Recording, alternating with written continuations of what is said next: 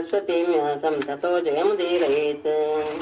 ಎಲ್ಲ ಧರ್ಮದವರಿಗೂ ಅನ್ವಯಿಸುವ, ಎಲ್ಲ ಆಶ್ರಮ ವರ್ಣದವರಿಗೂ ಅನ್ವಯಿಸುವಂತಹ ನಿಯಮಗಳನ್ನ ಹೇಳಿದ ಮೇಲೆ ನೈಷ್ಠಿಕ ಬ್ರಹ್ಮಚಾರಿಯಾದವನು ಹೇಳಿದ ರೀತಿಯಲ್ಲಿ ತನ್ನ ಇಟ್ಟುಕೊಂಡಾಗ ಆತ ಅಗ್ನಿಯ ಹಾಗೆ ಕಾಂತಿಯುಕ್ತನಾಗ್ತಾನೆ. ಮತ್ತೆ ತನ್ನ ತೀವ್ರವಾದಂತಹ ಆ ಜ್ಞಾನ ರೂಪದ ತಪಸ್ಸಿನಿಂದ ತನ್ನ ಕರ್ಮರಾಶಿಯನ್ನೆಲ್ಲ ಸುಟ್ಟಾಕಿ ನಿರ್ಮಲನಾಗಿ ನನ್ನ ಭಕ್ತನಾಗ್ತಾನೆ. ಅಂದ್ರೆ ಮೋಕ್ಷಕ್ಕೆ ಅಧಿಕಾರಿ ಆಗ್ತಾನೆ, ಭಕ್ತನಾಗ್ತಾನೆ, ಬ್ರಹ್ಮಜ್ಞಾನವನ್ನು ಪಡೆದು ಗೃಹಸ್ಥಾಶ್ರಮವನ್ನ ಪ್ರವೇಶ ಮಾಡುವಂತಹ ಅವರು ಬ್ರಹ್ಮಚಾರಿಗಳಲ್ಲಿ ಎರಡು ವಿಧ ಅಂತ ಹೇಳಿದ್ರು, ಉಪಕರ್ವಾಣ ಮತ್ತು ನೈಷ್ಠಿಕ ಅಂತ. ಅದರಲ್ಲಿ ಉಪಕರ್ವಾಣ ಎನ್ನುವರು ನೈಷ್ಠಿಕದ ವಿಷಯವನ್ನು ಹೇಳಿ ಆಯ್ತು. ಗೃಹಸ್ಥಾಶ್ರಮವನ್ನು ಸ್ವೀಕರಿಸುವಂತಹ ಬ್ರಹ್ಮಚಾರಿಯಾಗಿದ್ದು ಆಶ್ರಮದ ಪ್ರಕಾರವಾಗಿ ಹೋಗುವಂತಹವರು ಗೃಹಸ್ಥಾಶ್ರಮವನ್ನು ಪ್ರವೇಶ ಮಾಡಕ್ಕೆ ಇಷ್ಟಪಡುವಂತಹ ಉಪಕರ್ವಾಣ ಎನ್ನುವ ಬ್ರಹ್ಮಚಾರಿ ವೇದಾಧ್ಯಯನವಾದ ಮೇಲೆ ವೇದದ ಅರ್ಥವನ್ನು ಚೆನ್ನಾಗಿ ತಿಳಿದುಕೊಂಡು ಗುರುಗಳಿಗೆ ಅವರಿಗೆ ಸಲ್ಲಬೇಕಾದಂತಹ ದಕ್ಷಿಣೆಯನ್ನ ಕೊಟ್ಟು ಗುರುವಿನ ಅನುಮತಿಯನ್ನು ಪಡೆದು ಸಮಾವರ್ತನವನ್ನ ಮಾಡಿಕೊಳ್ಳಬೇಕು. ನಂತರ ಸಮಾವರ್ತನ ನಮಸ್ಕಾರ, ಅಭ್ಯಂಗನ ಇತ್ಯಾದಿ ಎಲ್ಲ ಇರುತ್ತೆ. ಅದೆಲ್ಲ ಮುಗಿಸ್ಕೊಂಡು ಆತ ಹಿಂತಿರುಗುತ್ತಾನೆ. ಗೃಹಸ್ಥಾಶ್ರಮಕ್ಕೆ ಹೋಗ್ಬೇಕು ಅನ್ನೋ ದೃಷ್ಟಿಯಿಂದ ತನ್ನ ಮನೆಗೆ ಹಿಂತಿರುಗುತ್ತಾನೆ. ಆಮೇಲೆ ಎರಡನೇ ಆಶ್ರಮವನ್ನ ಪ್ರವೇಶ ಮಾಡೋದಕ್ಕೆ ಇಷ್ಟಪಟ್ಟವನು, ಅಂದ್ರೆ ಗೃಹಸ್ಥಾಶ್ರಮವನ್ನ ಪ್ರವೇಶ ಮಾಡ್ಬೇಕು ಅಂತ ಇಷ್ಟಪಟ್ಟವನು, ಅಂದ್ರೆ ಆತ ಸಹಕಾಮನಾಗಿದ್ದರೆ ಆ ಬ್ರಹ್ಮಚಾರಿ ಅದ ಹಾಗಿದ್ದಾಗ್ಲೇ ಆತ ಗುರುಕುಲದಿಂದ ಹೊರಗೆ ಬರೋನು. ಆದ್ರೆ ಗುರುಕುಲದಲ್ಲೇ ಇರುವಂತಹ ವ್ಯಕ್ತಿ ಮತ್ತೆ ವೇದವನ್ನ ಅಭ್ಯಾಸ ಮಾಡುತ್ತಾನೆ ಅಂತ ನಾವು ಹಿಂದೆ ತಗೊಂಡ್ವಿ. ಹಾಗಾಗಿ ಈತ ಗೃಹಸ್ಥಾಶ್ರಮವನ್ನ ಆಶ್ರಯಿಸಬಹುದು, ಅಥವಾ ಚಿತ್ತಶುದ್ಧಿಯನ್ನೇ ಅದಾಗ್ಬೇಕು ನನಗೆ ಅಂತ ಬಯಸೋನಾಗಿದ್ರೆ ವಾನಪ್ರಸ್ಥಾಶ್ರಮವನ್ನು ಸ್ವೀಕರಿಸಬಹುದು. ಇನ್ನೂ ಆತ ಶುದ್ಧ ಚಿತ್ತನೆ ಆಗಿಬಿಟ್ಟಿದ್ರೆ ಆತ ಸನ್ಯಾಸಾಶ್ರಮವನ್ನು ಸಹ ಸ್ವೀಕರಿಸಬಹುದು. ಆದರೆ ಮತ್ತೆ ಅಥವಾ ಒಂದು ಆಶ್ರಮದಿಂದ ಇನ್ನೊಂದು ಆಶ್ರಮಕ್ಕೂ ಸಹ ಮುಂದುವರಿತಾ ಹೋಗ್ತು. ಅದು ಯಾವುದೂ ಇಲ್ಲ ಅಂತ ಭಾವಿಸೋಣ. ಆಗ ಆತ ನನ್ನ ಭಕ್ತನಾಗಿಯೇ ಉಳಿದುಕೊಂಡು ಬಿಡಬಹುದು. ಅಂದ್ರೆ ಆತನಿಗೆ ಈ ಅಚಲಗಳು ಸಹ ಅನ್ವಯವಾಗೋದಿಲ್ಲ.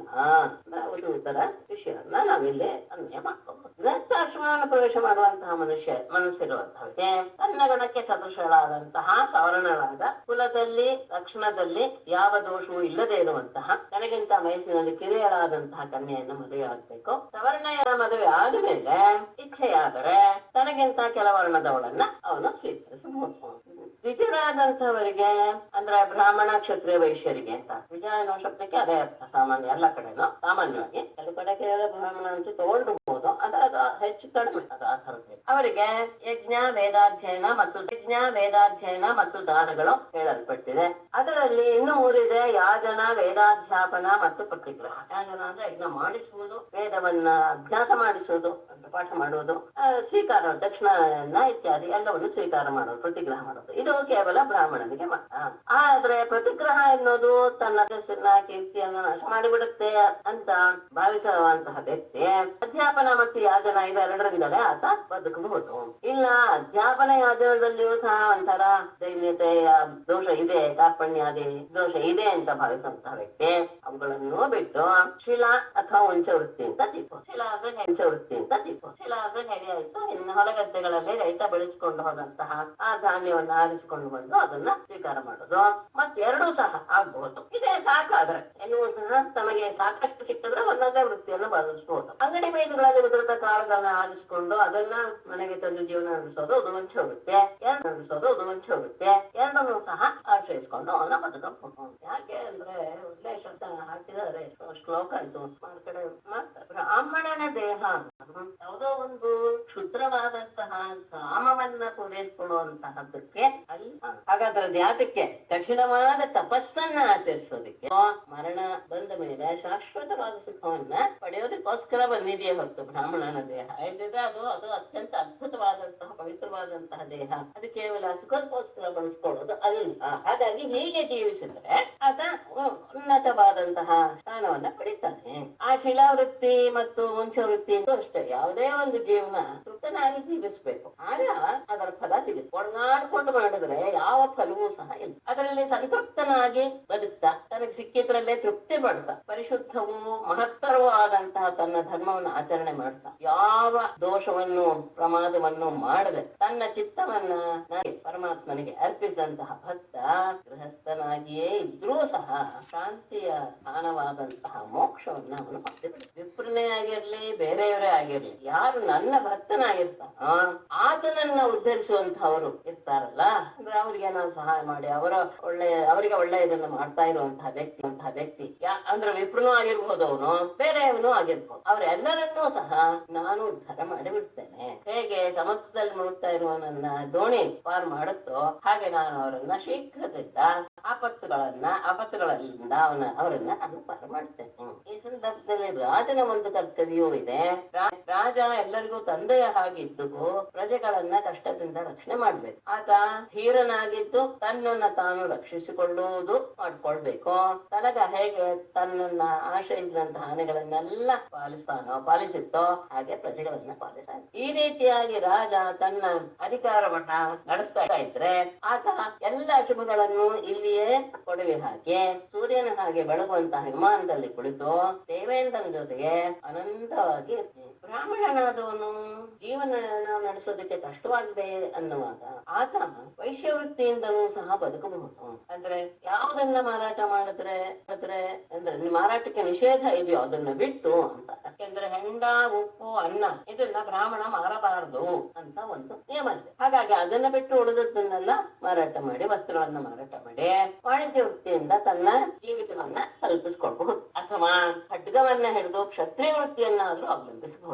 ನೀಚ ಸೇವೆಯಿಂದ ಮಾತ್ರ ಎಂದಿಗೂ ಬದುಕಬಾರದು. ಕ್ಷತ್ರಿಯ ಆಪತ್ಕಾಲದಲ್ಲಿ ವೈಶ್ಯ ವೃತ್ತಿಯನ್ನ ಆಶ್ರಯಿಸಬಹುದು, ವ್ಯಾಪಾರ ಹಾಗೆ ಬೇಟೆಯಿಂದನೂ ಸಹ ಬದುಕಬಹುದು. ಕೆಲವು ಸತಿ ಬ್ರಾಹ್ಮಣರ ವೃತ್ತಿಯಾದಂತಹ ಅಧ್ಯಾಪನವನ್ನು ಸಹ ಆತ ಆಶ್ರಯಿಸಿ ಅದರಿಂದಲೂ ಸಹ ಆತ ಬದುಕಬಹುದು. ಆದ್ರೆ ಮತ್ತೆ ಆತನು ಸಹ ನೀಚ ಸೇವೆಯನ್ನ ವೈಶ್ಯ ತಗೊಂಡ್ರೆ ಅದನ್ನ ಆಶ್ರಯಿಸಿ ಅವನು ಬದುಕಬಹುದು.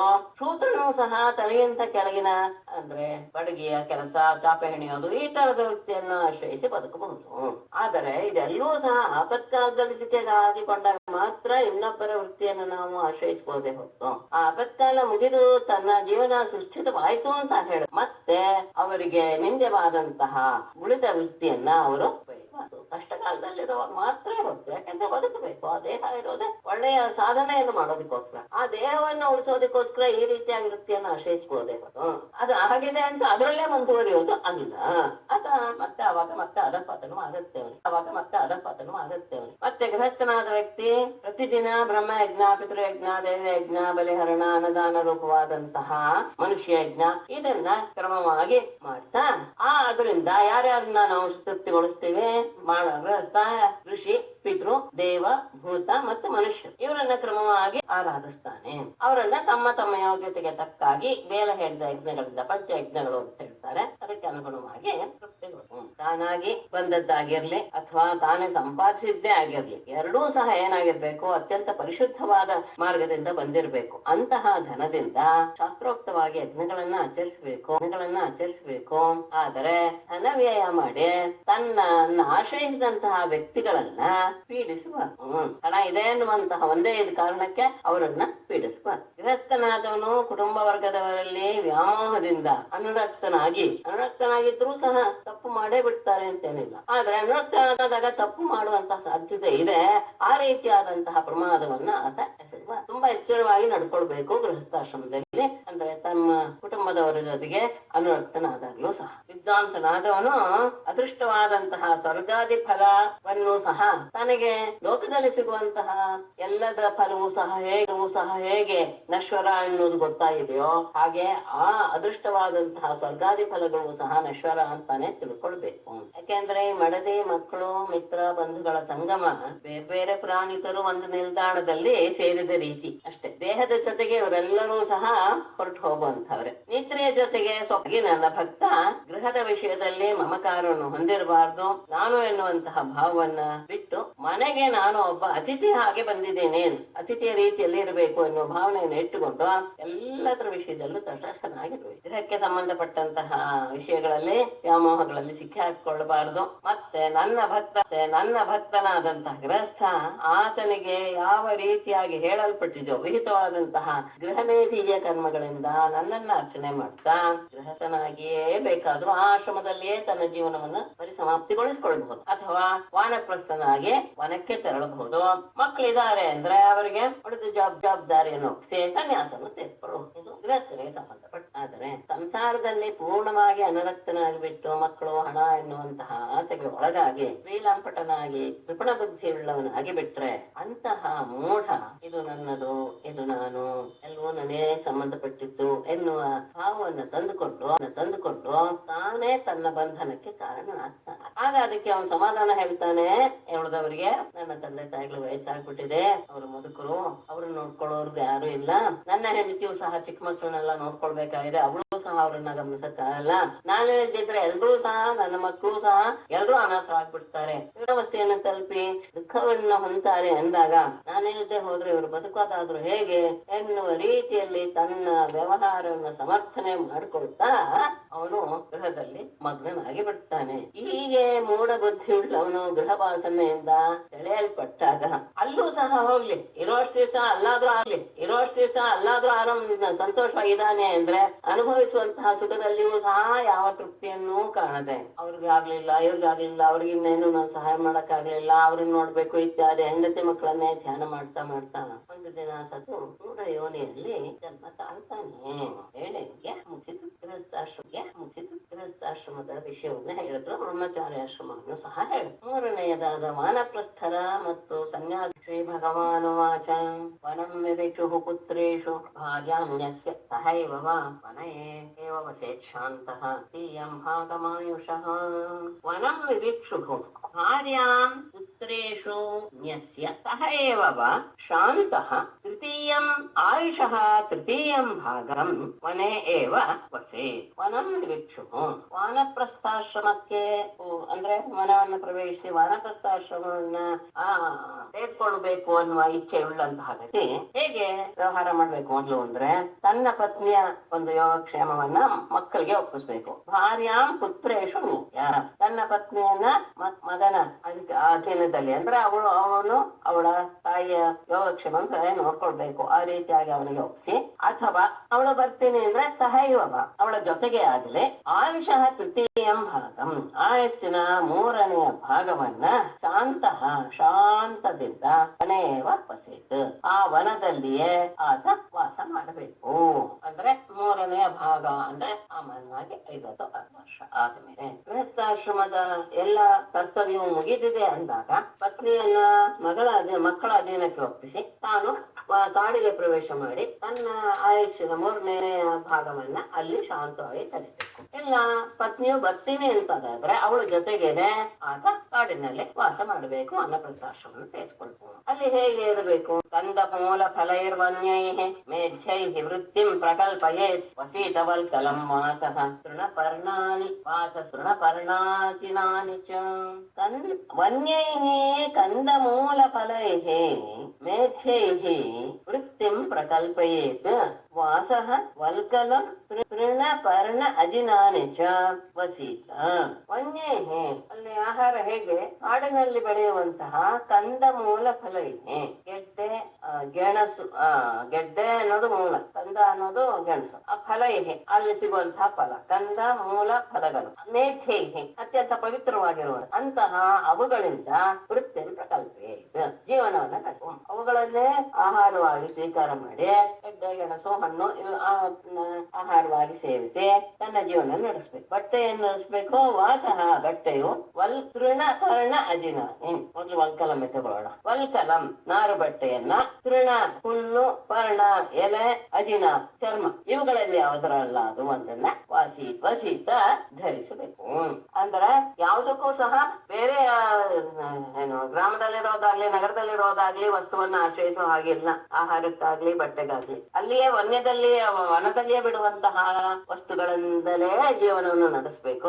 ಬಟ್ಟೆಯೂ ಸಹ ವನದಲ್ಲಿ ಉಂಟಾಗುವಂತಹ ಹುಲ್ಲು, ಎಲೆ, ಚರ್ಮ ಅಥವಾ ನಾರು ಬಟ್ಟೆ ಇವುಗಳಿಂದ ತನ್ನ ಶರೀರದ ಬಟ್ಟೆಯ ವ್ಯವಸ್ಥೆಯನ್ನ ಅದರಿಂದ ಮಾಡ್ಕೊಳ್ತು. ಕೇಶ ರೋಮ ನಖ ಸ್ಮಶ್ರು ಮಲಾನಿ ಬಿಹುರಯಾದ್ದತಃ ನರಃ ವೇದಾಪ್ಸು ಮಜ್ಜೇತ ತ್ರಿಕಾಲಂ ಖಂಡಿಲೇಶಯ.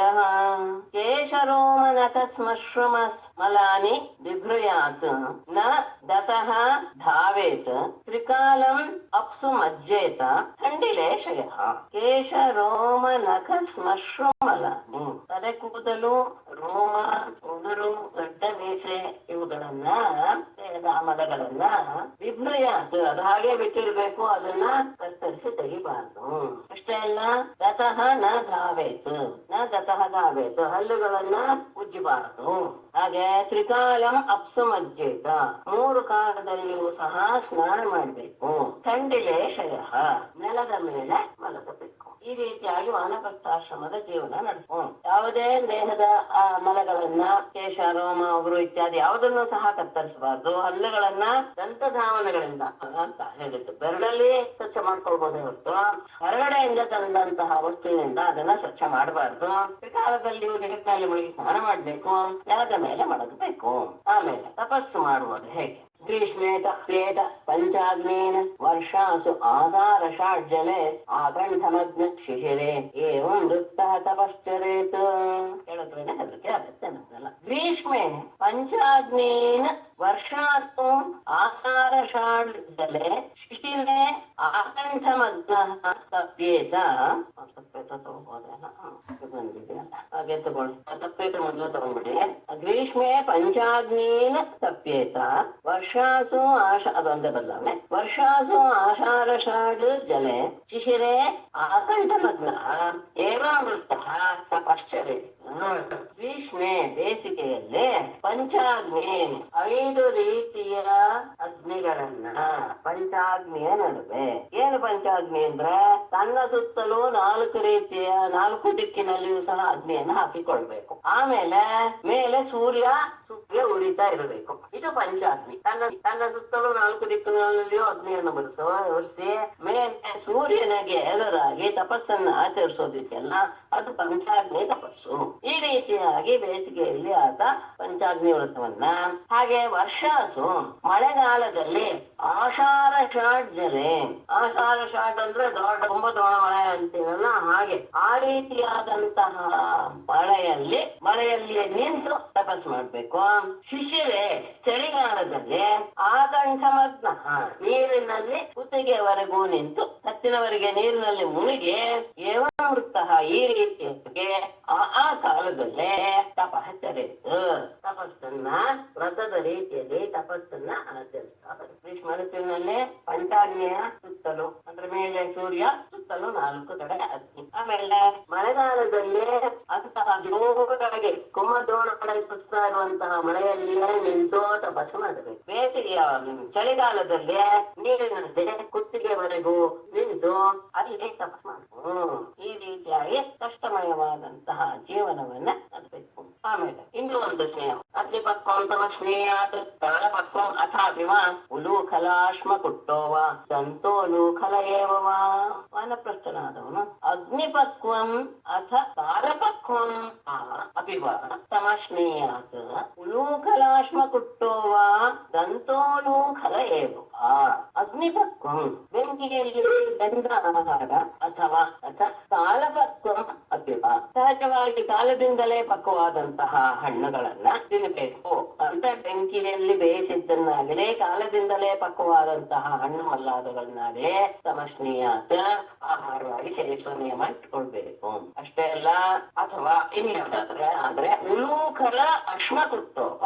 ಉಲೂಖಲ ಅಂದ್ರೆ ಒರಳಿನಲ್ಲಿ ರುಬ್ಬಿದ್ದಾಗಲಿ ಬೀಸಿದ್ದಾಗಲೇ ಅಥವಾ ಅಶ್ವ ಕುಟ್ಟೋವ ಕಲ್ಲಿನಿಂದ ಕುಟ್ಟಿದ್ದಾಗಲೇ ಇದನ್ನ ತಿನ್ಬೇಕು. ಅಥವಾ ದಂತೋಲೂಖಲ ಏವವ, ದಂತ ಏವ ಉಲೂಖಲ ಅಂತ ಅಂದ್ರೆ ಹಲ್ಲೆಯಿಂದ ಅಳಿದು ತಿನ್ನುವಂತಹದ್ದು, ಅದನ್ನು ಮಾತ್ರ. ಇವುಗಳಲ್ಲಿ ಯಾವುದಾದ್ರೂ ಒಂದು ನಿಯಮವನ್ನು ಇಟ್ಕೊಳ್ಬೇಕು. ಬೆಂಕಿಯಲ್ಲಿ ಬೇಯಿಸಿದ್ದು ಅಥವಾ ಸಹಜವಾಗಿ ಕಾಲದಿಂದಲೇ ಪಕ್ವವಾದಂತಹ ಹಣ್ಣು, ಅದರಲ್ಲಿ ಬೇಯಿಸಿದ್ದು, ಕಲ್ಲಿನಿಂದ ಕುಟ್ಟಿದ್ದು ಅಥವಾ ಹಲ್ಲಿನಿಂದಲೇ ತಿನ್ನುವಂತಹದ್ದು, ಇವುಗಳಲ್ಲಿ ತನ್ನ ಜೀವನ ನಡೆಸೋದಕ್ಕೆ ಒಂದು ನಿಯಮವನ್ನ ಇಟ್ಕೊಳ್ಳಬೇಕು. ಸ್ವಯಂ ಸಂಚುನುಯಾತ್ ಸರ್ವಂ ಆತ್ಮನೋ ವೃತ್ತಿ ಕಾರಣಂ ದೇಶ ಕಾಲ ಬಲಾಭಿಘ್ನ ನಾದಜೀತ ಅನ್ಯದಾನೃತಂ. ದೇಶ ಕಾಲ ಬಲಾಭಿಘ್ನ ಆತ್ಮನಃ ವೃತ್ತಿ ಕಾರಣಂ ಸರ್ವಂ ಸ್ವಯಂ ಸಂಚಿನುಯಾತ್ ಅನ್ಯದ ಆಹೃತಂ ನ ಆದೀತ. ಈ ರೀತಿಯಾಗಿ ನಿಯಮ ಮಾಡ್ಕೊಂಡ್ಮೇಲೆ ದೇಶ ಕಾಲ ಬಲ ಅಭಿಜ್ಞ, ಆ ಪ್ರದೇಶ, ಆ ಸಂದರ್ಭ, ತನ್ನ ಬಲ, ಇದನ್ನೆಲ್ಲ ಸರಿಯಾಗಿ ಯೋಚನೆ ಮಾಡಿಕೊಂಡವನು ಆತ್ಮನಃ ವೃತ್ತಿ ಕಾರಣಂ, ತನ್ನ ಬದುಕಿಗೆ ಬೇಕಾದಂತಹ ಸರ್ವಂ ಎಲ್ಲವನ್ನು ಸಹ ಅಂದ್ರೆ ಆಹಾರ ಪದಾರ್ಥ, ಬಟ್ಟೆ, ಅದು ಯಾವುದೇ ಆಗಲಿ, ಯಾವುದನ್ನ ಎಲ್ಲವನ್ನು ಆಗ್ಲೇ ಸ್ವಯಂ ಸಂಚನೆಯ ತಾನೇ ಸಂಗ್ರಹಿಸಿ ತಂದುಕೊಳ್ಳಬೇಕು. ಇಲ್ಲಿ ಅನ್ಯದಾಹೃತಂ, ಅನ್ಯದಾ ಆಹೃತಂ ಬೇರೆ ರೀತಿಯಾಗಿ ಬಂದಿದ್ದು ಅಂತ ಹೇಳಿದರೆ ಯಾವಾಗಲೂ ತಂದಿದ್ದನ್ನ ಬಳಸಬಾರ್ದು. ಅಂದ್ರೆ ಇವತ್ತು ನನಗೆ ಹೊಸದು ಸಿಕ್ಕಿದೆ ಅಂತ ಆದ್ರೆ ನಿನ್ನೆ ತಂದಿದ್ದನ್ನ ಅದನ್ನ ಬಿಟ್ಟು ಬಿಡಬೇಕು, ಅದನ್ನ ತ್ಯಾಗ ಮಾಡಿ ಬಿಡಬೇಕು. ಯಾವ ಕಾಲದಲ್ಲಿ ತಂದಿದ್ದನ್ನ ಅದನ್ನ ಉಪಯೋಗಿಸಬಾರ್ದು. ಅಂದ್ರೆ ಇವತ್ತು ಸಿಗಲಿಲ್ಲ ಅಂದ್ರೆ ಹಿಂದಿನ ದಿನ ತಂದಿದ್ದನ್ನು ಉಪಯೋಗಿಸಬಹುದೇ ಹೊತ್ತು, ಇವತ್ತು ಹೊಸದಾಗಿ ಸಿಕ್ಕಿದೆ ಅಂತ ಹೇಳಿದಾಗ ತಂದದ್ದನ್ನು ಯಾವಾಗಲೂ ಒಂದು ಬಳಸೋದು ಅನ್ನೋದಿದೆಯಲ್ಲ, ಅದನ್ನ ಮಾಡಬಾರ್ದು. ಹೊಸದನ್ನು ತಂದಾಗ ಹಳೆಯದನ್ನ ವರ್ಜಿಸಿ ಬಿಡ್ಬೇಕು. ಆಮೇಲೆ ಅಲ್ಲಿ ಮಾಡುವ ಯಜ್ಞಾಗಾದಿಗಳು ವನ್ಯೇಶ್ವರ ಪುರೋಡಾಶೈ ನಿರ್ವಪೇತ್ಕಾಲ ಚೋದಿತಾನ್ ನತು ಶ್ರೌತೇನ ಪಶುನಾ ಮಾಮ್ಯಜೇತ ವನಾಶ್ರಮೀ. ವನ್ಯೈಃ ಚರುಪುರೋಡಾಶೈಃ ಕಾಲಚೋದಿತಾನ ನಿರ್ವಪೇತ್ ನತು ಪಶುನಾ ಶ್ರೌತೇನ ವನಾಶ್ರಮೇ ಮಾಂ ಏತ. ಕಾಡಿನಲ್ಲಿ ಸಿಗುವಂತಹ ಚರು ಪುರೋಡಾಶೈ, ಯಜ್ಞಕ್ಕೆ ಬೇಕಾದಂತಹ ಚರು ಪುರೋಡಾಶ ಅಂದ್ರೆ ಹವಿಸು ಯಾವ್ದು ಅಂದ್ರೆ ಅಲ್ಲಿಯೇ ಸಿಗುವಂತಹ, ಕಾಡಿನಲ್ಲಿಯೇ ಸಿಗುವಂತಹದ್ದು ಯಾವ್ದಿದೆಯೋ ಅಂತಹ ಹವಿಷ್ಯಾನ್ನಗಳಿಂದಲೇ ಅಲ್ಲಿ ಕಾಲಜೋದಿತ ನಿರ್ವಪೇತ್, ಆ ಸಂದರ್ಭದಲ್ಲಿ ಅಂದ್ರೆ ಕಾಲಕ್ಕೆ ಅನುಗುಣವಾಗಿ ಆಗ್ರಹಣ ಇತ್ಯಾದಿ ಇದು ಬರುತ್ತಲ್ಲ, ಸಂದರ್ಭ ಬರುತ್ತಲ್ಲ, ಆ ಕಾಲದಲ್ಲಿ ಅದನ್ನ ಮಾಡ್ಲೇಬೇಕಾಗಿದೆ ವೈದಿಕ ಯಜ್ಞಗಳು. ಆ ಆಗ್ರಹಣ ಇಷ್ಟಿ ಮೊದಲಾದಂತಹ ವೈದಿಕ ಯಜ್ಞಗಳನ್ನ ಕಾಲಿಕ ಇಷ್ಟಿ ಅಂತ ಆ ಕಾಲದಲ್ಲಿ ಆಗುವಂತಹ ಇಷ್ಟಿಗಳನ್ನ ಆಚರಿಸಬೇಕು. ಆದರೆ ಶ್ರೌತೇನ ನತು ಪಶುನ ಶ್ರೌತೇನ, ಪಶುವನ್ನು ಬಲಿ ಕೊಡುವಂತಹ ಶ್ರೌತ ಯಾಗದಿಂದ ವನಾಶ್ರಮೇ ಮಾಂ ನ ಯಜೇತ, ವಾನಪ್ರಸ್ಥನಾದವನು ಆ ಬಲಿಯನ್ನು ಕೊಡುವ, ಪಶುವನ್ನು ಬಲಿಯನ್ನು ಕೊಡುವಂತಹ ಯಜ್ಞವನ್ನ ಯಾವತ್ತೂ ಮಾಡಬಾರದು. ಇದನ್ನು ಬಿಟ್ಟು ನನ್ನನ್ನ ಯಜ್ಞದಿಂದ ಆರಾಧಿಸಬೇಕು. ಆ ಕಾಲದಲ್ಲಿ ಯಾವ ಯಾವ ಯಜ್ಞಗಳು ಹೇಳಲ್ಪಟ್ಟಿದೆಯೋ, ಆಗ್ರಹಣ ಮಾಸ ಇತ್ಯಾದಿ ಎಲ್ಲ ಬರುತ್ತೆ, ತುಂಬಾ ಇದೆ ವಿಶೇಷವಾಗಿ ಯಜ್ಞಗಳು. ಆ ಕಾಲಿಕಕ್ಕೆ ಸಂಬಂಧಪಟ್ಟಂತಹ, ಕಾಲಕ್ಕೆ ಸಂಬಂಧಪಟ್ಟಂತಹ ಇಷ್ಟಿಗಳನ್ನ ವೈದಿಕ ಯಜ್ಞಗಳನ್ನ ಮಾಡಬೇಕು. ಆದರೆ ಪಶು ಬಲಿಯನ್ನ ಯಾವತ್ತೂ ಮಾಡಬಾರದು ವಾನಪ್ರಸ್ಥನಾದ ವ್ಯಕ್ತಿ. ಈ ರೀತಿಯಾಗಿ ನನ್ನನ್ನ ಆರಾಧಿಸಬೇಕು. ಹೀಗೆ ಆಸ ಇದ್ದಾಗ ಮತ್ತೆ ಇನ್ನು ಹೇಗಿರುತ್ತೆ? ಅಗ್ನಿಹೋತ್ರಂಚ ದರ್ಶಶ್ಚ ಪೂರ್ಣಮಾಸಶ್ಚ ಪೂರ್ವವತ್ ಚಾತುರ್ಮಾಸ್ಯಾನಿ ಚ ಮುನೇಃ ಆಮ್ನಾತಾನಿ ಚ ನೈಗಮೈಃ. ಮುನೇಃ ನೈಗಮೈಃ ಅಗ್ನಿಹೋತ್ರಂ ದರ್ಶಃ ಪೂರ್ಣಮಾಸಃ ಚಾತುರ್ಮಾಸ್ಯಾನಿ ಆಮ್ನಾತಾನಿ ನೈಗಮಾತ್ ಆಮ್ನಾತಾನಿ ಚಾತುರ್ಮಾಸ್ಯಾನಿ ನೈಗಮೈಃ ಪೂರ್ವವತ್ ಆಮ್ನಾತಾನಿ.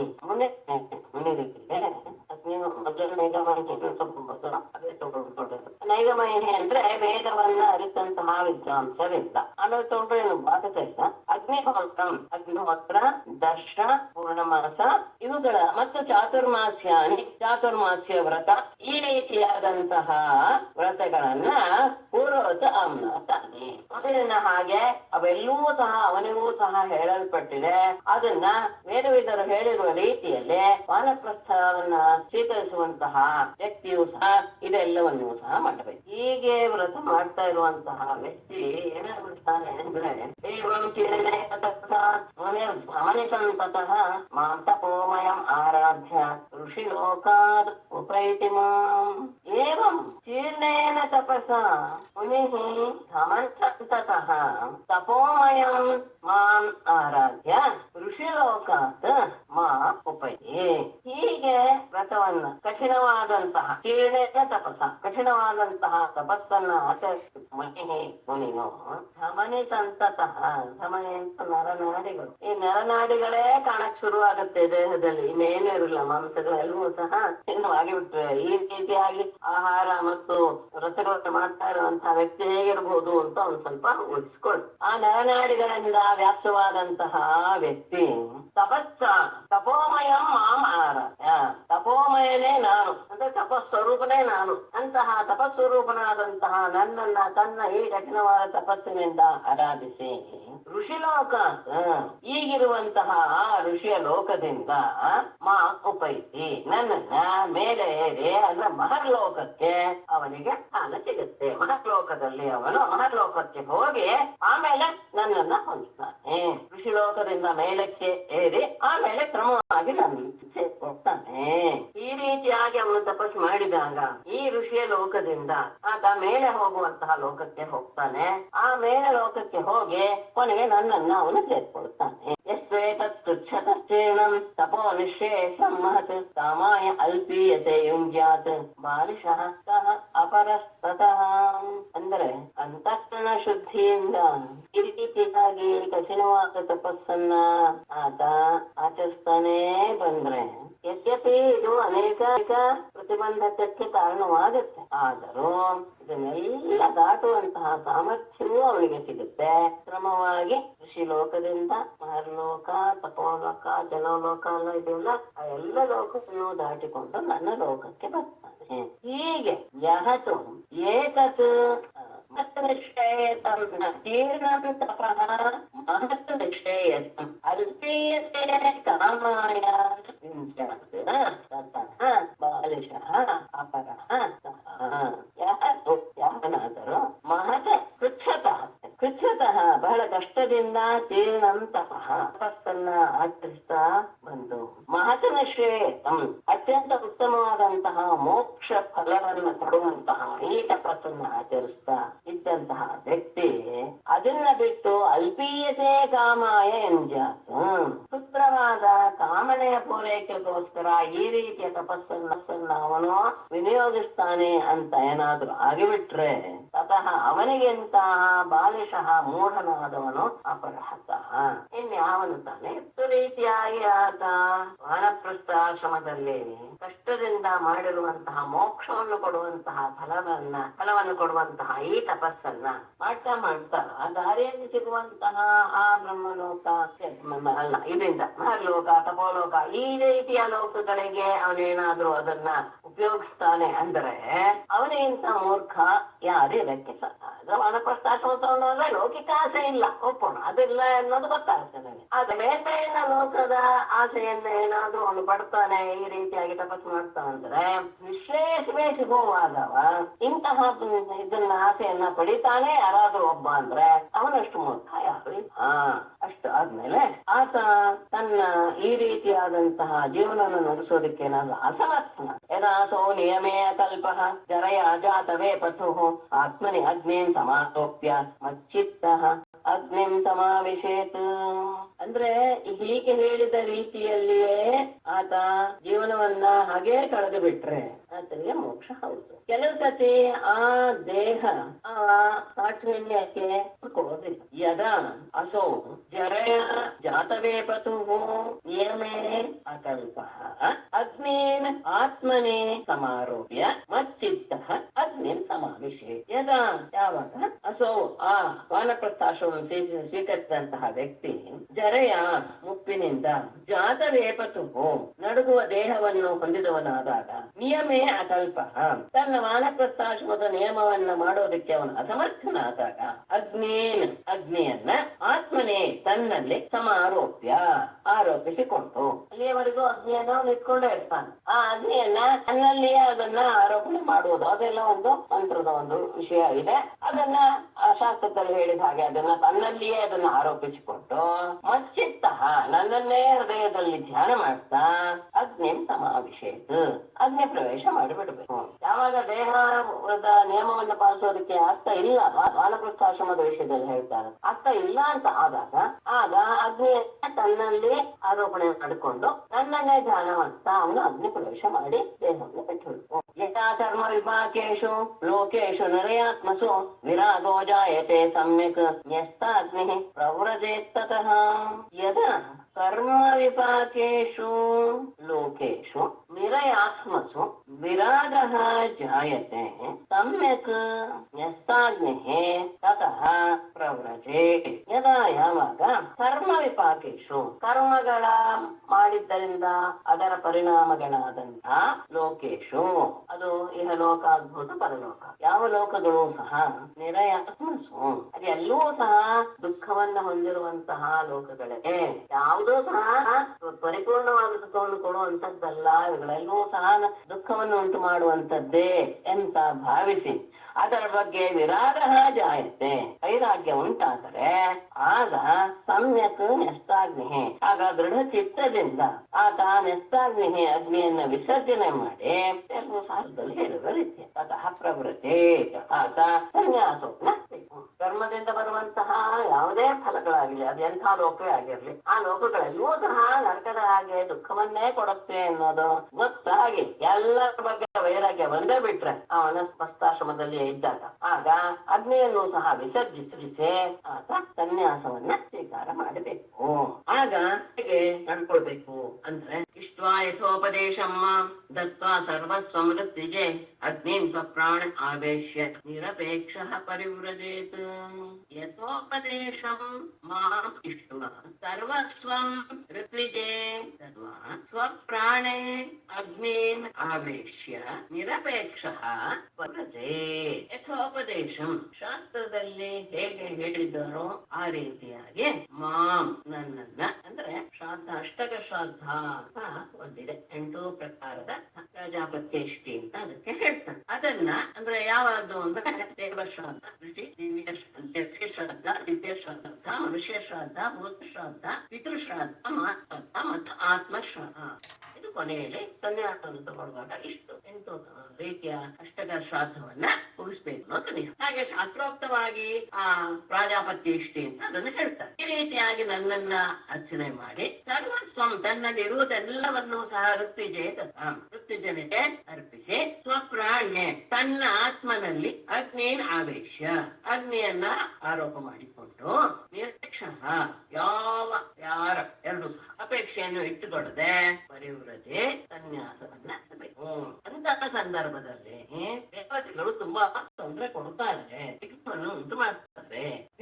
ವೈ ಸನ್ಯಸತಃ ದೇವಾದಾದಿರೂಪಿಣ ವಿಘ್ನಾನ್ ಕುರ್ವಂತ್ಯಯಂ ಯಸ್ಮಾನ್ ಆಕ್ರಮ್ ಸಮಯಾತ್ ಪರಂ.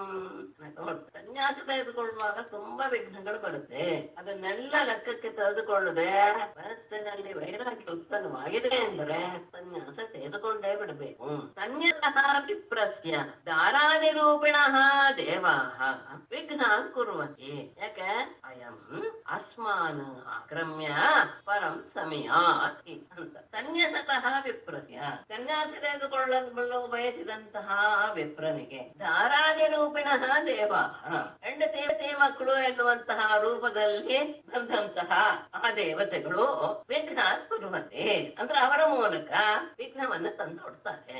ಏನ್ ಅದಕ್ಕೆ ಕಾರಣ? ಯಾವ ಅಭಿಪ್ರಾಯದಿಂದ ಹೀಗೆ ಮಾಡ್ತಾರೆ ಅಂದ್ರೆ ಅಯಂ ಈ ವ್ಯಕ್ತಿ ಅಸ್ಮಾನ್ ಆಕ್ರಮ್ಯ ನಮ್ಮನ್ನು ದಾಟಿಕೊಂಡು, ಅಂದ್ರೆ ನಾವು ಇವ್ರಿಗಿಂತ ಮೇಲಿನಲ್ಲಿ ಇದ್ದೀವಿ, ನಮ್ಮನ್ನ ಇವನು ದಾಟಿಕೊಂಡು ಪರಂ ಸಮಯಾತ್ ಪರಬ್ರಹ್ಮ ವಸ್ತುವನ್ನು ಸೇರಿ ಬಿಡ್ತಾನಲ್ಲ ಎನ್ನುವ ಅಸೂಯೆ ದೇವತೆಗಳಿಗೆ. ನಾವು ಅವರಿಗೆ ಮೇಲಿದ್ದೀವಿ, ನಾವು ಮೊದಲು ಹೋಗಿ ಮುಟ್ಟಬೇಕು, ಆದ್ರೆ ಇವನು ಸನ್ಯಾಸ ತಗೊಂಡು ಅದಕ್ಕಿಂತ ಮೊದಲೇ ಪರಬ್ರಹ್ಮವನ್ನು ಸೇರಿಕೊಂಡು ಬಿಡ್ತಾನಲ್ಲ ಎನ್ನುವ ಆ ಅಸೂಯೆ ಇದ್ದಿರುತ್ತ ಅವರು ಅನೇಕ ರೀತಿಯಾದಂತಹ ವಿಘ್ನಗಳನ್ನ ಹೆಂಡತಿ ಮಕ್ಕಳು ಇತ್ಯಾದಿ ರೂಪದಲ್ಲಿ ಆಸೆ ಮೂಡಿಸೋದು, ಮೋಹಕ್ಕೆ ಒಳಗಾಗಿಸೋದು, ಈ ರೀತಿಯಾಗಿ ವಿಘ್ನಗಳನ್ನ ತಂದೊಡ್ತಾರೆ. ಆದರೆ ಅದನ್ನೆಲ್ಲ ದಾಟಿ ಸನ್ಯಾಸವನ್ನ ತೆಗೆದುಕೊಳ್ಳಲೇಬೇಕು. ಹೀಗೆ ಸನ್ಯಾಸ ಆತನ ಇದೆ ವಾನಪ್ರಸ್ಥಾಶ್ರಮದ ಸನ್ಯಾಸ ವಿಷಯ ಅಂತ ವಿಭ್ರಯಾತ್ ಚೇನ್ ಮುನಿರ್ವಾಸಃ ಕೋಪಿ ನಾಚ್ಛಾದನಂ ಪರಂ ತ್ಯಕ್ತಂ ನ ದಂಡಪಾತ್ರಾಭ್ಯಾಂ ಅನ್ಯತ್ ಕಿಂಚಿತ್ ಅನಾಪದೇಯೇ. ಕೌಪೀನಾಚ್ಛಾದನಂ ಪರಂ ಕೌಪೀನಾಚ್ಛಾದನಂ ವಾಸಃ ಮುನಿಃ ಬಿಭ್ರಯಾತ್ ಚೇತ್ ದಂಡಪಾತ್ರಾಭ್ಯಾಂ ಅನ್ಯತ್ ತ್ಯಕ್ತಂ ಕಿಂಚಿತ್ ನ ಅನಾಪತಿ. ಪರಂ ಅಂದ್ರೆ ಆತ ಕೇವಲ ಕೌಪೀನವನ್ನು ಮಾತ್ರ ವಸ್ತ್ರವನ್ನಾಗಿ ಧರಿಸಿರಬೇಕು. ಇಲ್ಲ ಅದು ಸಮಾಜದಲ್ಲಿ ಸ್ವಲ್ಪ ಹಿಂಸೆ ಆಗತ್ತೆ ಅಂತ ಅವನಿಗೆ ಅನ್ಸುತ್ತಾರೆ. ಆದ್ರೆ ಕೌಪಿನ ಇಲ್ಲದೆ ಒಡುವ ಎನ್ನುವುದು ನಮ್ಮ ಬಟ್ಟೆ ಇಲ್ಲದೆ ಇರಲೇಬಾರದು. ಕೌಪಿನ ಅಂತೂ ಇರ್ಲೇಬೇಕು ಅನ್ನುವಂಥದ್ದು ನಮ್ಮ ಸನಾತನ ಧರ್ಮದ ಶಾಸ್ತ್ರ. ಹಾಗಾಗಿ ಆ ಕೌಪೀನಕ್ಕಿಂತ ಇನ್ನೊಂದು ಬೇಕು ಅನ್ಸುತ್ತೆ ಪರಂ ಕೌಪೀನ ಆಚ್ಛಾದನಂ ವಾಸ. ಅಂದ್ರೆ ಆ ಕೌಪೀನಕ್ಕಿಂತ ಇನ್ನೊಂದು ವಸ್ತ್ರ ಬೇಕು ಅಂದ್ರೆ ಆ ಕೌಪೀನವನ್ನು ಮುಚ್ಚುವಂತಹ ವಾಸಹ ಬಟ್ಟೆಯನ್ನ ವಿಭ್ರಯಾತ್ ಅದನ್ನ ಅವನು ಧರಿಸಿಕೊಳ್ಬಹುದು. ಅದರ ಮೇಲೆ ಒಂದು ಬಟ್ಟೆಯನ್ನ ಹಾಕೋಬಹುದು. ಬಿಟ್ರೆ ದಂಡಪಾತ್ರಾಭ್ಯಾಂ ಅನ್ಯತ್ ದಂಡ ಕಮಂಡಲು ಇದನ್ನು ಬಿಟ್ಟು ತ್ಯಕ್ತಂ ಅಂದ್ರೆ ಸನ್ಯಾಸ ತಗೊಳ್ಳುವಾಗ ಯಾವ್ಯಾವುದನ್ನ ತ್ಯಾಗ ಮಾಡಿರ್ತಾರೋ ಅದನ್ಯಾವುದೂ ಸಹ ನಕಿಂಚಿತ್ ಇನ್ಯಾವುದನ್ನು ಸಹ ಮತ್ತೆ ತೆಗೆದುಕೊಳ್ಳಬಾರದು. ಆದರೆ ಅನಾಪತಿ ಆಪತ್ತಿನ ಸಮಯದಲ್ಲಿ ಕೆಲವನ್ನ ತಗೊಳ್ಬಹುದೇ ಹೊರತು ಆಪತ್ಕಾಲ ಬಿಟ್ಟು ಉಳಿದ ಸಂದರ್ಭದಲ್ಲಿ ದಂಡ ಕಮಂಡಲು ಎಲ್ಲ ತೀರಾ ಬೇಕೇ ಬೇಕಾದಂತಹ ಭಿಕ್ಷಾ ಪಾತ್ರೆ. ಯಾಕೆಂದ್ರೆ ಎಲ್ಲ ಕಡೆ ಓಡಾಡುವಂತಹ ವ್ಯಕ್ತಿ ಭಿಕ್ಷೆ ಪಾತ್ರೆ ಇದನ್ನು ಮಾತ್ರ ಇಟ್ಕೊಳ್ಬೇಕೇ ಹೊರತು ಇನ್ಯಾವುದನ್ನು ಸಹ. ಯಾಕೆಂದ್ರೆ ಆ ಪ್ರೈಶೋಚ್ಚಾರಣೆ ಅಂತ ಮಾಡಿಸ್ತಾರೆ ಸನ್ಯಾಸದ ಸಂದರ್ಭದಲ್ಲಿ. ಆಗ ಎಲ್ಲವನ್ನೂ ಸಹ ತ್ಯಾಗ ಮಾಡಿಬಿಡ್ತಾರೆ. ಹಾಗೆ ತ್ಯಾಗ ಮಾಡಿದ ಯಾವ ವಸ್ತುವನ್ನು ಸಹ ತನ್ನಲ್ಲಿ ಇಟ್ಟುಕೊಳ್ಳಬಾರದು. ದಂಡ ಕಮಂಡಲು ಬೇಕು, ಹೌದು. ಅದಾದ್ಮೇಲೆ ಅವಶ್ಯಕವಾಗಿ ಬೇಕಾದದ್ದು ಜೀವನಕ್ಕೆ ಭಿಕ್ಷಾ ಪಾತ್ರೆ ಅದೊಂದಿರಬೇಕೆ ಹೊರತು ಅನಾಪದೆ ಅದು ಆಪತ್ತು ಬಂದಾಗ ಕೆಲವನ್ನು ಉಪಯೋಗಿಸಬಹುದು. ಆದರೆ ಬಿಟ್ಟ ಯಾವ ವಸ್ತುವನ್ನು ಸಹ ಮತ್ತೆ ಉಪಯೋಗ ದೃಷ್ಟಿಪೂತಂ ನ್ಯಸೇತ್ಪಾದಂ ಇದ್ರದ್ದು ಗಮನಿಸಿ ನಾವು ಸುಭಾಷಿತದಲ್ಲಿ ಓದ್ತೀವಿ. ವಸ್ತ್ರಪೂತಂ ಪಿಬೇತ್ ಜಲಂ ಸತ್ಯಪೂತಂ ಮದೇದ್ವಾಚಂ ವಾಣಿಮಿದಲ್ಲಿ ಮನಃಪೂತಂ ಸಮಾಚರೇತ್ ಎಲ್ರಿಗೂ ಗೊತ್ತಿದೆ. ದೃಷ್ಟಿಪೂತಂ ಪಾದಂ ನ್ಯಸೇತ್ ವಸ್ತ್ರಪೂತಂ ಜಲಂ ಪಿಬೇತ್ ಸತ್ಯಪೂತಂ ವಾಚಂ ಮದೇತ್ ಮನಃಪೂತಂ ಸಮಾಚರೇತ್. ದೃಷ್ಟಿಪೂತಂ ಅಂದ್ರೆ ತಾನು ನೋಡಿ ತನ್ನ ಪಾದಗಳಿಗೆ ಯಾವುದೋ ಪ್ರಾಣಿಗಳು ಸಿಕ್ಕಾಕೊಳ್ಳೋದಿಲ್ಲ, ಯಾರ ಮೇಗೂ ತೊಂದರೆ ಆಗಲ್ಲ ಎನ್ನುವ ಭಾವವನ್ನ ಹೊಂದುತ್ತಾ ಅಂದ್ರೆ ಎಲ್ಲವನ್ನೂ ಸಹ ಪ್ರಸನ್ನ ದೃಷ್ಟಿಯಿಂದಲೇ ಹೋಗುವ ದಾರಿಯನ್ನು ಸಹ ಪ್ರಸನ್ನ ದೃಷ್ಟಿಯಿಂದ ನೋಡುತ್ತಾ ಹೆಜ್ಜೆಯನ್ನ ಪಾದಂ ಎಸೆತ್ ಹೆಜ್ಜೆಯನ್ನ ಎಡಕು. ಹಾಗೆ ವಸ್ತ್ರಭೂತಂ ಬಟ್ಟೆಯಿಂದ ಶೋಧಿಸಿದ ಜಲಂ ನೀರನ್ನ ಪಿಬೇತ್ ಕುಡಿಯಬೇಕು. ಅಂದ್ರೆ ಏನ್ ಅರ್ಥ ಅಂದ್ರೆ ಯಾವಾಗ ನಾವು ಬಾಯಕ್ಕೆ ಆಯ್ತು ಅಂತ ಆದಾಗ್ಲೆಲ್ಲ ನೀರು ಕುಡಿತಾ ಇರೋದು ಅಂತಲ್ಲ. ನೀರು ಕುಡಿಬೇಕು ಎನ್ನುವ ಸಂದರ್ಭ ಬಂದಾಗ ಅದನ್ನ ವಸ್ತ್ರದಲ್ಲಿ ಶೋಧಿಸಿ ಅದನ್ನ ಕುಡಿಬೇಕು. ಹಾಗೇನೆ ಮಾತು ಹೇಗಿರ್ಬೇಕು? ಸತ್ಯಭೂತಾಂ ವಾಚಂ ವದೇತ್. ಭೂತ ಶಬ್ದಕ್ಕೆ ಪವಿತ್ರ ಅಂತ. ದೃಷ್ಟಿಯಿಂದ ಪವಿತ್ರವಾದದ್ದು ಅಂದ್ರೆ ಏನರ್ಥ? ಪ್ರಸನ್ನವಾದ ದೃಷ್ಟಿಯನ್ನ ಎಲ್ಲ ಕಡೆ ಹರಿಸ್ತಾ ಭೂಮಿಯ ಮೇಲೂ ಸಹ ಒಂದು ದೃಷ್ಟಿಯನ್ನು ಹರಿಸ್ತಾ ಹೆಜ್ಜೆಯನ್ನು ಇಡಬೇಕು. ಮನಸ್ಸು ದೃಷ್ಟಿ ಎರಡು ಪ್ರಸನ್ನವಾಗಿರಬೇಕು ಅನ್ನೋದು. ಹಾಗೇನೆ ಸತ್ಯದಿಂದ ಪವಿತ್ರವಾದಂತಹ ಮಾತನ್ನೇ ವದೇತ್ ಹೇಳಬೇಕು. ಸತ್ಯ ಇರಬೇಕು, ಅದು ಪವಿತ್ರವಾಗಿರ್ಬೇಕು. ಗಮನಿಸ್ಕೋಬೇಕು. ಸತ್ಯಂ ಬ್ರೂಯಾತ್ ಪ್ರಿಯಂ ಬ್ರೂಯಾತ್ ನ ಬ್ರೂಯಾತ್ ಸತ್ಯಂ ಅಪ್ರಿಯಂ. ಸತ್ಯಂ ಬ್ರೂಯಾತ್ ಪ್ರಿಯಂ ಬ್ರೂಯಾತ್ ನ ಬ್ರೂಯಾತ್ ಸತ್ಯಂ ಅಪ್ರಿಯಂ ಪ್ರಿಯಂಚನ ಅನೃತಂ ಬ್ರೂಯಾತ್ ಏಷ ಧರ್ಮ ಸನಾತನ ಅಂತ ಸತ್ಯವನ್ನೇ ಆಡಬೇಕು. ಅದು ಇನ್ನೊಬ್ಬರಿಗೆ ಪ್ರಿಯಂ ಹಿತವಾಗಿಯೇ ಇರಬೇಕು. ನಾನು ಯಾವಾಗ್ಲೂ ಸತ್ಯ ಹೇಳ್ತೇನೆ ಅಂತ ಇನ್ನೊಬ್ಬ ಮನಸ್ಸಿಗೆ ನೋವು ಮಾಡ್ತದಲ್ಲ. ಹಾಗೆ ಪ್ರಿಯ ಅಂತ ಹೇಳಿ ಅನೃತವನ್ನು ಆಡುದಲ್ಲ. ಅಂದ್ರೆ ಏನರ್ಥ? ಮಾತು ಆಡುವಾಗ ಬಹಳ ಪವಿತ್ರವಾಗಿರ್ಬೇಕು. ಆ ಮಾತು ಅಂದ್ರೆ ಏನು? ಯಾರಿಗೂ ಹಿಂಸೆಯನ್ನು ಉಂಟು ಮಾಡಬಾರದು. ಆ ರೀತಿಯ ಮಾತನ್ನ ಆಡುವ. ಹಾಗೇನೆ ಮನಃಪೂತಂ ಮನಸ್ಸಿನಿಂದ ಪವಿತ್ರವಾದ. ಏನ್ ಹಾಗಂದ್ರೆ ವಿಚಾರ ಮಾಡಿ ಪರಿಶುದ್ಧವಾದಂತಹ ಕಾರ್ಯವನ್ನ ಆಚರಿಸಬೇಕು. ಮನಸ್ಸಿನ ಮನಸ್ಸಿಗೆ ಪವಿತ್ರವಾದದ್ದನ್ನ ಆಚರಿಸ್ಬೇಕು. ಅಂದ್ರೇನು? ಮನಸ್ಸಿಗೆ ಪವಿತ್ರ ಆಗೋದು ಅಂದ್ರೇನು? ವಿಚಾರ ಮಾಡಿ ಯಾವುದು ಸರಿ ಯಾವುದು ತಪ್ಪು ಇತ್ಯಾದಿ ಎಲ್ಲ ವಿಚಾರ ಮಾಡ್ತಾ ಬಂದಾಗೆ ಈ ದಾರಿಯಲ್ಲಿ ಹೋದ್ರೆ ಉಚಿತ, ಈ ರೀತಿಯಾಗಿ ನಾನು ನಡ್ಕೊಳ್ಬೇಕು ಅನ್ನುವ ನಿರ್ಧಾರ ತೆಗೆದುಕೊಂಡು ಆ ಮಾರ್ಗವನ್ನು ಮೌನಾನಿ ಹಾನಿಲಾಯಾಮ ದಂಡ ವಾಗ್ದೇಹ ಚೇತಸಾಂ ನಕ್ಯೇತೆ ಯಸ್ಯ ಸತ್ಯಂಗ ವೇಣುಭಿಃ ನ ಭವೇದ್ಯತಿ.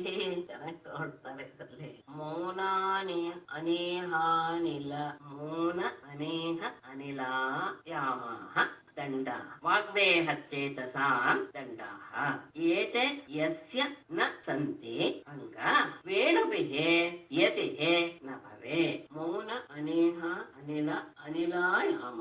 ಮೌನ ಮಾತು, ಅನೇಹ ಕಾಮ್ಯ ಕರ್ಮಗಳನ್ನ ದೇಹದ ಮೂಲಕ ಕಾಮ್ಯಕರ್ಮಗಳನ್ನ ಮಾಡ್ತಾ ಇರುವಂತ. ಅನಿಲಾಯಾಮ ಅಂದ್ರೆ ಪ್ರಾಣಾಯಾಮ. ಇವುಗಳು ವಾಗ್ದೇಹ ಚೇತಸಾಂ ದಂಡಾಃ ಮಾತು, ದೇಹ ಮತ್ತು ಮನಸ್ಸಿಗೆ ಇವುಗಳೆಲ್ಲವೂ ಸಹ ದಂಡ. ಇದು ದಂಡ ಅನ್ಸ್ಕೋಬೇಕು, ಶಿಕ್ಷೆ. ಅಂದ್ರೆ ಹೇಗೆ ನಾವು ವಾಗ್ದಂಡ ಮಾಡೋದು ಹೇಗೆ ಅಂದ್ರೆ ಮೌನದಿಂದ. ಅನೇಹ ಅಂತ ಹೇಳಿ ಕಾಮ ಕರ್ಮವನ್ನ ತ್ಯಾಗ ಮಾಡೋದಿದೆಯಲ್ಲ ಅದು ದೇಹದಿಂದ ಮಾಡುವಂತಹ ದಂಡ, ದೇಹದಂಡ ಅಂತ ಕೊಟ್ಟೆ. ಆಮೇಲೆ ಅನಿಲಾಯಾಮ ಅಂದ್ರೆ ಪ್ರಾಣಾಯಾಮಗಳು ಇದೆಲ್ಲ ಅದು ಮನಸ್ಸಿಗೆ ಮಾಡುವಂತಹ ದಂಡ. ಈ ರೀತಿಯಾಗಿ ಮೌನ ಶರೀರದಿಂದ ಯಾವ ಕೆಲಸವೂ ಮಾಡದೇ ಇರೋದು, ಕಾಮ್ಯಕರ್ಮವನ್ನು ಮಾಡದೇ ಇರೋದು, ಮನಸ್ಸಿಗೆ ಪ್ರಾಣಾಯಾಮವನ್ನು ಕೊಡೋದು, ಇವು ಆ ಮೂರಕ್ಕೂ ಇರುವಂತಹ ದಂಡ. ಯಸ್ಯ ಯಾವ ವ್ಯಕ್ತಿಗೆ ಏತೆ ನಹಿ ಸಂತಿ ಈ ಮೂರು ಇಲ್ಲವೋ ಅಂಗ ಅಧವನೆ. ಅಂದ್ರೆ ಇದು ಮೂರು ಏನು ತ್ರಿಕರಣಗಳಿಗೆ ಸಂಬಂಧಪಟ್ಟಿದೆ. ದೇಹ, ಮನಸ್ಸು ಮತ್ತು ಮಾತು. ಈ ಮೂರು ರೀತಿಯ ದಂಡಗಳು ಅಂದ್ರೆ ಇದು ನಿಯಮನ ಯಾರು ಮಾಡೋದಿಲ್ವೋ, ಈ ತ್ರಿಕರಣಗಳಿಗೆ ಸಂಬಂಧಿಸಿದಂತಹ ಈ ಮೂರು ದಂಡಗಳು ಯಾರಿಗೆ ಇಲ್ಲವೋ ಅವನು ವೇಣುಭಿಹೆ ನ ಯತಿಗೆ ಭವೇತ್. ಕೇವಲ ಆ ದಂಡ ಇಟ್ಕೋತಾನ ಬಿದ್ರು ದೊಣ್ಣೆ, ಆ ಬಿದ್ರು ದೊಣ್ಣೆಯನ್ನು ಹಿಡ್ಕೊಂಡಿದ್ ಮಾತ್ರಕ್ಕೆ ಅವನು ಯತಿ ಆಗಲಾರ. ಇದು ಮೂರು ಬಹಳ ಮುಖ್ಯ. ಕೇವಲ ದಂಡ ಆಗ್ಬಿಟ್ರೆ ಆಗೋಲ್ಲ, ದಂಡ ಹಿಡ್ಕೊಂಡವನು ಆಗ್ಬಿಟ್ರೆ ಆಗೋದಿಲ್ಲ. ಮಾತು, ಶರೀರ ಮತ್ತು ಮನಸ್ಸು ಈ ಮೂರನ್ನು ಸಹ ನಾವು ಯಾವಾಗ್ಲೂ ಸಹ ನಿಯಮದಲ್ಲಿ ಇಡಬೇಕು. ಮೌನ ಅನ್ನೋದು ವಾಗ್ದಂಡ ಅಂತ ಅನ್ಸ್ಕೊಳ್ಳುತ್ತೆ, ಕಾಮ್ಯ ಕರ್ಮ ತ್ಯಾಗ ಅನ್ನೋದು ದೇಹದಂಡ ಅನ್ಸ್ಕೊಳ್ಳುತ್ತೆ, ಪ್ರಾಣಾಯಾಮ ಅನ್ನೋದು ಮನೋದಂಡವಾಗಿದೆ. ಈ ಮೂರು ದಂಡಗಳು ಯಾರಿಗೆ ಇಲ್ವೋ ಆತ ಕೇವಲ ಬಿದಿರು ದೊಣ್ಣೆ ಹಿಡ್ಕೊಂಡಂತಹ ಕಾರಣಕ್ಕೆ ಆತ ಯತಿ ಆಗೋದಿಲ್ಲ. ಭಿಕ್ಷೆಯಿಂದ ಜೀವನ ನಡೆಸಬೇಕು. ಭಿಕ್ಷಾಂ ಚತುರ್ಷು ವರ್ಣೇಶು ವಿಗರ್ಹ್ಯಾನ್ ವರ್ಜಯಂಶ್ಚರೇತ್ ತಥಾಗಾರಂ ಅಸಂಕೃತಾನ್ ತುಷ್ಯೇತ್ ಲಭೇನ ತಾವತಾಂ. ವಿಗರ್ಹ್ಯಾನ್ ವರ್ಜಯನ್ ಭಿಕ್ಷಾಂ ಚತುರ್ಷು ವರ್ಣೇಶು ಚರೇತ್ ಅಸಂಕೃತಾನ್ ಸಪ್ತಾಗಾರಾನ್ ತಾವ ಲಬ್ಧೇನ ತುಷ್ಯೇತ್. ನಿಯಮ ಇದೆ ಅಂದ್ರೆ ವಿಗರ್ಹ್ಯಾನ್ ವರ್ಜಯನ್ ಯಾರು ನಿಂದ್ಯರು, ದುಷ್ಟ ವ್ಯಕ್ತಿಗಳು, ಪತಿತರಾದವರು, ಇವರನ್ನ ವರ್ಜಯನ್ನ ಬಿಟ್ಟು ಭಿಕ್ಷೆಯನ್ನ ಚತುರ್ಷು ವರ್ಣೇಶು ನಾಲ್ಕು ವರ್ಣಗಳಲ್ಲಿಯೂ ಅದನ್ನ ಪಡಿಬಹುದು, ಭಿಕ್ಷೆಯನ್ನು ಪಡಿಬಹುದು. ಅದು ಏನು ಹೇಗೆ ಎಷ್ಟು ಮನೆ ಬೇಕಾದಷ್ಟು ಅಂದ್ರೆ ಇಲ್ಲ. ಅಸಂಕೃಪ್ತಾನ ಸಪ್ತಾಗಾರ ಮೊದಲೇ ಈ ಮನೆಗೆ ಹೋಗ್ಬೇಕು ಅಂತ ನಿರ್ಧಾರ ಮಾಡಿರ್ಬಾರ್ದು. ಯಾರು ಸುಮ್ನೆ ಮನೆಗೆ ಹೋಗ್ತಾ ಇರ್ಬೇಕು, 7 ಮನೆಗಳವರೆಗೆ ಮಾತ್ರ ಹೋಗ್ಬೇಕು. ಲಬ್ಧೇನ ತಾವತ ತುಷ್ಯೇತ್ ಅದರಲ್ಲಿ ಎಷ್ಟು ಸಿಗುತ್ತೋ ಅಷ್ಟರಲ್ಲಿ ಆತ ತೃಪ್ತಿಯನ್ನ ಹೊಂದಬೇಕು. 4 ವರ್ಣಗಳಲ್ಲಿಯೂ ಸಹ ಆತ ಇದನ್ನ ಅಂದ್ರೆ ಮೊದಲು ಬ್ರಾಹ್ಮಣರ ಇದಕ್ಕೆ ಹೋಗ್ಬೇಕು ಅಂತ ವಿಶೇಷ ಹೇಳ್ತಾರೆ. ಒಂದು ಕಡೆ ಸಿಗಲಿಲ್ಲ ಅಂದ್ರೆ ಇನ್ನೊಂದು ಕಡೆಗೆ ಹೋಗ್ಬೇಕು. ಮೊದಲೇ ಇಂಥ ಕಡೆ ಹೋದ್ರೆ ನನಗಿಂತ ಸಿಗುತ್ತೆ ಎನ್ನುವಂತಹ ವಿಚಾರ ಮಾಡದೆ ಯಾವ ಮನೆ 7 ಮನೆ ಸಿಗುತ್ತೋ ಆ 7 ಮನೆಗೆ ಮೊದಲೇ ನಿಶ್ಚಯ ಮಾಡ್ಕೊಂಡಿರ್ಬಾರ್ದು. ಅದಕ್ಕೆ ಹೇಳ್ತಾರೆ ಅಸಂಕೃಪ್ತ ಮಾಡ್ಕೊಳ್ದೆ ಯಾವ ಮನೆ ಸಿಗುತ್ತೋ ಆ ಮನೆಗೆ, ಅದು ಬ್ರಾಹ್ಮಣ, ಕ್ಷತ್ರಿಯ, ವೈಶ್ಯ, ಶೂದ್ರ ಆ ಕ್ರಮದಲ್ಲಿಯೇ ಅವರು ನಿಂದೆರಾಗಿರಬಾರ್ದು ಅಂತವರ ಮನೆಗೆ ಹೋಗಿ ಭಿಕ್ಷೆಯನ್ನು ಬೇಕು. ಆದ್ಮೇಲೆ ಬಹಿರ್ಜಲಾಶಯಂ ಗತ್ವಾ ತತ್ರೋಪಸ್ಪೃಶ್ಯ ವಾಗ್ಯತಃ ವಿಭಜ್ಯ ಪಾವಿಕಂ ಶೇಷಂ ಭುಂಜೀತ ಅಶೇಷಂ ಆಹೃತಂ. ಬಹಿಃ ಜಲಾಶಯಂ ಗತ್ವಾ ತತ್ರ ಉಪಸ್ಪೃಶ್ಯ ಪಾವಿತಂ ಶೇಷಂ ವಿಭಜ್ಯ ಆಹೃತಂ ಅಶೇಷಂ ವಾಗ್ಯತಃ ಭುಂಜೀತ ಬಹಿಃ ಜಲಾಶಯಂ ಗತ. ಗ್ರಾಮದ ಹೊರಗಡೆ ಇರುವಂತಹ ನೀರಿನ ಸ್ಥಳಕ್ಕೆ ಹೋಗಿ, ಜಲಾಶಯಕ್ಕೆ ಹೋಗಿ, ತತ್ರ ಅಪಸ್ಪೃಶ್ಯ ಅಲ್ಲಿ ಕೈಕಾಲು ತೊಳೆದು ಆಚಮನ ಮಾಡಿ, ಪಾವಿತಂ ಶೇಷಂ ಅದನ್ನ ಆ ನೀರಿನಿಂದ ಪ್ರೋಕ್ಷಣೆ ಮಾಡಿ ಅದನ್ನ ಶುದ್ಧಿಗೊಳಿಸಿ, ಆ ಉಳಿದದ್ದನ್ನ ವಿಭಜ್ಯ ಅದು ಇದೆ ಯಾರ್ಯಾರಿಗೆ ಎಷ್ಟು ಕೊಡಬೇಕು ತಂದಂತಹ ಭಿಕ್ಷಾನದಲ್ಲಿ ದೇವರಿಗೆ, ಸೂರ್ಯನಿಗೆ, ಪ್ರಾಣಿಗಳಿಗೆ ಏನೇನೋ ಒಂದಷ್ಟು ನಿಯಮ ಇದೆ. ತಂದ ಅದೆಲ್ಲವನ್ನು ಸಹ ಅವರವರವರವರಿಗೆ ಭಾಗವನ್ನ ಅರ್ಪಿಸಿ, ಆಹೃತಂ ಅಶೇಷಂ ತಂದ ಎಲ್ಲವನ್ನೂ ಸಹ ವಾಗ್ಯತಃ ಮೌನದಿಂದ ಭುಂಜೀತ ಅದನ್ನ ಸೇವನೆ ಮಾಡ್ಬೋದು. ಅದರಲ್ಲಿ ಯಾವ್ದು ಸಹ ಉಳಿಸಬಾರದು. ಅಂದ್ರೆ ತರೋದೇ ಅಷ್ಟೇ ತಂದಿಟ್ಟು ಆಮೇಲೆ ಎಲ್ಲ ವಿಭಾಗ ಮಾಡಿ ಉಳಿದಿದ್ದ ಎಲ್ಲವನ್ನೂ ಸಹ ಈತ ಆಹಾರವಾಗಿ ಸೇವಿಸಬೇಕು. ಏಕಶ್ಚರೇನ್ ಮಹೀಮೇತ ನಿಸ್ಸಂಗ ಸಂಯತೇಂದ್ರಿಯ ಆತ್ಮಕ್ರೀಡ ಆತ್ಮರತಃ ಆತ್ಮವಾನ್ ಸಮದರ್ಶನ. ಮಹೀಂ ಏತಾ ಮಹೀಂ ಏಕಃ ನಿಸ್ಸಂಗಃ ಸಂಯತೇಂದ್ರಿಯಃ ಆತ್ಮಕ್ರೀಡಃ ಆತ್ಮರತಃ ಆತ್ಮವಾನ್ ಸಮದರ್ಶನಃ ಚರೇತ್. ಒಬ್ಬಂಟಿಗನಾಗಿ ಇರಬೇಕು.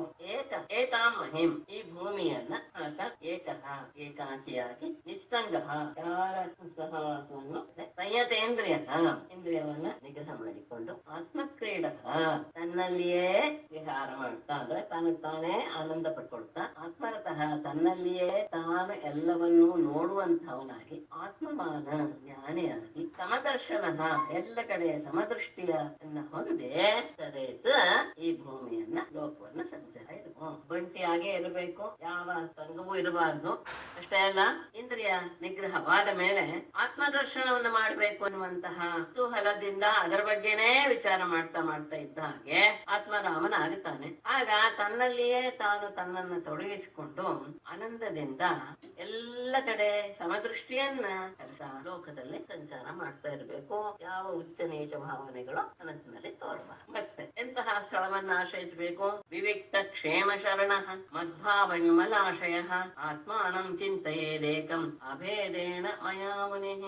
ವಿವಿಕ್ತ ಕ್ಷೇಮ ಶರಣ ಮದ್ಭಾವ ವಿಮಲಾಶಯ ಮಯ ಅಭೇದೇನ ಮುನಿ ಅಭೇದೇನ ಏಕಂ ಮುನಿ ಸಾರಿ ಕ್ಷಮಿಸಿ ಮದ್ಭಾವ ವಿಮಲಾಶಯ ಮುನಿ ಮಯ ಅಭೇದೇನ ಏಕಂ ಆತ್ಮಾನಂ ಚಿಂತೆಯೇ. ವಿವಿಕ್ತ ಕ್ಷೇಮ ಶರಣ. ವಿವಿಕ್ತ ಅಂದ್ರೆ ಯಾರು ಇಲ್ಲದೆ ಇರುವ ನಿರ್ಜನವಾದ ಪ್ರದೇಶ. ಕ್ಷೇಮ ಅಂದ್ರೆ ನಿರ್ಭಯವಾದಂತಹ, ಶರಣ ಅಂದ್ರೆ ಆಶ್ರಯ ಸ್ಥಳ. ಅಂದರೆ ಏನು, ಅವರಿಗೆ ಯಾರು ಇರಬಾರ್ದು, ಜನರು ಇಲ್ಲದೆ ಇರುವಂತಹ ಸ್ಥಳ ಆಗಿರ್ಬೇಕು. ಆದ್ರೆ ಭಯವನ್ನು ಉಂಟು ಮಾಡುವಂತಹ ಸ್ಥಳವೂ ಆಗಿರಬಾರ್ದು. ಅಂತಹ ಸ್ಥಳವನ್ನು ಆಶ್ರಯಿಸಿ ಮದ್ಭಾವ ವಿಮಲಾಶಯ ನನ್ನಲ್ಲಿಯೇ ಮನಸ್ಸನ್ನ ನೆಲೆಗೊಳಿಸಿದ್ದರಿಂದ ಪರಿಶುದ್ಧವಾದಂತಹ ಮನಸ್ಸುಳ್ಳವನಾಗಿ ಮುನಿ ಆ ಮುನಿಯು ಮಯ ನನ್ನೊಡನೆ ಅಭೇದೇನ ಭೇದವಿಲ್ಲದೆ ದೃಷ್ಟಿಯಿಂದ ಏಕಂ ಆತ್ಮಾನಂ ಅಂದ್ರೆ ನಾನು ಬೇರೆ ಅಲ್ಲ ತಾನು ಬೇರೆ ಅಲ್ಲ ಅಂದ್ರೆ ಪರಮಾತ್ಮ ಬೇರೆ ಅಲ್ಲ ತಾನು ಬೇರೆ ಅಲ್ಲ ಅನ್ನುವಂತಹ ಅಭೇದ ದೃಷ್ಟಿಯಿಂದ ಆತ್ಮಾನಂ ಏಕಾತ್ಮನಾದ ಆತ್ಮನನ್ನ ಚಿಂತೆಯಿತು ಚಿಂತಿಸ್ತಾ ಇರು. ಈ ರೀತಿಯಾಗಿ ಆತ ಕಾಲ ಕಳೆದ. ಆಗ ಆ ರೀತಿಯಾಗಿ ಆತ ತನ್ನನ್ನ ತಾನು ಪರಮಾತ್ಮನೊಡನೆ ಅಭೇದ ದೃಷ್ಟಿಯಿಂದ ನೋಡಕ್ಕೆ ತೊಡಗ್ತಾನೆ ಅಂತ ಆದಾಗ ಅನ್ವೀಕ್ಷೇತ ಆತ್ಮನೋ ಬಂಧಂ ಮೋಕ್ಷಂಚ ಜ್ಞಾನ ನಿಷ್ಠಯ ಬಂಧ ಇಂದ್ರಿಯ ವಿಕ್ಷೇಪ ಮೋಕ್ಷ ಏಷಾಂಚ ಸಂಯಮಃ.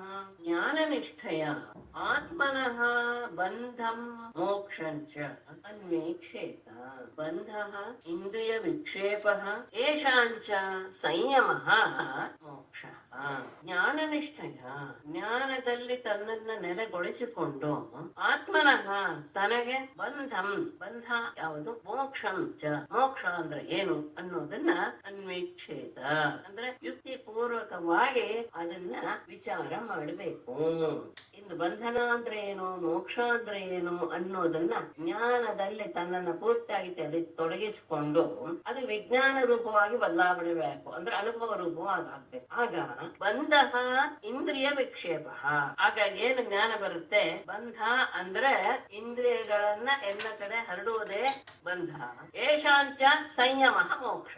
ಆ ಇಂದ್ರಿಯಗಳನ್ನ ಹಿಡಿದಿಡೋದೆ ಮೋಕ್ಷ ಎನ್ನುವ ಅನುಭವ ಆತನಿಗೆ ಆ ಜ್ಞಾನ ನಿಷ್ಠೆಯಿಂದ ತನ್ನ ಇಲ್ಲಿಯವರೆಗೂ ಬಂದಂತಹ ಜ್ಞಾನದ ನಿಷ್ಠೆಯಿಂದ ಬಂಧನ ಅಂದ್ರೆ ಏನು, ಮೋಕ್ಷ ಅಂದ್ರೆ ಏನು ಅಂತ ವಿಚಾರ ಮಾಡ್ತಾ ಮಾಡ್ತಾ ವಿಷಯಗಳಿಗೆ ಇಂದ್ರಿಯವನ್ನ ತೊಡಗಿಸಿಕೊಳ್ಳುವುದೇ ಬಂಧನ, ಅವುಗಳನ್ನ ಸಂಯಮದಲ್ಲಿರಿಸುವುದೇ ಮೋಕ್ಷ ಎನ್ನುವ ಜ್ಞಾನವನ್ನ ಪಡೆದುಕೊಂಡ ಮೇಲೆ ಅದು ಸಹಜವಾಗಿ ವಿಚಾರ ಮಾಡ್ತಾ ಮಾಡ್ತಾ ಬಂದ ಹಾಗೆ ತಸ್ಮಾನ್ ನಿಯಮ್ಯ ಷಡ್ವರ್ಗಂ ಮದ್ಭಾವೇನ ಚರೇನ್ ಮುನಿಃ ವಿರಕ್ತಃ ಕ್ಷುಲ್ಲಕಾಮೇಭ್ಯಃ ಲಭ್ವಾತ್ಮನಿ ಸುಖಂ ಮಹತ್. ಈತರ ಜ್ಞಾನ ಬಂದ ತಕ್ಷಣ ತಸ್ಮಾತ್ ಷಡ್ವರ್ಗಂ ನಿಯಮ್ಯ ಮುನಿಃ ಮದ್ಭಾವೇನ ಕ್ಷುಲ್ಲಕಾಮೇಭ್ಯಃ ವಿರತಃ ಆತ್ಮನಿ ಮಹತ್ ಸುಖಂ ಲಭ್ವಾ ಚರೇನ್. ಈ ಜ್ಞಾನ ನಿಷ್ಠೆಯಲ್ಲಿ ಬಂದಂತಹ ವಿಚಾರದಿಂದ ತಸ್ಮಾತ್ ಆ ವಿಚಾರದಿಂದ ಷಡ್ವರ್ಗಂ ನಿಯಮ್ಯ, ಬಂಧ ಅಂದ್ರೇನು, ಮೋಕ್ಷ ಅಂದ್ರೇನು ಅನ್ನೋದು ಗೊತ್ತಾದ ತಕ್ಷಣ ಷಡ್ವರ್ಗಂ ಅಂದ್ರೇನು, 6 ಸಮೂಹ, ಪಂಚ ಇಂದ್ರಿಯಗಳು ಮತ್ತು ಮನಸ್ಸು, ಈ 6 ಸಮೂಹವನ್ನ ನಿಯಮ್ಯ ಹಿಡಿದು ನಿಲ್ಲಿಸಿ ಮುನಿ ಆದವನು ಮದ್ಭಾವೇನ ಚರೇತ್, ನನ್ನಲ್ಲಿಯೇ ಪೂರ್ಣವಾದ ಮನಸ್ಸನ್ನ ತೆರೆತು ಕೊನೆಗೆ ನನ್ನಲ್ಲಿಯೇ ಪೂರ್ಣವಾದಂತಹ ಮನಸ್ಸನ್ನ ತೆರೆಯಿಸಿಕೊಂಡವನಾಗಿ ಕ್ಷುಲ್ಲ ಕಾಮೇಭ್ಯ ವಿರಕ್ತ. ಅವರು ಹಾಗೆ ಎಲ್ಲ ಇದ್ದಾಗ ಕ್ಷುದ್ರವಾದ ಸಿದ್ಧಿಗಳೆಲ್ಲ ಪ್ರಾಪ್ತವಾಗತ್ತೆ. ಆ ಕ್ಷುದ್ರವಾದಂತಹ ಕಾಮನೆಗಳನ್ನೆಲ್ಲ ದೂರ ಮಾಡಿ ವಿರಕ್ತ ಅದನ್ನ ಬಯಸದೆ ಆತ್ಮನಿ ತನ್ನಲ್ಲಿಯೇ ಮಹತ್ ಸುಖಂ ಮಹತ್ತರವಾದಂತಹ ಆನಂದವನ್ನ ಲಬ್ಧ್ವಾ ಪಡೆದು ಸರೇತ ಸಂಚರಿಸ್ತಾ ಇರಬೇಕು. ಯಾವಾಗ್ಲೂ ಆನಂದವಾದಂತಹ ಭಾವದಿಂದಲೇ ಸಂಚಾರ ಮಾಡ್ತಾ ಇರ್ಬೇಕು. ಇದೆಲ್ಲ ಬಂದ ಮೇಲೆ ಇದು ಯಾವುದೂ ಸಹ ಸರಿಯಲ್ಲ ಎನ್ನುವಂತಹದ್ದು ಬಂದ ತಕ್ಷಣ ಕೇವಲ ಪರಮಾತ್ಮನೊಬ್ಬನೇ ಎನ್ನುವ ಭಾವನೆಯನ್ನ ಮನಸ್ಸಿನಲ್ಲಿ ತುಂಬಿಕೊಂಡಾಗ ಯಾವಾಗ ಇಂದ್ರಿಯಗಳು ಮತ್ತು ಮನಸ್ಸು ತನ್ನ ಅಧೀನವಾಗಿ ಬಿಡುತ್ತೋ ಮನಸ್ಸು ಪರಿಪೂರ್ಣವಾಗಿ ಆನಂದವಾಗಿರುತ್ತೆ. ಆ ಆನಂದ ಭಾವದಿಂದ ಪೃಥ್ವಿಯನ್ನ ಸಂಚಬೇಕು, ಎಲ್ಲ ಕಡೆ ಓಡಾಡಬೇಕು ಭಿಕ್ಷೆಗೋಸ್ಕರ. ಪುರಗ್ರಾಮ ವ್ರಜಾನ್ ಸಾರ್ಥಾನ್ ಭಿಕ್ಷಾರ್ಥಂ ಪ್ರವಿಶಶ್ಚರೇತ್ ಪುಣ್ಯ ದೇಶ ಶರೀಶೈಲವನಾಶ್ರಮವತೀಂ ಮಹೀಂ. ಪುರಗ್ರಾಮ ವ್ರಜಾನ್ ಸಾರ್ಥಾನ್ ಪುಣ್ಯ ದೇಶ ಶರೀಶೈಲವನಾಶ್ರಮವತೀಂ ಮಹೀಂ ಭಿಕ್ಷಾರ್ಥಂ ಪ್ರವಿಶನ್ನ ಚರೇತ್. ಪುರಗ್ರಾಮ ವ್ರಜ ಪಟ್ಟಣ, ಹಳ್ಳಿ ಮತ್ತು ವ್ರಜ ಅಂದ್ರೆ ಗೋಷ್ಠಾದಿಗಳು. ಸಾರ್ಥಾನ್, ಸಾರ್ಥ ಅಂದ್ರೆ ಯಾತ್ರಿಗಳ ಸಮೂಹ, ಯಾತ್ರಿಗಳೆಲ್ಲ ಒಟ್ಟಿಗೆ ಹೋಗೋದು ಇದೆಯಲ್ಲ ಅದು ಸಾರ್ಥರು ಅಂತ ಅನ್ಸ್ಕೊಳ್ತಾರೆ. ಎಲ್ಲರೂ ಒಟ್ಟೊಟ್ಟಿಗೆ ತೀರ್ಥಯಾತ್ರೆಗೆಲ್ಲ ಹೊಡ್ತಾರಲ್ಲ ಅವರೆಲ್ಲರೂ ಸಹ ಸಾರ್ಥರು. ಅಂತಹ ಸಾರ್ಥಾನ್ ಮತ್ತೆ ಪುಣ್ಯ ದೇಶ ಶರೀಶೈಲ ವನಾಶ್ರಮವತೀಂ, ಪುಣ್ಯವಾದಂತಹ ಪುಣ್ಯಕ್ಷೇತ್ರ, ಶರಿತ್ ನದಿ, ಶೈಲ ಪರ್ವತ, ವನ, ಆಶ್ರಮ ಇವುಗಳಿಂದ ಕೂಡಿರುವಂತಹ ಮಹೀಂ. ಪುಣ್ಯ ದೇಶ ಶರಿಶೈಲ ವನಾಶ್ರಮವತೀಂ ಮಹೀಂ ಭೂಮಿಯನ್ನ ಭಿಕ್ಷಾವೃತ್ತಿಗೋಸ್ಕರ ಪ್ರವಿಶನ್ನ ಅಂದ್ರೆ ಎಲ್ಲದರ ಜೊತೆಗೂ ಸಹ ಪ್ರವೇಶ ಮಾಡ್ತಾ ಎಲ್ಲ ಕಡೆಗೂ ಸಂಚಾರ ಮಾಡ್ತಾ ಮಾಡ್ತಾ ಸರೇತ ಓಡಾಡ್ತಾ ಇರಬೇಕು, ಸಂಚರಿಸ್ತಾ ಇರ್ಬೇಕು. ಅಂದ್ರೆ ಎಲ್ಲೂ ಒಂದ್ ಕಡೆ ಎಷ್ಟೋ ದಿವಸ ಎಷ್ಟೋ ಇರಬಾರ್ದು ಅಂತಿದೆ. ಚಾತುರ್ಮಾಸ್ಯ ಬಿಟ್ಟು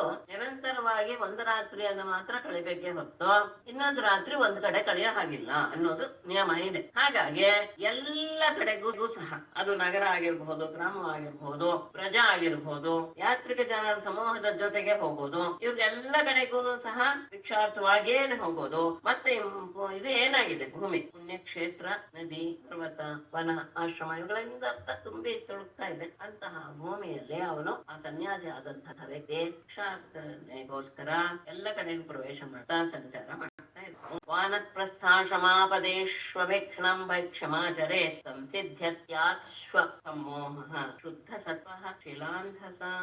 ಅಭೀಕ್ಷ್ಣಂ ವಾನಪ್ರಸ್ಥಾಶ್ರಮ ಪದೇಶು ಭೈಕ್ಷ್ಯಂ ಆಚರೇತ್ ಶಿಲಾಂಧಸ ಶುದ್ಧ ಸತ್ವಃ ಆಶು ಅಸಮೋಹ ಸಂಸಿದ್ಧತೆ. ಅವ್ರು ಹೇಳ್ತಾರೆ, ಆ ಮುನಿಯಾದವನು ಸನ್ಯಾಸವನ್ನ ಸ್ವೀಕರಿಸಿದಂತಹ ವ್ಯಕ್ತಿ ಅಭೀಕ್ಷ್ಣಂ ಮತ್ತೆ ಮತ್ತೆ ವಾನಪ್ರಸ್ಥಾಶ್ರಮ ಪದೇಶು ವಾನಪ್ರಸ್ಥರಿರುವಂತಹ ಆಶ್ರಮಗಳಲ್ಲಿಯೇ ಭೈಕ್ಷ್ಯಂ ಆಚರಿತ ಭಿಕ್ಷೆಯನ್ನ ಅಲ್ಲೇ ತಗೊಳ್ಬೇಕಂತ. ಯಾಕೆಂದ್ರೆ ಶಿಲಾಂಧಸ ಅವರು ಶಿಲವೃತ್ತಿಯಿಂದ, ಅವರು ಅಂಧಸ ಅಂದ್ರೆ ಆಹಾ ಶಿಲವೃತ್ತಿಯಿಂದ ಪಡೆದಂತಹ ಆ ಅನ್ನದಿಂದ ಶುದ್ಧ ಸತ್ವ ಈತನ ಚಿತ್ತವೂ ಸಹ ಶುದ್ಧಿಯಾಗುತ್ತೆ. ಅಷ್ಟೇ ಅಲ್ಲ, ಆಶು ಬಹಳ ಬೇಗನೆ ಅಸಮೋಹ ಮೋಹವು ಸಹ ಅಳೆದು ಹೋಗಿ ಸಂಸಿದ್ಧ್ಯತೆ. ಆಶು ಬೇಕಾದ್ರೆ ಕೊನೆಗೂ ತಗೊಳ್ಬಹುದು, ಬೇಗನೆ ಸಂಸಿದ್ಧ್ಯತೆ ಸಿದ್ಧಿಯನ್ನು ಅಂತಾನೆ. ಅಂದ್ರೆ ವಾನಪ್ರಸ್ಥರು ಇರುವ ಇರುವಂತಹ ಆಶ್ರಮಗಳಲ್ಲಿಯೇ ಹೆಚ್ಚೆಚ್ಚು ಓಡಾಡ್ತಾ ಅವರಲ್ಲಿಯೇ ಭಿಕ್ಷಾವೃತ್ತಿಯನ್ನು ಮಾಡ್ತಾ ಇರೋದು ತುಂಬಾ ಒಳ್ಳೇದು ಅಂತ ಹೇಳ್ತಾರೆ. ಯಾಕೆಂದ್ರೆ ವನಪ್ರಸ್ಥದವರು ಇತ್ತಾನೆ ಹೇಳಿದ ಹಾಗೆ ಶಿಲವೃತ್ತಿಯಿಂದಲಾಗ್ಲಿ ಉಂಚವೃತ್ತಿಯಿಂದಲಾಗ್ಲಿ ಅವರು ಆಹಾರವನ್ನ ತೆಗೆದುತಾ ಇರೋದ್ರಿಂದ ಆ ಆಹಾರ ಎನ್ನುವುದು ಆತನ ಮನಸ್ಸನ್ನ ಶುದ್ಧಿಗೊಳಿಸುತ್ತೆ, ಮೋಹವೂ ಸಹ ದೂರವಾಗಿ ಬಿಡುತ್ತೆ ಅಂತ ನನಗೆ ಬಹಳ ಬೇಗ ಸಿದ್ಧಿಯಾಗುತ್ತೆ. ನೈತದ್ವಸ್ತುತಯಾ ಪಶ್ಯೇತ್ ದೃಶ್ಯಮಾನಂ ವಿನಶ್ಯತಿ ಅಸಕ್ತ ಚಿತ್ತಃ ವಿರಮೇತ್ ಇಹ ಮುತ್ರ ಚಿಕೀರ್ಷಿತಾತ್. ದೃಶ್ಯಮಾನಂ ಏತತ್ ವಸ್ತುತಯ ನ ಪಶ್ಯೇತ್ ವಿನಶ್ಯತಿ ಇಹ ಮುತ್ರ ಅಸಕ್ತ ಚಿತ್ತಃ ಚಿಕೀರ್ಷಿತಾತ್ ವಿರಮೇತ್. ದೃಶ್ಯಮಾನಂ ಕಣ್ಣಿಗೆ ಕಾಣುವಂತಹದ್ದು ಇದೆಯಲ್ಲ, ಅದು ವಸ್ತುತಯ, ಅದು ನಿಜ, ಅದು ಇದೆ ಎನ್ನುವ ರೀತಿಯಲ್ಲಿ ಏತತ್ ನ ಪಶ್ಯೇತ್ ಅದನ್ನ ಆ ರೀತಿಯಾಗಿ ನೋಡ್ಲೇಬಾರ್ದು. ಈ ಜಗತ್ತು ವಸ್ತುತಃ ಇದೆ, ಸತ್ಯ ಎನ್ನುವ ಭಾವನೆಯಿಂದ ನೋಡ್ಲೇಬಾರ್ದು. ಯಾಕೆಂದ್ರೆ ವಿನಶ್ಯತಿ, ಯಾವುದು ದೃಶ್ಯವೋ ಅದೆಲ್ಲವೂ ಸಹ ನಾಶವಾಗುವಂಥದ್ದೇ. ಹಾಗೆ ಆದಾಗ ಇಹ ಮತ್ತು ಪರಗಳಲ್ಲಿ ಅಸಕ್ತ ಚಿತ್ತ ಆಸಕ್ತಿಯನ್ನ ತ್ಯಾಗ ಮಾಡಿ ಚಿಕೀರ್ಷಿತಾತ್ ಅದಕ್ಕೋಸ್ಕರ ಯಾವ ಕಾರ್ಯವನ್ನು ಮಾಡದೆ ವಿರಮೇತ್ ಸುಮ್ಮನಾಗಬೇಕು. ಅಂದರೆ ಈ ವಿಚಾರ ಮಾಡುವಂತಹ ವ್ಯಕ್ತಿ ಮುನಿ ಈಗಾಗಲೇ ಜ್ಞಾನನಿಷ್ಠೆಯಿಂದ ಎಲ್ಲವನ್ನೂ ಸಹ ತಿಳಿದುಕೊಂಡಂತಹ ವ್ಯಕ್ತಿ ಜಗತ್ತು ಸತ್ಯ ಅಂತ ಎಂದಿಗೂ ಸಹ ಭಾವಿಸಬಾರದು. ಯಾಕೆ ಅಂದ್ರೆ ಇರೋದೇ ಹಾಗೆ, ಶಾಸ್ತ್ರ ಯಾವುದು ದೃಶ್ಯವೋ ಅದೆಲ್ಲವೂ ಸಹ ನಾಶವಾಗುವುದು. ಹಾಗೆ ಆದಾಗ ಇಹದಲ್ಲಾಗಲಿ ಪರದಲ್ಲಾಗಲಿ ಯಾವ ಆಸಕ್ತಿಯನ್ನು ಇಟ್ಟುಕೊಳ್ಳದೆ ಇರುವವರಿಗೆ ಏನೋ ಇದಕ್ಕೋಸ್ಕರ ಏನಾದ್ರೂ ಮಾಡಬೇಕು ಎನ್ನುವಂತಹ ಕಾರ್ಯದಿಂದಲೂ ಸಹ ಆತ ವಿರಮೇತ ಸುಮ್ಮನಾಗು, ಏನನ್ನು ಮಾಡಬಾರದು. ಇದನ್ನ ಯಾವ್ದನ್ನಾದ್ರೂ ಪಡೆದುಕೊಳ್ಬೇಕು ಎನ್ನುವ ದೃಷ್ಟಿಯಿಂದ ಕಾರ್ಯವನ್ನು ಮಾಡಬಾರದು. ಯದೇತದಾತ್ಮನಿ ಜಗನ್ಮನೋ ವಾಕ್ಪ್ರಾಣ ಸಂಹತಂ ಸರ್ವಂ ಮಾಯೇತಿ ತರ್ಕೇಣ ಸ್ವಸ್ಥಃ ತ್ಯಕ್ತ್ವಾ ನ ತತ್ಸ್ಮರೇತ್. ಏತತ್ ಜಗತ್ ಮನೋ ವಾಕ್ಪ್ರಾಣ ಸಂಹತಂ ಯತ್ ಆತ್ಮನಿ ಸರ್ವಂ ಮಾಯಾ ಇತಿ ತರ್ಕೇಣ ತ್ಯಕ್ತ್ವಾ ಸ್ವಸ್ಥಃ ತತ್ ನ ಸ್ಮರೇತ್. ಏತತ್ ಜಗತ್, ಈ ಅಂದ್ರೆ ಬಹಳ ಆಕರ್ಷಣೆಯನ್ನು ಉಂಟು ಮಾಡುವಂತಹದ್ದು, ಇದು ನನ್ನದು ನಾನೆನ್ನುವಂತಹ ಸ್ಥಳ, ಈ ರೀತಿಯಾದಂತಹ ಭಾವನೆಯನ್ನು ಉಂಟು ಮಾಡುವಂತಹ ಈ ಜಗತ್ತು ಮನೋವಾಕ್ ಪ್ರಾಣ ಸಂಹತಂ, ಮನಸ್ಸು ಮಾತು ಪ್ರಾಣ ಇವುಗಳಿಂದ ಕೂಡಿದ ಅಂದ್ರೆ ನಾನು ಎನ್ನುವುದಕ್ಕೆ ಯಾವ್ದು ಕಾರಣೀಭೂತವಾಗಿದೆಯೋ ಈ ಶರೀರ ಸರ್ವಂ ಮಾಯಾ ಇದೆ, ಎಲ್ಲವೂ ಸಹ ಮಾಯಾ ಮಾತ್ರ ಅಂತ ತರ್ಕದಿಂದ ಅಂದ್ರೆ ಏನು, ಸ್ವಪ್ನಾದಿ ದೃಷ್ಟಾಂತ ಸಹಿತವಾದಂತಹ ತರ್ಕದಿಂದ ನಿಶ್ಚಯಿಸಿ ತ್ಯಕ್ತ್ವ ಅದನ್ನೆಲ್ಲ ಬಿಟ್ಟು ಸ್ವಸ್ಥನಾಗಿ ಇರಬೇಕು. ಅಷ್ಟೇ ಅಲ್ಲ, ತತ್ ನ ಸ್ಮರೇತ್ ಅದನ್ನು ಮತ್ತೆ ನೆನಪಿಗೂ ಸಹ ತಂದುಕೊಳ್ಳಬಾರದು. ಮಮತೆಗೆ ಆಸ್ಪದವಾದದ್ದು ಈ ಜಗತ್ತು, ಮತ್ತೆ ಮನಸ್ಸು ಮಾತು ಪ್ರಾಣ ಇವುಗಳಿಂದ ಕೂಡಿದು ನಾನು ಎನ್ನುವುದಕ್ಕೆ ಆಸ್ಪದವಾದಂತಹ ಈ ಶರೀರ, ಅಂದ್ರೆ ಅದಕ್ಕೆ ಉಂಟಾಗುವಂತಹ ಅನುಭವದ ರೂಪದಲ್ಲಿರುವಂತಹ ಸುಖ, ಇದೆಲ್ಲವೂ ಸಹ ಮಾಯಾ ಅಂತ ಭಾವಿಸಿ ಯಾವ ರೀತಿಯಾಗಿ ತರ್ಕೆ ಹಿಂದೆ ಹೇಳಿದಂತಹ ಸ್ವಪ್ನಾದಿ ದೃಷ್ಟಾಂತಗಳನ್ನ ಮನಸ್ಸಿನಲ್ಲಿ ತಂದುಕೊಂಡು ಅದರ ಹಾಗೇನೆ ಇದು ಸಹ ಮಾಯೆ, ಯಾವುದೂ ಸಹ ಸ್ಥಿರವಲ್ಲ ಎನ್ನುವ ಭಾವವನ್ನು ತಂದುಕೊಂಡು ಎಲ್ಲವನ್ನು ತ್ಯಾಗ ಮಾಡಿ ಸ್ವತಃನಾಗಿ ಬಿಡಬೇಕು. ಅದನ್ನು ಮತ್ತೆ ಮನಸ್ಸಿಗೆ ನೆನಪೂ ಸಹ ಮಾಡ್ಕೊಳ್ತಾನು. ಜ್ಞಾನನಿಷ್ಠೋ ವಿರಕ್ತೋ ವಾ ಮಧ್ವತ್ತೋ ವಾ ಅನಪೇಕ್ಷತಃ ಸಲಿಂಗಾನಾಶ್ರಮಾಸ್ತ್ಯಕ್ತ್ವಾ ತರೇತ್ ಅವಿಧಿಗೋಚರಃ. ವಿರಕ್ತಃ ಜ್ಞಾನನಿಷ್ಠಃ ಅನಪೇಕ್ಷತಃ ಮಧ್ವತ್ತಃ ಆಶ್ರಮಾನ್ ತ್ಯಕ್ತ್ವಾ ಅವಿಧಿಗೋಚರಃ ಚರೇತ್. ವಿರಕ್ತಃ ಎಲ್ಲದರಿಂದ ಹೀಗಾದ ತಕ್ಷಣ ಎಲ್ಲರಿಂದ ವಿರಕ್ತನಾದಂತಹ ಇತಿ ಜ್ಞಾನನಿಷ್ಠ ಜ್ಞಾನದಲ್ಲಿಯೇ ನಿಷ್ಠೆಯನ್ನು ಹೊಂದಿ, ಅಂದ್ರೆ ಜ್ಞಾನ ಸ್ವರೂಪನಾದಂತಹ ಆತ್ಮನಲ್ಲಿಯೇ ನಿಷ್ಠೆಯನ್ನು ಅನಪೇಕ್ಷಕಃ ಮೋಕ್ಷದ ಅಪೇಕ್ಷೆ ಇಲ್ಲದೆ ಮದ್ಭಕ್ತ ನನ್ನ ಭಕ್ತನಾಗಿದ್ದರು ಸಲಿಂಗಾನ್ ಆಶ್ರಮಾನ ತ್ಯಕ್ತ್ವಾ. ಸಲಿಂಗಾನ ಅಂದ್ರೆ ಚಿಹ್ನೆ ಇರುವಂತಹ, ಅಂದ್ರೆ ದಂಡ ಅದೆಲ್ಲ ಕೆಲವು ಸನ್ಯಾಸಿಗಳಿಗೆ ಒಂದು ಚಿಹ್ನೆ ಇರುತ್ತೆ. ಆ ರೀತಿಯಾಗಿ ತ್ರಿದಂಡಾದಿ ಲಿಂಗ ಸಹಿತವಾದಂತಹ ಆಶ್ರಮ ಧರ್ಮವನ್ನ ತ್ಯಕ್ತ್ವಾ ಬಿಟ್ಟು ಅವಿಧಿಗೋಚರ ಯಾರಿಗೂ ಸಹ ಗೋಚರನ ಇದ್ರೆ, ಯಾವುದರಲ್ಲಿಯೂ ಆಸಕ್ತಿಯನ್ನಿಡದೆ ಪರಮಹಂಸನಾಗಿ ಅಂದ್ರೆ ನಾವು ಹೇಳ್ತೀವಲ್ಲ ರಾಶ ಬ್ರಹ್ಮೇಂದ್ರು, ಆ ರೀತಿಯಾಗಿ ಆತ ಚರೇತ್ ಸಂಚಾರ ಮಾಡಬೇಕು. ಹಾಗೆ ಆದಾಗ ಅಂತ ವ್ಯಕ್ತಿಗೆ ಯಾವ ವಿಧಿ ಮತ್ತು ನಿಷೇಧಗಳು ಸಹ ಅದಕ್ಕೆ ಅವಿಧಿ ಗೋಚರ. ಆತನಿಗೆ ಯಾವ ವಿಧಿ ಮತ್ತು ನಿಷೇಧಗಳು ಸಹ ಅನ್ವಯಿಸೋದಿಲ್ಲ. ಯಾವಾಗ ವಿರಕ್ತನಾಗಿ ಬಿಡುತ್ತಾನೋ ಯತಿ, ಆಗ ಜ್ಞಾನ ನಿಷ್ಠನಾಗಿ ಅನಪೇಕ್ಷತಃವ ಅಂದ್ರೇನು, ಮೋಕ್ಷದಲ್ಲಿ ಅಪೇಕ್ಷೆ ಇರುವವನಾಗ್ಬಹುದು ಅಥವಾ ಇಲ್ಲದೆ ಇರುವವನಾದ್ರೂ ಆಗ್ಬಹುದು ಅಂತ ಅರ್ಥ ಮಾಡಬಹುದು ಅಂತ ಇರೋದ್ರಿಂದ ನನ್ನ ಭಕ್ತನಾದಂತಹ ವ್ಯಕ್ತಿ ಚಿಹ್ನೆಯನ್ನು ಒಳಗೊಂಡಿರುವಂತಹ ತ್ರಿದಶಾಲಿ ಲಿಂಗ ಸಹಿತವಾದಂತಹ ಆಶ್ರಮ ಧರ್ಮಗಳನ್ನ ತ್ಯಾಗ ಮಾಡಿ ಯಾವುದರಲ್ಲಿಯೂ ಸಹ ಆಸಕ್ತಿಯನ್ನಿಡದೆ ಆತ ಸಂಚರಿಸಬಹುದು. ಆತನಿಗೆ ಅಂದ್ರೆ ಆ ಮಟ್ಟಕ್ಕೆ ತಲುಪಿದಾಗ ಆತನಿಗೆ ದಂಡ ಕಮಂಡವು ಇರಬೇಕು ಎನ್ನುವಂತಹ ಯಾವ ವಿಧಿ ಆಗಲಿ, ಇದಿರಬಾರ್ದು ಇದಿರಬೇಕು ಎನ್ನುವಂತಹ ಇರಬಾರ್ದು ಎನ್ನುವಂತಹ ನಿಷೇಧವಾಗಲಿ ಯಾವುದು ಸಹ ಆತನಿಗೆ ಅನ್ವಯಿಸೋದಿಲ್ಲ. ಅಂದ್ರೆ ಈ ಸನ್ಯಾಸದ ಒಂದು ಯಾವ ಇದೆಯೋ ಆಶ್ರಮದ ಒಂದು ಕರ್ತವ್ಯ ಅದನ್ನೆಲ್ಲ ಮಾಡಿ ಮುಗಿಸಿದ ಮೇಲೆ ಆತ ಸಹಜವಾಗಿ ಅದೆಲ್ಲವನ್ನು ದಾಟಿ ಬಿಡ್ತಾನೆ. ದಾಟಿ ಬಿಟ್ಟಾಗ ಇದನ್ನೆಲ್ಲ ಇಳಿಸ್ಕೊಳ್ಬೇಕೆ ವಿಧಿ ಆಚರಣೆ ಎಲ್ಲ ಅಂದ್ರೆ ಯಾವುದು ಅನಾವಶ್ಯಕ. ಆಗ ಆತ ಹೇಗೆ ವ್ಯವಹಾರ ಮಾಡ್ತಾನೆ ಅನ್ನೋದನ್ನು ಮುಂದೆ ಸಣ್ಣ ಮಗುವಿನ ಹಾಗೆ ಇರಬೇಕು. ಶ್ರುತಿಯನ್ನು ಮಾತಿದೆ. ನಿನ್ನೆ 15ನೇ ಅಧ್ಯಾಯದಲ್ಲಿ ವಾನಪ್ರಸ್ಥರ ಸನ್ಯಾಸಿಗಳ ಧರ್ಮವನ್ನ ಆರಂಭ ಮಾಡಿದ್ವಿ. ವಾನಪ್ರಸ್ಥಾಶ್ರಮವನ್ನ ಸ್ವೀಕಾರ ಮಾಡುವ ವ್ಯಕ್ತಿ ತನ್ನ ಪತ್ನಿಯನ್ನ ಮಗನ ವಶಕ್ಕೆ ಒಪ್ಪಿಸಿ ಅವಳ ಜವಾಬ್ದಾರಿಯನ್ನ, ಅಥವಾ ಅವಳು ಸಹಕಾರಳಾಗಿದ್ರೆ ಅವಳನ್ನು ಸಹ ಕರೆದುಕೊಂಡು ವನವನ್ನ ಪ್ರವೇಶ ಮಾಡಿ ತನ್ನ ಮೂರನೆಯ ಆಯುಷ್ಯದ ಮೂರನೆಯ ಭಾಗವನ್ನ ಶಾಂತಿಯಿಂದ ಕಳೆಯಬಹುದು. ಅಲ್ಲಿ ವನದಲ್ಲಿ ಸಿಗುವಂತಹ ಯಾವುದು ಭಕ್ಷಣೆಗೆ ಯೋಗ್ಯವಾಗಿದೆಯೋ ಅಂತಹ ಕಂದಮೂಲ ಫಲಗಳಿಂದಲೇ ಜೀವನ ನಡೆಸಬೇಕು. ನಾರು ಬಟ್ಟೆ, ಹುಲ್ಲು, ಎಲೆ, ಚರ್ಮ ಇದನ್ನೇ ವಸ್ತ್ರ ರೂಪದಲ್ಲಿ ಧರಿಸಬೇಕು. ತಲೆ ಕೂದಲು, ರೋಮ, ಉಗುರು, ಗಡ್ಡ, ಮೀಸೆಗಳನ್ನ ಕತ್ತರಿಸಬಾರದು. ಅಲ್ಲಿ 3 ಕಾಲದಲ್ಲಿಯೂ ಸಹ ನೀರಿನಲ್ಲಿ ಮುಳುಗಿ ಸ್ನಾನ ಮಾಡ್ತಾ ಇರ್ಬೇಕು. ನೆಲದ ಮೇಲೆ ಮಲಗಬೇಕು.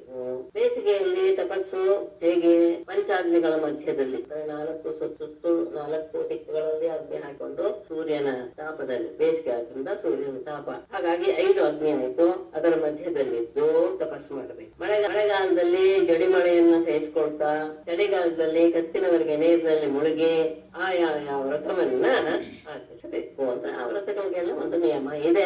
ಆ ಸಂದರ್ಭದಲ್ಲಿ ಮಳೆಗಾಲ, ಚಳಿಗಾಲ, ಬೇಸಿಗೆ ಕಾಲದಲ್ಲಿ ಆ ರೀತಿಯಾಗಿ ತಪಸ್ಸು ಮಾಡಿ ವಾನಪ್ರಸ್ಥನಾದವನು ಬೆಂಕಿಯಲ್ಲಿ ಬೇಯಿಸಿದ್ದನ್ನಾಗಲಿ ಕಾಲದಿಂದಲೇ ಸಹಜವಾಗಿ ಪ್ರಕೃತಿಯಿಂದಲೇ ಹಣ್ಣಾದಂತಹ ಆಹಾರವನ್ನ ತಿನ್ನುವ ನಿಯಮ ಇಟ್ಕೊಳ್ಬೇಕು. ಅಥವಾ ಒರಳಲ್ಲಿ ಬೇಯಿಸಿದ್ದು, ಕಲ್ಲಿನಿಂದ ಕೊಟ್ಟಿದ್ದು ಆಗಬಹುದು. ಇದೆಲ್ಲವೂ ಸಹ ಹೇಗೆ ಅಂದ್ರೆ ಪತ್ನಿ ಇದ್ದಾಗ ಅದು ಬೇಯಿಸಿದ್ದು ಇತ್ಯಾದಿ ಆಹಾರ ಆಗುತ್ತೆ. ಇಲ್ಲ ಅಂತ ಆದಾಗ ಪತ್ನಿ ಇಲ್ಲ ಒಬ್ಬನೇ ಇದ್ದಾನೆ ವಾನಪ್ರಸ್ಥಾಶ್ರಮದಲ್ಲಿ ಅಂದಾಗ ಆವಾಗ ಒರಳಲ್ಲಿ ಬೇಯಿಸಿದ್ದಾಗ ಪತ್ನಿ ಇಲ್ಲ ಒಬ್ಬನೇ ಇದ್ದಾನೆ ವಾನಪ್ರಸ್ಥಾಶ್ರಮದಲ್ಲಿ ಅಂದಾಗ ಆವಾಗ ಒರಳಲ್ಲಿ ಬೇಯಿಸಿದ್ದೋ, ಕಲ್ಲಿನಿಂದ ಕೊಟ್ಟಿದ್ದು ಅಥವಾ ಹಲ್ಲಿನಿಂದಲೇ ಆಗಿ ತಿನ್ನುವಂಥದ್ದು ಮಾತ್ರ. ಹೀಗೆ ಯಾವುದೋ ಒಂದು ನಿಯಮ ಇಟ್ಕೊಳ್ಬೇಕು ಅವರವರ ಯೋಗ್ಯತೆಗೆ ತಕ್ಕ. ಆಮೇಲೆ ದೇಶ, ಕಾಲ, ಸಾಮರ್ಥ್ಯ ಎಲ್ಲವನ್ನ ಅರಿತು ಅಂದ್ರೆ ಆ ಸಂದರ್ಭದಲ್ಲಿ ಯಾವ ಆಹಾರ ಪದಾರ್ಥ ಸಿಗುತ್ತೆ, ಬೇಕಾದಂತಹ ಆಹಾರ ಪದಾರ್ಥವನ್ನೆಲ್ಲ ತಾನೇ ಸಂಗ್ರಹಿಸಿ ಇಟ್ಟುಕೊಳ್ಬೇಕು. ಅದಕ್ಕೆ ಇನ್ನೊಬ್ಬರನ್ನ ಆಶ್ರಯಿಸಬಾರ್ದು. ಒಂದು ತಂದದ್ದನ್ನ ಯಾವಾಗ್ಲೋ ತಂದಿದ್ದನ್ನ ಬಳಸೋ ಹಾಗಿಲ್ಲ. ಅಂದ್ರೆ ಹೊಸದು ಸಿಗೋವರೆಗೂ ಅದನ್ನ ಬಳಸಬಹುದು. ಹೊಸದು ಸಿಕ್ಕಿದ ತಕ್ಷಣ ಹಳೆಯದನ್ನ ತ್ಯಾಗ ಮಾಡಬೇಕು. ಮತ್ತೆ ಯಜ್ಞಾಗಾದಿಗಳ ಆಗ್ರಹಣೀಯ ಕಾಲ ಬೇಕಾದಂತಹ ಇಷ್ಟಿಗಳನ್ನೆಲ್ಲ ಕಾಡಿನಲ್ಲಿ ಸಿಗುವಂತಹ ಚೆರುಪುರೋಡಾಶಗಳಿಂದಲೇ ಮಾಡಬೇಕು. ಅದಕ್ಕೆ ಅಂತ ಗ್ರಾಮದಿಂದ ಏನು ತರೋ ಹಾಗಿಲ್ಲ. ಮತ್ತೆ ಪಶುವಿನ ಬಲಿ ಕೊಡುವಂತಹ ಶೌಚಯಾಗವನ್ನು ಮಾಡೋ ಹಾಗಿಲ್ಲ. ವಾನಪ್ರಸ್ಥನಾದವನಿಗೆ ವ್ರತಗಳನ್ನ ವೇದವನ್ನ ಅಳಿಸಿದಂತಹವರು ಮಾಡಿದ್ದಾರೆ. ಯಾವ್ದ್ಯಾವ್ದೋ ಅಗ್ನಿಹೋತ್ರ, ದರ್ಶ, ಪೂರ್ಣಮಾಸ, ಚಾತುರ್ಮಾಸ ವ್ರತಗಳನ್ನ ವಿಧಾನ ಮಾಡಿದ್ದಾರೆ. ಆ ವ್ರತಗಳನ್ನ ಆಚರಿಸ್ತಾ ಇದ್ದ ಹಾಗೆ ದೇಹ ಕೃಶವಾಗುತ್ತೆ. ಮೈ ಮೇಲೆಲ್ಲ ದೇಹದಲ್ಲಿರುವ ನಾಡಿಗಳೆಲ್ಲ ಮೂಳೆ ಕಾಣುತ್ತೆ ಅಂತ ಹೇಳ್ತೀವಲ್ಲ, ಆ ರೀತಿಯಾಗಿ ಆತ ಕ್ಷೀಣನಾಗಿ ಬಿಡುತ್ತಾನೆ. ಈ ರೀತಿಯಾಗಿ ದೇಹವನ್ನ ಕಠಿಣವಾದ ಪರೀಕ್ಷೆಗೆ ಒಳಪಡಿಸಿ ತನ್ನನ್ನ ನಾನೇ ಯಾರು ತಪೋಮೂರ್ತಿಯೇ, ತಪಸ್ಸೇ ನಾನು, ಅಂತಹ ತಪಮೂರ್ತಿಯಾದಂತಹ ನನ್ನನ್ನ ಈ ರೀತಿಯಾದ ಕಠಿಣ ತಪಸ್ಸಿನಿಂದ ಆರಾಧಿಸಿದಾಗ ಈ ಋಷಿಲೋಕದಿಂದ ಮೇಲೆ ಹತ್ತಿ ಅಂದ್ರೆ ಮಹರ್ಲೋಕ, ಹೀಗೆ ತಪೋಲೋಕ ಒಂದೊಂದಾಗಿ ಲೋಕವನ್ನ ಹತ್ತಿ ನನ್ನನ್ನ ಸೇರಿಕೊಳ್ತಾನೆ. ಈ ತಪಸ್ಸು ಬಹಳ ಕಷ್ಟದಿಂದ ಆಚರಿಸಬೇಕಾದದ್ದು. ಹಾಗಾಗಿ ಈ ತಪಸ್ಸಿಗೆ ಮೋಕ್ಷ ಎನ್ನುವಂತಹ ಮಹತ್ತರವಾದ ಫಲವೂ ಸಹ ಸಿಗುತ್ತೆ. ಹಾಗಾದಾಗ ಅದನ್ನ ಬಿಟ್ಟು ಈ ರೀತಿಯಾದಂತಹ ತಪಸ್ಸಿನಿಂದ ಯಾವುದೋ ಒಂದು ಕ್ಷುದ್ರವಾದಾನೆ ಅದಕ್ಕೋಸ್ಕರ ತನ್ನ ತಪಸ್ಸನ್ನ ವಿನಿಯೋಗಿಸ್ತಾನೆ ಅಂದರೆ ಅವನಿಗಿಂತ ಮೂರ್ಖರು ಯಾಕೆ ಇರುತ್ತಿಲ್ಲ. ಒಂದು ವೇಳೆ ಮುಪ್ಪಾಗಿ ದೇಹ ನಡುಗುವಂತಾದಾಗ ನಿಯಮಾಚರಣೆಗೆ ವಾನಪ್ರಸ್ಥ ಅಸಮರ್ಥನಾದ್ರೆ ಆತ ಅಗ್ನಿಯನ್ನ ತನ್ನಲ್ಲಿ ಸಮಾರೋಪ ಮಾಡಿಕೊಂಡು ಪರಮಾತ್ಮನಾದ ನನ್ನನ್ನೇ ಹೃದಯದಲ್ಲಿ ಧ್ಯಾನ ಮಾಡ್ತಾ ಅಗ್ನಿ ಪ್ರವೇಶ ಮಾಡ್ಬೇಕು. ಕರ್ಮದಿಂದ ಯಾವ್ದ್ಯಾವ್ದು ಉಂಟಾಗುತ್ತೋ ಏನು ಇಹ ಪರಲೋಕಗಳು ದುಃಖಮಯ ಎನ್ನುವುದು, ಇಹ ಪರಲೋಕಗಳು ಯಾವ್ದು ಸಿಗುತ್ತೋ ಅದೆಲ್ಲವೂ ಸಹ ದುಃಖಮಯ ಅಂತ ಭಾವಿಸಿ ದೃಢವಾದ ವೈರಾಗ್ಯ ಹುಟ್ಟುಬಿಟ್ರೆ ಜ್ಯೋತಿಷ್ಠ ಸತ್ಯಕಾಮೋ ಜ್ಯೋತಿಷ್ಠೋಮೇನ ಜಯತ ಅಂತ ಇದೆ. ಜ್ಯೋತಿಷ್ಠೋಮೇನ ಮಾಡಿದ್ರೆ ಸ್ವರ್ಗ ಸಿಗುತ್ತೆ. ಎಲ್ಲ ಲೋಕಗಳು ಸಹ ಇಲ್ಲಿ ಇರದ ಹಾಗೇನೆ ಅಲ್ಲೂ ಸಹ ದುಃಖ ಇದೆ ಎನ್ನುವಂತಹ ಜ್ಞಾನ ಬಂದು ವೈರಾಗ್ಯ ಹುಟ್ಟಿದರೆ ಆಗ ಆತ ಅಗ್ನಿಯನ್ನು ವಿಸರ್ಜನೆ ಮಾಡಿಬಿಟ್ಟು ಸನ್ಯಾಸವನ್ನ ತೆಗೆದುಕೊಂಡು ಆಗ ಸನ್ಯಾಸ ತೆಗೆದುಕೊಳ್ಳುವಾಗ ಆತ ಶಾಸ್ತ್ರೋಕ್ತವಾದ ರೀತಿಯಲ್ಲಿ ಅಷ್ಟಕ ಶ್ರಾದ್ದವನ್ನ ಅದರಿಂದ ಪರಮಾತ್ಮನಾದ ನನ್ನನ್ನ ಅರ್ಚನೆ ಮಾಡಿ ಎಲ್ಲವನ್ನೂ ಸಹ ತನ್ನಲ್ಲಿರುವಂತಹ ಯಾವ ಯಾವ ಸಂಪತ್ತು ಯಾವುದು ಇಟ್ಕೊಂಡಿದ್ದಾನೆ ಇಲ್ಲಿವರೆಗೂ ವಾನಪ್ರಸ್ಥಾಶ್ರಮದಲ್ಲಿ ಅದನ್ನೆಲ್ಲ ರುಚಿಗೆ ಕೊಟ್ಬಿಟ್ಟು ಅಗ್ನಿಯನ್ನ ತನ್ನ ಆತ್ಮದಲ್ಲಿಯೇ ಸಮಾರೋಪ ಮಾಡಿಕೊಂಡು ಅಂದ್ರೆ ಅಲ್ಲಿಗೆ ಅಗ್ನಿ ವಿಸರ್ಜನೆ ಆಗ್ಬೇಕು ಆ ಸನ್ಯಾಸ ಸಂದರ್ಭದಲ್ಲಿ. ಆಮೇಲೆ ಅವರು ಅಗ್ನಿಯನ್ನು ಸ್ಪರ್ಶ ಮಾಡುವ ಸನ್ಯಾಸ ಸಂದರ್ಭದಲ್ಲಿ ಸ್ಪರ್ಶ ಮಾಡುವ ಇಲ್ಲ ಅಂತ ಹೇಳ್ತಾರೆ. ವಿಶೇಷ ಈ ಶ್ರಾದ್ದ ಎಲ್ಲ ಹಾಕ್ಬಿಟ್ರೆ ಶ್ರಾದ್ದ ಆದ ತಕ್ಷಣ ಅಗ್ನಿಯನ್ನೆಲ್ಲ ಇದು ಮಾಡಿಬಿಟ್ಟಿರ್ತಾರಲ್ಲ ಆಮೇಲೆ ಅವರಿಗೆ ಅಗ್ನಿಯ ಸ್ಪರ್ಶ ಆಗೋ ಹಾಗಿಲ್ಲ. ಹಾಗಾಗಿ ಸನ್ಯಾಸ ಸ್ವಲ್ಪ ಕಷ್ಟ. ಯಾಕೆಂದ್ರೆ ಇನ್ನೊಬ್ಬರು ಅವರ ಆಹಾರವನ್ನ ನೋಡ್ಕೊಳ್ಬೇಕು, ಅವ್ರ ಜೊತೆಗೆ ಒಬ್ಬರಿದ್ದು ಅಂದ್ರೆ ತಾವೇ ಸ್ವತಃ ಅಡಿಗೆ ಮಾಡ್ಕೊಳ್ಳೋ ಹಾಗಿಲ್ಲ ಸನ್ಯಾಸಿ. ಹಾಗಾಗಿ ಭಿಕ್ಷೆ ಅನ್ನೋದನ್ನ ಅವರಿಗೆ ಹೇಳಿದ್ದಾರೆ. ಅದರಿಂದ ಅವರಿಗೆ ಸ್ವಲ್ಪ ಪರಾಧೀನವೇ ಆಗ್ಬಿಡುತ್ತೆ ಅವರ ಸನ್ಯಾಸ ಜೀವನ. ಯಾರ ಅಪೇಕ್ಷೆಯನ್ನು ಇಟ್ಕೊಳ್ಳದೆ ಪಾರಿವ್ರಾಜ್ಯವನ್ನ ಸ್ವೀಕರಿಸ ಬ್ರಾಹ್ಮಣ ಸನ್ಯಾಸವನ್ನು ತೆಗೆದುಕೊಳ್ಳಕ್ ಹೊರಟಾಗ ಮಡದಿ ಮಕ್ಕಳು ಮೊದಲಾದ್ರಲ್ಲಿದೆ. ಯಾಕೆಂದ್ರೆ ನಮ್ಮನ್ನು ಸಹ ದಾಟಿಕೊಂಡು ಪರಬ್ರಹ್ಮನ್ನು ಸೇರ್ಕೊಂಡ್ ಬಿಡ್ತಾನಲ್ಲ ಅಂತ ದೇವತೆಗಳಿಗೂ ಸ್ವಲ್ಪ ಅಸೂಯೆ ಉಂಟಾಗುತ್ತೆ ಈ ವ್ಯಕ್ತಿಯ ಬಗ್ಗೆ. ಹಾಗಾಗಿ ಎಂತ ರೀತಿಯ ಬಂಧುಗಳು ಸಹ ಅದನ್ನೆಲ್ಲ ದಾಟಿಕೊಂಡೇ ಸನ್ಯಾಸ ತೆಗೆದುಕೊಳ್ಬೇಕೇ ಹೊತ್ತು ಏನೋ ಒಂದು ಮಾತಿದೆ, ಬಹುವಿಜ್ಞಾನಿ ಶ್ರೇಯಾಂಸಿ ಅಂತ ಸಂಸ್ಕೃತದಲ್ಲಿ ಮಾತಿದೆ. ಹಾಗೆ ತುಂಬಾ ಒಳ್ಳೆಯ ಕೆಲಸಕ್ಕೆ ಸ್ವಲ್ಪ ವಿಘ್ನಗಳು ಹೆಚ್ಚು. ಯಾಕೆಂದ್ರೆ ಆತನ ಪರೀಕ್ಷೆಯೂ ಹೌದು, ಅದನ್ನೆಲ್ಲ ದಾಟ್ಕೊಂಡು ಹೋದಾಗ್ಲೇ ಅದಕ್ಕೊಂದು ಮೌಲ್ಯವೂ ಸಿಗುತ್ತೆ. ಆಮೇಲೆ ಆತ ಕೋಪಿನವನ್ನು ಮಾತ್ರ ಧರಿಸಿರಬೇಕು. ಅದಕ್ಕಿಂತ ಒಂದು ಹೆಚ್ಚು ಬೇಕು ಅಂದ್ರೆ ಕೋಪಿನದ ಮೇಲೆ ಒಂದು ವಸ್ತ್ರವನ್ನು ಸುತ್ತಕೊಳ್ಬಹುದು. ಕೋಪಿನವನ್ನು ಮುಚ್ಚುವಂತಹ ಒಂದು ವಸ್ತ್ರವನ್ನು ಸುತ್ತಕೊಳ್ಬಹುದು. ಅದಾದ ಮೇಲೆ ಆಪತ್ಕಾಲದ ಸಂದರ್ಭ ಬಿಟ್ಟು ಉಳಿದ ಯಾವ ಸಂದರ್ಭದಲ್ಲಿಯೂ ಸಹ ಈಗಾಗಲೇ ಯಾವುದನ್ನ ಸನ್ಯಾಸ ಆಶ್ರಮ ತೆಗೆದುಕೊಳ್ಳುವಾಗ ಯಾಗ ಮಾಡಿದಾರೋ ಅದನ್ನ ಯಾವುದನ್ನು ಸಹ ತಗೊಳ್ಳೋ ಹಾಗಿಲ್ಲ. ವೇಷೋಚ್ಚಾರಣೆ ಅಂತ ಹೇಳ್ತಾರೆ. ಅಂದ್ರೆ ಎಲ್ಲವನ್ನು ಬಿಡ್ತೀವಿ ಅನ್ನುವಂಥದ್ದು ಸುಮಾರಲ್ಲಿ ಶಾಸ್ತ್ರ ಇದೆ.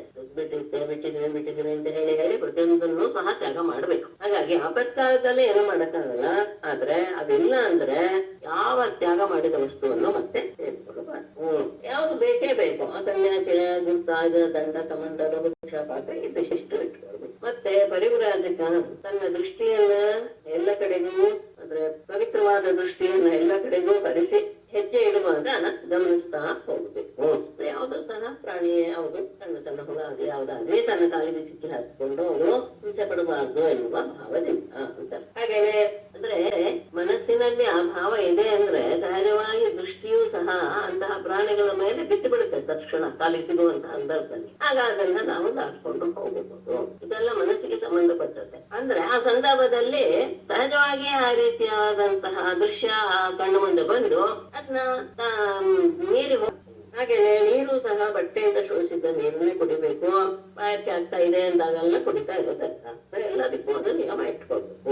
ಸತ್ಯದಿಂದ ಪವಿತ್ರವಾದ ವಾಣಿಯನ್ನೇ ಮಾಡಬೇಕು.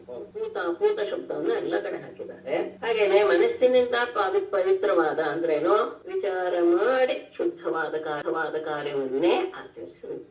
ಹಾಗೆ ಹೀಗೆಲ್ಲ ಮಾಡ್ತಾ ಬಂದಾಗ ಮೌನ ಎನ್ನೋದು ವಾಗ್ದಂಡ ಅನ್ಸುತ್ತೆ, ಕಾಮ್ಯ ಕರ್ಮ ತ್ಯಾಗವೇ ದೇಹದಂಡ ಅನ್ಸುತ್ತೆ, ಪ್ರಾಣಾಯಾಮವೇ ಮನಸ್ಸಿನ ದಂಡ ಅಂತ ಅನ್ಸುತ್ತೆ. ಹೀಗೆ ಈ ತ್ರಿಕರಣಗಳಿಗೆ ಸಂಬಂಧಿಸಿದ 3 ದಂಡಗಳು ಯಾರಿಗಿಲ್ಲವೋ ಅಂದ್ರೆ ಯಾರು ಇದನ್ನ ಪಾಲನೆ ಮಾಡೋದಿಲ್ವೋ ಆತ ಕೇವಲ ದಂಡ ಹಿಡ್ಕೊಂಡು ವಿರುದ್ಧನ್ನೇ ಹಿಡ್ಕೊಂಡಂತಹ ವ್ಯಕ್ತಿ ಆಗ್ತಾ ಆಗ್ತಾನೆ ಹೊತ್ತು, ದಂಡಿ ಆಗ್ತಾನೆ ಹೊತ್ತು ಆತ ಯತಿ ಆಗಲ್ಲ. ಆ ತರದ ದಂಡಿಗಳನ್ನ ನಾವು ತುಂಬಾ ನೋಡ್ತೇವೆ. ಹಾಗೇನೆ ಭಿಕ್ಷಾಟನೆ ಮಾಡುವಂತ 4 ವರ್ಣಗಳಲ್ಲಿಯೂ ಸಹ ಭಿಕ್ಷಾಟನೆ ಮಾಡಬಹುದು. ಅಲ್ಲಿ ಪತಿತರಾದವರು ನಿಂದರಾದವರ ಮನೆಗೆ ಹೋಗಬಾರದು ಅನ್ನೋದು ಮೊದಲೇ ನಿರ್ಧಾರ ಮಾಡ್ಕೊಳ್ಳೋದು. ಬ್ರಾಹ್ಮಣ ಅವರು ಸಹ ಆ ಸನ್ಯಾಸಾಶ್ರಮವನ್ನು ತೆಗೆದುಕೊಂಡಾಗಲೂ ಸಹ ಒಂದೊಂದೊಂದೊಂದು ಅವರ ವ್ಯವಹಾರದಿಂದ ಅವರು 4 ವಿಧವಾಗಿ ಆಗ್ತಾರೆ ಅಂತ ಶಾಸ್ತ್ರ ಹೇಳುತ್ತೆ. ಕುಟೀಚಕ, ಹಂಸ, ಪರಮಹಂಸ ಅಂತ. ಇದು ಒಂದೊಂದು ಅವರ ಮನಸ್ಸಿನ ಧಾರ್ಢ್ಯವನ್ನ ಅವಲಂಬಿಸಿಕೊಂಡು ಒಂದರಿಂದ ಒಂದು ಮುಂದೆ ಹೋಗ್ತಾರೆ ಅವರು ಅನ್ನೋದು ವಿಶೇಷ. ಹಾಗಾದಾಗ ಅವರೆಲ್ಲರೂ ಸಹ ಮೊದಲು ಬ್ರಾಹ್ಮಣ, ಕ್ಷತ್ರಿಯ, ವೈಶ್ಯ, ಶೂದ್ರ ಈ ಕ್ರಮದಲ್ಲಿಯೇ ಭಿಕ್ಷೆಯನ್ನ ಮಾಡ್ಬೇಕು. ಒಂದು ಕಡೆ ಸಿಗ್ಲಿಲ್ಲ ಅಂದ್ರೆ ಒಂದು ಮುಂದೆ ಹೋಗ್ಬೇಕು. ಯಾವುದರಲ್ಲಿಯೂ ಸಹ ನಿಂದರಾದವರು ಮತ್ತು ಪತಿತರಾದವರು ಅವರ ಹತ್ತಿರ ಆಹಾರ ಸೇವಿಸಬಾರ್ದು, ತಗೊಳ್ಬಾರ್ದು. ಮತ್ತೆ ನಿರ್ಧಾರ ಮಾಡ್ಕೊಳ್ಬಾರ್ದು ಈ ಮನೆಗೆ ಹೋಗ್ಬೇಕು ಇವತ್ತು ಅಂತ. ಯಾವ್ದಾದ್ರೂ ಸರಿ 7 ಮನೆಗೆ ಮಾತ್ರ ಹೋಗ್ಬೇಕು. ಆ 7 ಮನೆಗೆ ಹೋಗಿ ಎಷ್ಟು ಸಿಗುತ್ತೋ ಅಷ್ಟರಲ್ಲಿಯೇ ತೃಪ್ತ ಪಡುದು. ಭಿಕ್ಷಾಟನೆ ಮಾಡ್ಕೊಂಡು ಬಂದ ಮೇಲೆ ಗ್ರಾಮದ ಹೊರಗಡೆ ಇರುವಂತಹ ಜಲಾಶಯಕ್ಕೆ ಹೋಗಿ ಕೈಕಾಲು ತೊಳೆದು ಆಚಮನ ಮಾಡಿ ಭಿಕ್ಷಾನ್ನವನ್ನ ನೀರಿನಿಂದ ಪೋಷಣೆ ಮಾಡಿ ಬಳಿಕ ಅದು ಯಾರ್ಯಾರಿಗೆ ಅರ್ಪಿಸ್ಬೇಕು ಅನ್ನುವಂಥದ್ದಿದೆಯೋ ಶಾಸ್ತ್ರ, ಹಾಗೆ ವಿಷ್ಣು, ಬ್ರಹ್ಮ, ಸೂರ್ಯ, ಪ್ರಾಣಿಗಳಿಗೆಲ್ಲ ಅದನ್ನ ಅವರ ಭಾಗವನ್ನು ಅರ್ಪಿಸಿ ಉಳಿದಿದ್ದೆಲ್ಲವನ್ನೂ ಸಹ ಅಂತ ಹೇಳಿರುತ್ತಾರೆ. ಅಶೇಷ ಮಿತಿ ಅಧಿಕ ಆಹಾರವನ್ನು ಹೆಚ್ಚು ಆಹಾರವನ್ನು ಸಹ ತಂದ್ಕೊಳ್ಬಾರ್ದು. ಯಾಕೆಂದ್ರೆ ಅದು ಹೆಚ್ಚಾದಾಗ ಅದನ್ನು ಕೊನೆಗೆ ಎಸಿಬೇಕಾಗತ್ತೆ. ಆ ರೀತಿಯಾಗಿ ಆಗಬಾರ್ದು ಅನ್ನೋ ಉದ್ದೇಶದಿಂದ ಉಳಿದದ್ದೆಲ್ಲವನ್ನೂ ಸ್ವೀಕರಿಸಬೇಕು ಅನ್ನೋ ಶಬ್ದ ಹೇಳಿದ್ದು ಒಂದು ಕಾರಣ. ಆಹಾರವನ್ನ ತರುವಾಗ ಈ ಬಲಿಗಳನ್ನ ಅರ್ಪಿಸಿದ ಮೇಲೆ ತನಗೆ ಎಷ್ಟು ಬೇಕೋ ಅಷ್ಟೇ ಉಳಿಯುವ ಹಾಗೆ. ಮತ್ತೆ ಆ ಉಳಿದದ್ದನ್ನ ಭೋಜನ ಮಾಡುವಾಗ್ಲೂ ಅತ್ಯಂತ ಮೌನವಾಗಿ ಮಾಡಬೇಕು. ಆಮೇಲೆ ಆ ಸನ್ಯಾಸಿ ಏಕಾಕಿ ಆಗಿರ್ಬೇಕು, ನಿಸ್ಸಂಗನಾಗಿರ್ಬೇಕು, ಜಿತೇಂದ್ರಿಯನಾಗಿರ್ಬೇಕು, ಆತ್ಮದರ್ಶನದ ಬಗ್ಗೆ ಕುತೂಹಲಿಯಾಗಿರ್ಬೇಕು, ತನ್ನಲ್ಲಿಯೇ ತಾನು ಸಂತೋಷವನ್ನ ಹೊಂದುವಂತಹ ಸ್ವಭಾವದವನಾಗಿರ್ಬೇಕು. ಸಹಜವಾಗಿ ಅದು ಬರುತ್ತೆ. ಆ ವಿಚಾರ ಮಾಡ್ತಾ ಇದ್ದ ಹಾಗೆ ತನ್ನಲ್ಲಿಯೇ ತಾನು ಆನಂದ ಪಡುವಂತಹ ಅವಸ್ಥೆ. ಆಮೇಲೆ ಧೀರನಾಗಿರ್ಬೇಕು, ಎಲ್ಲ ಕಡೆ ಸಮದೃಷ್ಟಿ ಇಟ್ಟುಕೊಂಡು ಲೋಕದಲ್ಲಿ ಸಂಚಾರ. ಹೀಗೆ ಮುನಿ ನಿರ್ಜನವಾದ ನಿರ್ಭಯವಾದ ಸ್ಥಳವನ್ನ ಆಶ್ರಯಣ ಮಾಡ್ಕೊಂಡು ತನ್ನಲ್ಲಿ ಪರಮಾತ್ಮನಲ್ಲಿ ಇರಿಸಿದಂತಹ ಭಕ್ತಿ ಬರ್ತಾ ಇದ್ದ ಹಾಗೆ ಚಿತ್ತ ಈಗಾಗಲೇ ಪರಿಶುದ್ಧವಾಗಿರುತ್ತೆ. ಇನ್ನು ಹೆಚ್ಚು ದೋಷ ಮುಕ್ತವಾಗಿ ಆಗ ತನ್ನನ್ನ ನನ್ನೊಡನೆ ಪರಮಾತ್ಮನೊಡನೆ ಅಭೇದ ದೃಷ್ಟಿಯಿಂದ ಏಕಾತ್ಮ ಎನ್ನುವ ರೀತಿಯಲ್ಲಿ ಚಿಂತಿಸ್ತಾ ಇರಬೇಕು. ಹಾಗೆ ಆತ ಚಿಂತನೆ ಮಾಡ್ತಾ ಇರುವ ಸಂದರ್ಭದಲ್ಲಿ ಜ್ಞಾನನಿಷ್ಠೆಯಲ್ಲಿದ್ದಂತಹ ಸಂದರ್ಭದಲ್ಲಿ ತನಗೆ ಬಂಧ ಏನು, ಮೋಕ್ಷ ಅಂದ್ರೇನು ಎನ್ನುವ ವಿಷಯವನ್ನ ಯೋಗ್ಯ ರೀತಿಯಲ್ಲಿ ಯುಕ್ತಿಯಿಂದ ಎಲ್ಲ ಹಿಂದೆ ಹೇಳಿದಂತಹ ಗುರುಗಳ ಮಾತಿನ ಅನುಭವವತ್ತು ಅದರ ದೃಷ್ಟಾಂತದ ಮೂಲಕ ವಿಮರ್ಶೆ ಕೊಡ್ಬೇಕು. ಆಮೇಲೆ ಬಂಧ ಯಾವುದು ಅಂತಾಯ್ತು, ಇಂದ್ರಿಯಗಳ ಜೊತೆಗೆ ಮನಸ್ಸನ್ನ ಒಡಗಿಸೋದೇ ಬಂಧ.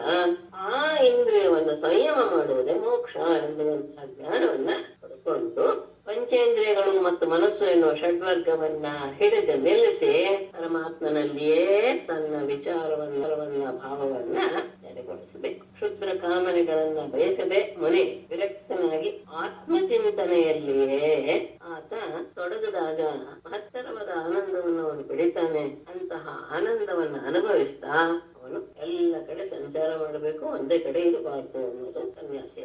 ಹೆಚ್ಚು ಭಿಕ್ಷೆಯನ್ನ ತಗೊಳ್ಳೋದು ಉಚಿತ ಅಂತ ಹೇಳ್ತಾರೆ. ಯಾಕೆಂದ್ರೆ ಅವರು ಶಿಲವೃತ್ತಿಯಿಂದ ಆಹಾರವನ್ನು ಸಂಪಾದಿಸಿರ್ತಾರೆ. ಆ ಆಹಾರದಿಂದ ಚಿತ್ತಶುದ್ಧಿ ಆಗುತ್ತೆ. ಅಂದ್ರೆ ಯಾವ ದೋಷವೂ ಅದರಲ್ಲಿ ಇರೋದಿಲ್ಲ. ಹಾಗಾಗಿ ಅದರಿಂದ ಚಿತ್ತಶುದ್ಧಿ ಮೋಹವು ಸಹ ಅಳೆಯುತ್ತೆ. ಇಂತಹ ಆಹಾರದಿಂದ ಬೇಗನೆ ಸಿದ್ಧಿಯನ್ನು ಪಡಿತಾನೆ. ಆ ಶಿಲಾನ್ನ ತೆಗೆದುಕೊಳ್ಳುವಾಗ ಏನೋ ವಿಶೇಷ ಹೇಳ್ತಾರೆ, ಅಲ್ಲ ಅದು ಅತ್ಯಂತ ಅಂತಂದ್ರೆ ರುಚಿಕರವಾದದ್ದೇನೋ ಆಗಿರೋದಿಲ್ಲ. ಮೃಷ್ಟಾನ್ನವನ್ನೇ ನಾವು ತಗೊಳ್ಬಹುದಲ್ಲ ಅಂತ ಏನಾದ್ರೂ ಹಾಗೆ ಅನ್ನಿಸಿದರೆ ಅಂತ ವಿಶೇಷ ಹೇಳ್ತಾರೆ. ಶಿಕ್ಷೆಯಲ್ಲಿ ಅವರಾದ್ರೂ ಹಾಗೆ ಅನ್ನಿಸಿದರೆ ಅಂತ ವಿಶೇಷ ಹೇಳ್ತಾರೆ. ಶಿಕ್ಷೆಯಲ್ಲಿ ಅವರವರ ಮನೆಯಲ್ಲಿ ಕೆಲವರು ಕೊಡ್ತಾರಲ್ಲ ಮಿಷ್ಟ ಅಂದ್ರೆ ರುಚಿಕರವಾದಂತಹ ಅನ್ನ. ಆ ಅನ್ನವನ್ನ ತೆಗೆದುಕೊಳ್ಬೇಕು, ಉತ್ತಮ ಅದೇನೇ ಶಿಲಾನ್ನಕ್ಕಿಂತ ಅಂತ ಭಾವಿಸಬಾರದು. ಯಾಕೆ ಅಂದ್ರೆ ಯಾವುದು ಅಂದ್ರೆ ಹೇಗೆ ಈ ಜಗತ್ತು ಎನ್ನೋದು ಅಂತ ಭಾವಿಸಿ ಬಿಟ್ರೆ ಅದು ಆ ನಿಯಮಕ್ಕೆ ಹೊಂದೋದಿಲ್ಲ. ಯಾವ ನಿಯಮ? ಯಾವುದು ದೃಶ್ಯವೋ ಅದು ನಶ್ವರ ಎನ್ನುವ ಹಾಗಾಗಿ ಜಗತ್ತು ಇದೆ ಅಂತ ಭಾವಿಸೋದಾಗ್ಲಿ ಮೃಷ್ಟಾನ್ನವನ್ನೇ ಸ್ವೀಕರಿಸಬೇಕು ಎನ್ನುವಂಥದ್ದಾಗ್ಲಿ ಮನಸ್ಸಿಗೆ ಬರಬಾರದು. ಯಾಕೆ ಅಂದ್ರೆ ಇದೆಲ್ಲವೂ ನಶ್ವರ ಎನ್ನುವಂತ ಭಾವನೆಯನ್ನು ಬೆಳೆಸ್ಕೊಂಡು ಬಂದ ಹಾಗೆ ಇಹಪರಗಳಲ್ಲಿ ಆಸಕ್ತಿ ಅನ್ನೋದು ಬಿಟ್ಟು ಹೋಗ್ತಾ ಬರುತ್ತೆ. ಆಗ ಅದಕ್ಕೋಸ್ಕರ ಯಾವ ಕೃತ್ಯವನ್ನು ಮಾಡದೆ ಸುಮ್ಮನಾಗುವಂತಹ ಒಂದು ಭಾವ ಉಂಟಂತೆ. ಅಂದ್ರೆ ಸುಮ್ಮನಾಗಬೇಕು ಅಂತ ಅವ್ರು ಹೇಳೋದು, ಅಸಕ್ತ ಚಿತ್ತ ವಿರಮೇತಿ ಇಹ ಅಮುತ್ರ ಚಿಕೀರ್ಷಿತಾತ್. ಇಹ ಅಮುತ್ರ ಚಿಕೀರ್ಷಿತಾತ್ ವಿರಮೇ. ಇಹ ಪರಗಳಲ್ಲಿ ಆಸಕ್ತ ಚಿತ್ತ ಚಿಕೀರ್ಷಿತಾತ್ ವಿರಮೇ. ಹಾಗಾಗಿ ಈ ಜಗತ್ತು ಮತ್ತು ಅಂದ್ರೆ ಇದು ಏನಾಗ್ಲಿ ಜಗತ್ತಿನ ಬಗ್ಗೆ ನಮ್ಗೊಂದು ವ್ಯಾಮೋಹ ಇದ್ದೇ ಇರುತ್ತೆ, ನಮ್ಮದು ಎನ್ನುವಂತ ಭಾವ. ಹಾಗೇನೆ ಈ ಶರೀರ, ಮಾತು ಪ್ರಾಣ ಇವುಗಳಿಂದ ಕೂಡಿ ನಾನು ಎನ್ನುವುದಕ್ಕೆ ಯಾವುದು ಕಾರಣವಾಗಿದೆಯೋ ಅಂತಹ ಶರೀರ, ಇವುಗಳಿಂದ ಗೋಚರಿಸುವಂತಹ ಸುಖ, ಇವೆಲ್ಲವೂ ಸಹ ಮಾಯಾ ಮಾತ್ರ ಅಂತ ತಿಳಿದುಕೊಂಡು ಹೇಗೆ ಸ್ವಪ್ನಾದಿ ದೃಷ್ಟಾಂತ ಸಹಿತವಾದ ತರ್ಕದಿಂದ ಅದನ್ನು ನಿಶ್ಚಯ ಮಾಡಿಕೊಂಡು ಯಾವುದರ ಬಗ್ಗೆಯೂ ಸಹ ಆಸಕ್ತನಾಗದೆ ಸ್ವಸ್ಥನಾಗಿರಬೇಕು. ಅದನ್ನ ನೆನಪಿಗೂ ತಂದುಕೊಳ್ಳಬಾರದು ಅಂತ ವಿಶೇಷವಾಗಿ. ಆಮೇಲೆ ಜ್ಞಾನದಲ್ಲಿ ನಿಷ್ಠನಾದಂತಹ ಯತಿ, ಎಲ್ಲದರ ಬಗ್ಗೆ ವೈರಾಗ್ಯ ಬಂದಾಗ ಜ್ಞಾನದಲ್ಲಿ ನಿಷ್ಠನಾದಂತಹ ವ್ಯಕ್ತಿ ಮೋಕ್ಷಾಪೇಕ್ಷೆಯನ್ನ ಹೊಂದಿರಲಿ ಅಥವಾ ಮೋಕ್ಷದಲ್ಲಿ ಅಪೇಕ್ಷೆಯೇ ಇಲ್ಲದೆ ಪ್ರಹ್ಲಾದನ ಆ ವಿಷಯಗಳೆಲ್ಲ ಬಂದಿತ್ತಲ್ಲ, ನನಗೆ ಯಾವುದು ಬೇಡ, ಸ್ವರ್ಗವೂ ಬೇಡ, ಮೋಕ್ಷವೂ ಬೇಡ, ಅಪುನರ್ಭವಂಬಾ ಅಂತ ಹೇಳಿ ಮೋಕ್ಷವೂ ಸಹ ಬೇಡ, ಕೇವಲ ನಿನ್ನ ಭಕ್ತನಾಗಿಯೇ ಇರೋದಕ್ಕೆ ನಾನು ಇಷ್ಟಪಡ್ತೇನೆ ಎನ್ನುವಂತಹ ವ್ಯಕ್ತಿ ಆಗಿತ್ತು. ಈ ತ್ರಿದಂಡಾದಿ ಲಿಂಗ ಇದೆಯಲ್ಲ, ಅಂದ್ರೆ ದಂಡ ಕಮಂಡಲಲ್ಲಿ ಇಟ್ಕೊಳ್ಳುವಂತಹ ಒಂದು ಇದು ಅವರ ಅಂದ್ರೆ ಬಹುತಕ, ಹಾಗೆ ಕುಟೀಚಕ ಮತ್ತು ಬಹುತಕ ಇವರಿಬ್ಬರು ಸಹ ಈ ತ್ರಿದಂಡಧಾರಿಗಳು. ಆಗ ಈ ರೀತಿಯಾದಂತಹ ಆಶ್ರಮ ಧರ್ಮವನ್ನು ಸಹ ಆತ ಬಿಟ್ಟು ಅಂದ್ರೆ ಅದರಲ್ಲಿ ಯಾವ ಆಸಕ್ತಿಯನ್ನು ಇದನಾಗಿ ಹಂಸ ಮತ್ತು ಪರಮಹಂಸನಾಗಿ ಸಂಚರಿಸಬೇಕು. ಯಾವಾಗ ಈ ಪರಮಹಂಸದ ಭಾಗ್ಯ ಬಂದ್ಬಿಡುತ್ತೋ, ಆ ಭಾವ ಬರುತ್ತೋ, ಆಗ ಆತನಿಗೆ ವಿಧಿಯಾಗ್ಲಿ ನಿಷೇಧವಾಗ್ಲಿ ಯಾವುದು ಅನ್ವಯಿಸೋದಿಲ್ಲ. ಆಗ ಹೇಗೆ ಇರ್ತಾನೆ ಪರಮಹಂಸಕ್ಕೆ ಹೋದಾಗ ನಾಲ್ಕನೆಯ ವೃತ್ತಿಯಲ್ಲಿ ಇರುವಂತಹವ್ರು ಹೇಗಿರ್ತಾರೆ ಅನ್ನೋದನ್ನ ಹೇಳ್ತಾರೆ. ಬುಧೋ ಬಾಲಕವತ್ ಕ್ರೀಡೇತ್ ಕುಶಲೋ ಜಡವಚ್ಚರೇತ್ ಪದೇ ಉನ್ಮತ್ತವತ್ ವಿದ್ವಾನ್ ಗೋಚರ್ಯಾಂ ನೈಗಮಶ್ಚರೇತ್. ಬುಧಃ ಬಾಲಕವತ್ ಕ್ರೀಡೇತ್ ಕುಶಲಃ ಜಡವತ್ ಚರೇತ್ ವಿದ್ವಾನ್ ಉನ್ಮತ್ತವತ್ ವದೇತ್ ನೈಗಮಃ ಗೋಚರ್ಯಾಂ ಚರೇತ್. ಬುಧಃ ಅತ್ಯಂತ ಪಂಡಿತನಾದವನು, ವಿವೇಕಿ ಆಗಿದ್ರಲ್ಲೇ ಪರಮಹಂಸ ಸ್ಥಾನಕ್ಕೆ ಅವನು ಹೋಗಿದ್ದಾನೆ. ಅಂತಹ ವಿವೇಕಿ ಆದರೂ ಸಹ ಬಾಲಕವತ್ ಕ್ರೀಡೆ, ಏನೂ ಗೊತ್ತಿಲ್ಲದ ಮುಕ್ತ ಹುಡುಗನ ರೀತಿಯಲ್ಲಿ ಆತ ವ್ಯವಹರಿಸಬೇಕು ಅಂದ್ರೆ ಅದನ್ನು ಬಲವಂತವಾಗಿ ತಂದ್ಕೊಳ್ಳೋದ್ರಲ್ಲ, ಆತ ಆ ರೀತಿಯಾಗಿ ವ್ಯವಹರಿಸ್ತಾನೆ ಅನ್ನೋದು. ಪರಮಹಂಸನಾದ ಆ ಸ್ಥಿತಿಯನ್ನು ತಲುಪಿದಾಗ ಆತ ಒಬ್ಬ ಸಾಮಾನ್ಯ ಮುಕ್ತ ಹುಡುಗನ ರೀತಿಯಲ್ಲಿ ವ್ಯವಹಾರ ಮಾಡ್ತಾನೆ. ವಿವೇಕನಾದರೂ ಸಹ ಬಾಲಕವನ ಹಾಗೆ ಅಂದ್ರೆ ಮಾನ ಅವಮಾನಗಳ ಯಾವ ಪರಿಜ್ಞಾನವನ್ನು ಇಟ್ಕೊಳ್ತೆ ತನ್ನ ಪಾಡಿಗೆ ತಾನೇ. ಹಾಗೇನೆ ಎಲ್ಲದರಲ್ಲಿಯೂ ಸಹ ಕುಶಲ, ಎಲ್ಲದರಲ್ಲೂ ನಿಪುಣನಾದರೂ ಸಹ ಜಡವತ್ತು ಚರೇತ್, ಜಡನ ಹಾಗೆ ಅಂದ್ರೆ ಯಾವುದೋ ಅವನಿಗೆ ಬೇಡ, ಎಲ್ಲ ಕಾರ್ಯವೂ ಆತನಿಗೆ ಗೊತ್ತಿದ್ರು ಸಹ ಆತನಿಗೆ ಯಾವ ಫಲವೂ ಬೇಡದೇ ಇರೋದ್ರಿಂದ ಜಡದ ಸೋಮಾರಿ ರೀತಿಯಲ್ಲಿ ಆತ ವ್ಯವಹಾರ ಮಾಡ್ತಾನೆ. ಅಷ್ಟೇ ಅಲ್ಲ, ವಿದ್ವಾನ್ ಪಂಡಿತನಾದರೂ ಸಹ ಉನ್ಮತ್ತವತ್ತು ವದೇತ್. ಇದನ್ನೆಲ್ಲ ನೀವು ಆ ಋಷಭದೇವನ ವಿಷಯದಲ್ಲಿ ಗಮನಿಸ್ಕೊಳ್ಬಹುದು. ಆತ ಹೇಗೆ ನಡ್ಕೊತಿದ್ದ ಅನ್ನೋದನ್ನೆಲ್ಲ ಮತ್ತೆ ನೆನಪಿಸ್ಕೊಂಡ್ರೆ ಹೇಗಿದ್ದರು ಪರಮಹಂಸರು ಹೇಗಿರ್ತಾರೆ ಅನ್ನೋದಕ್ಕೆ ಆತ ಉದಾಹರಣೆ. ಪಂಡಿತನಾದ ಹುಚ್ಚನ ಹಾಗೆ ಮಾತಾಡ್ತಾನೆ.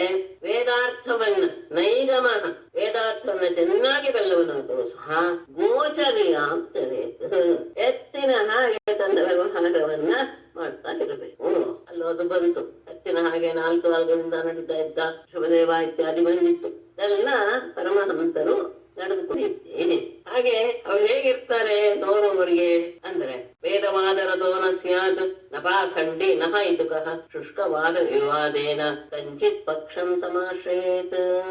ವೇದವಾದರತಃ ನ ಸ್ಯಾತ್ ನ ಪಾಖಂಡಿ ನ ಹೈತುಕಃ ಶುಷ್ಕವಾದ ವಿವಾದೇ ಕಂಚಿತ್ ಪಕ್ಷಂ ನ ತಮಾಶ್ರಯೇ. ಪರಮಹಂಸನಾದಂತಹ ಆ ಮಟ್ಟವನ್ನು ಮುಟ್ಟಿದಂತಹ ಸನ್ಯಾಸಿ ವೇದವಾದರತಃ ನ ಸ್ಯಾತ್. ವೈದಿಕ ಧರ್ಮದ ಬಗ್ಗೆ ವಿಚಾರ ವಿಮರ್ಶೆ ಇತ್ಯಾದಿ ಯಾವ ವ್ಯಾಖ್ಯಾನವನ್ನೂ ಸಹ ಆತ ಮಾಡೋದಿಲ್ಲ. ವೈದಿಕ ಕರ್ಮಕಾಂಡದ ಬಗ್ಗೆ ಏನು ಮಾತಾಡಲ್ಲ ಅಂದ್ರೆ ಹಾಗಾದ್ರೆ ಅವನು ಪಾಖಂಡಿನೇ, ಅಂದ್ರೆ ವೇದವನ್ನೆಲ್ಲ ತ್ಯಾಗ ಮಾಡಿದಂತಹ ಅವರು ನಾಸ್ತಿಕರೇ ಅಂದ್ರೆ ನ ಪಾಖಂಡಿ, ವೇದ ವಿರುದ್ಧವಾಗಿ ಆಚರಿಸುವಂತಹ ಪಾಖಂಡಿಯೂ ಅಲ್ಲ ಅವರು.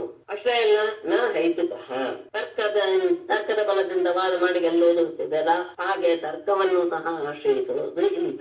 ಮತ್ತೆ ಶುಷ್ಕ ವಾದ ವಿವಾದೆ, ಏನೂ ಫಲವಿಲ್ಲದೆ ಇರುವಂತಹ ವಾದಗೋಷ್ಠಿ, ವಿದ್ವಾಂಸರ ವಾದ ನೋಡಿದಾಗ ಕೆಲವು ಗೊತ್ತಾಗುತ್ತೆ ಯಾಕೆ ಸುಮ್ಮನೆ ಇಷ್ಟು ವಾದ ಮಾಡ್ತಾರೆ ಅಂತ. ನನಗೆ ಶೃಂಗೇರಿಯಲ್ಲಿ ಕೆಲವು ಸತಿ ಕೆಲವರು ವಾದಗಳನ್ನು ಅಂದ್ರೆ ಇದು ಗಣೇಶನ ವಾಚ್ಯಾರ್ಥ ಸಭೆಯಲ್ಲಿ ಗೊತ್ತಾಗುತ್ತೆ. ಅಂದ್ರೆ ಅವ್ರು ಮಾತಾಡೋದು ಅಂತ ಹೇಳ್ತಾರಲ್ಲ ನಾನು, ಅವ್ರು ಮಾತಾಡೋದು ಗ್ರಂಥದಲ್ಲಿರುವಂತಹ ವಿಷಯವನ್ನೇ ಗ್ರಂಥದಲ್ಲಿ ಯಾಕೆ ಇಷ್ಟು ವ್ಯಕ್ತವಾಗಿ ವಾದ ವಿವಾದವನ್ನು ಬಳಸ್ಕೊಂಡು ಹೋಗಿದ್ದಾರೆ ಅಂತ ನನಗೆ ಅನ್ಸುತ್ತೆ. ಅದು ತರ್ಕಬದ್ಧವೇ ಇರುವುದೇನೋ ಗೊತ್ತಿಲ್ಲ. ಅಲ್ಲ, ಆ ರೀತಿಯಾದಂತಹ ವಿವಾದಗಳಿಂದಲೇ ಜ್ಞಾನವನ್ನು ಬೆಳೆಸ್ಕೊಳ್ಬೇಕು ಸಾಧ್ಯ ಇಲ್ಲ. ಆದ್ರೆ ಆದ್ರೆ ಅದರಿಂದ ಏನು ಫಲ ಅನ್ನೋದು ಸ್ವಲ್ಪ ನನಗೆ ಅದು ವಿಶೇಷವಾಗಿ ನನಗೆ ವೇದಾಂತದ ಅರ್ಥದ ಸಂದರ್ಭದಲ್ಲಿ ಈ ರೀತಿಯ ಪ್ರಶ್ನೆಗಳು ತುಂಬಾ ಹುಟ್ಕೊಂಡ್ಬಿಡುತ್ತೆ. ಉಳಿದ ಶಾಸ್ತ್ರದ ಬಗ್ಗೆ ಶಾಸ್ತ್ರ ಇರೋದೇ ಈ ರೀತಿಯ ವೇದಾಂತದಕ್ಕೆ ಸಂಬಂಧಪಟ್ಟಾದ್ದರಿಂದ ಅಲ್ಲಿ ಅಷ್ಟು ಮನ್ಸಿಗೆ ಅನ್ಸೋದಿಲ್ಲ. ವೇದಾಂತದಲ್ಲಿ ಈ ರೀತಿಯಾದಂತಹ ವಾದಗಳನ್ನು ಅದನ್ನ ಇವರು ಹೊಡೆದಾಕೋದು, ಇವರು ಇದನ್ನ ಇನ್ನು ಅದು ಅಲ್ಲ ಅಂತ ಇನ್ನೊಬ್ರು ಇನ್ನು ಅದನ್ನ ನಿರಾಕರಣೆ ಮಾಡೋದು, ಇದು ಯಾಕೋ ಸ್ವಲ್ಪ ಅಂದ್ರೆ ನನಗೆ ಎಲ್ರಿಗೂ ಗೊತ್ತಲ್ಲ, ನನ್ನ ನನಗೆ ಹಾಗನ್ಸುತ್ತೆ. ಯಾಕಿರ್ತಲ್ಲ ವೇದಾಂತದಲ್ಲಿ ಇರೋದು ಬರೀ ನಾವು ಅನುಭವ ಪಟ್ಟುಕೊಳ್ಳುತ್ತಾನೆ ಅಲ್ವೇ ಅಂತ ಶುರುವಾದ. ಹಾಗಾಗಿ ಆ ವಾದಷ್ಟೇ ಭೋಗವಾದಗಳು ನಿಷ್ಫಲ. ಹಾಗೆ ಆದಾಗ ಯಾರೋ ಒಬ್ರು ಪಕ್ಷವನ್ನು ಆಶ್ರಯಿಸ್ಬೇಕು ತಾನೆ. ಯಾರೋ ಪಕ್ಷ ಆಶ್ರಯಿಸುವುದು ಅಂದ್ರೆ ಅದೇನು ಇದಲ್ಲ, ನಿಯಮ ಅಲ್ಲ. ನನಗೆ ನಾನು ಯಾವ ಜ್ಞಾನವನ್ನು ಪಡೆದಿದ್ದೇನೋ ಆ ಜ್ಞಾನವನ್ನ ಯಾರು ಮಾತಾಡ್ತಾ ಇದ್ದಾರೋ ಅವ್ರ ಪಕ್ಷವನ್ನು ನಾವು ಆಶ್ರಯಿಸ್ಬೇಕಾಗತ್ತೆ. ಸಹಜವಾಗಿ ಅದು ಬಂದ್ಬಿಡುತ್ತೆ. ಆಶ್ರಯಿಸ್ಬೇಕಾಗತ್ತೆ ಅನ್ನೋದಕ್ಕಿಂತಲೂ ಸಹಜವಾಗಿ ನಮ್ಮ ಬಾಯಲ್ಲಿ ಆ ವಿಷಯಗಳು ಪುಂಖಾನುಪುಂಖವಾಗಿ ಬರಕ್ಕೆ ಶುರು. ಹಾಗೆ ಆ ರೀತಿಯಾದಂತಹ ವಾದಗೋಷ್ಠಿಯಲ್ಲಿ ತನ್ನನ್ನ ಆತ ತೊಡಗಿಸಿಕೊಂಡು ಯಾವ ಪಕ್ಷವನ್ನು ಸಹ ಆಶ್ರಯಿಸಿ ವಾದ ಮಾಡೋದಿಲ್ಲ. ಯಾಕೆಂದ್ರೆ ಆತನಿಗೆ ಸರಿಯಾದ ಜ್ಞಾನ ಬಂದಿತ್ತು. ವೇದಾಂತವನ್ನು ಸರಿಯಾಗಿ ಅರಿತರೆ ಅವರು ಅತ್ಯಂತ ಮೌಲ್ಯಗಳಾಗಿ ಬಿಡುತ್ತಾರೆ ಅನ್ನೋದು ನೋದ್ವಿಜೇತ ಜನಾಧೀರ ಜನಂಚ ಉದ್ದೀಜೆಯನ್ನದು ಅತಿವಾದಾನ್ ತಿತಿಕ್ಷೇತ ನಾವ ಮನ್ಯೇತ ಕಂಚನ ದೇಹಮುದ್ದೇಶ್ಯ ಪಶುವತ್ ವೈರಂ ಕುರ್ಯಾತ್ ನ ಕೇನಚಿತ್ ಜನಾತ್ ಹೀನಃ ಜನಾತ್ ನ ಉದ್ದೇಜೇತ ಅನ್ನದು ಜನಂಚ ಉದ್ದೇಜೇತ್. ನಾನು ಸೇರಿಸಿ ಹೇಳ್ತೀನಿ ಕ್ರಿಯಾಪದ. ಜನಂಚ ನ ಉದ್ದೇಜಯೇತ್ ಅತಿವಾದಾನ್ ತಿತಿಕ್ಷೇತ ಕಂಚನ ನ ಅವಮನ್ಯೆ ದೇಹ ಉದ್ದೇಶ್ಯ ಪಶುವತ್ ಕೇನಚಿತ್ ವೈರಂ ನ ಕುರ್ಯಾತ್.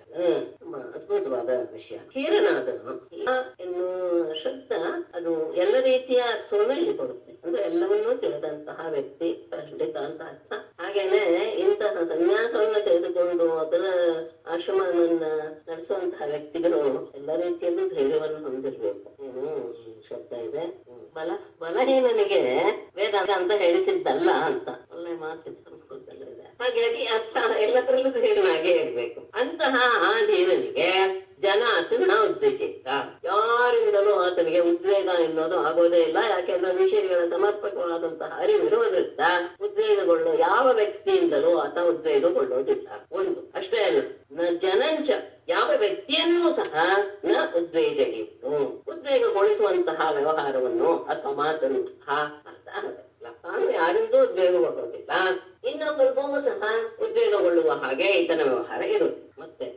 ಅತಿವಾದಾನ ತಿತಿಕ್ಷೇತ, ಯಾರಾದರೂ ತನ್ನ ವಿಷಯದ ಬಗ್ಗೆ ಕೆಟ್ಟ ಮಾತುಗಳನ್ನ ಆಡಿದರೆ ತಿತಿಕ್ಷೇತ ಆತ ಸಹಿಸಿಕೊಳ್ತಾನೆ ಹೊರತು ಕಂಚನ ನ ಅವಮಾನ್ಯತ ಯಾವ ವ್ಯಕ್ತಿಯನ್ನು ಸಹ ಅವಮಾನ ಮಾಡುತ್ತಿಲ್ಲ. ಯಾರೋ ತನ್ನನ್ನ ಕೆಟ್ಟ ಮಾತಿನಿಂದ ಬೈದ್ರು ಅಂತ ಹೇಳಿ ಈತನು ಆತನಿಗೆ ಬೈದು ಅವರನ್ನ ಅವಮಾನ ಮಾಡಿದ ಆ ಕೆಲಸವನ್ನು ಮಾಡೋದೇ ಇಲ್ಲ. ಅದನ್ನ ಪೂರ್ಣವಾಗಿ ಸಹಿಸಿಕೊಳ್ತೇನೆ. ತಿತಿಕ್ಷ ಕಷ್ಟಪಟ್ಟು ಸಹಿಸಿಕೊಳ್ಳೋದಲ್ಲ, ಆತನ ಸ್ವಭಾವವೇ ಅದಾಗಿರ್ಬೇಕು. ಯಾರನ್ನೂ ಅವಮಾನ ಮಾಡೋದಿಲ್ಲ. ಮತ್ತೆ ದೇಹೋದ್ದೇಶ್ಯ, ತನ್ನ ದೇಹದ ಕಾರಣದಿಂದ ಪಶುವತ್, ಒಂದು ಪಶುವಿನ ಹಾಗೆ ಕೇನಚಿತ್ ವ್ಯಕ್ತಿಯ ಜೊತೆಗೂ ವೈರಂ ನ ಕುರ್ಯಾತ್, ವೈರವನ್ನ ಬೆಳೆಸೋದಿಲ್ಲ. ಅದಾದ್ರು ಪ್ರಾಣಿಗೆ ಹೊಡೆದಾಗ ಅದು ಮತ್ತೆ ತಿರುಗಿ ಬೀಳುತ್ತೆ. ಹಾಗೆ ತನ್ನ ದೇಹಕ್ಕೇನೋ ತೊಂದರೆ ಆಯಿತು ಎನ್ನುವ ಆ ಕಾರಣ ಇಟ್ಟುಕೊಂಡು ಪ್ರಾಣಿಗಳ ಹಾಗೆ ಇನ್ನೊಬ್ಬರ ಜೊತೆ ವೈರವನ್ನ ಆತನ ದೃಷ್ಟಿ ಹೇಗಿರುತ್ತೆ, ಎಲ್ಲವೂ ಸಹ ಆತ್ಮದೃಷ್ಟಿಯಿಂದಲೇ ನೋಡ್ತಾ ಇರುವಾಗ ಯಾವುದಕ್ಕೂ ವೈರಕ್ಕೆ ಕಾರಣವೇ ಇರೋದಿಲ್ಲ. ಹಾಗೆ ಆದಾಗ ಏಕ ಏವ ಪರೋಹ್ಯಾತ್ಮ ಭೂತೇಷು ಆತ್ಮನಿ ಅವಸ್ಥಿತಃ ಯಥೇಂದುಃ ಉದಪಾತ್ರೇಷು ಭೂತಾನಿ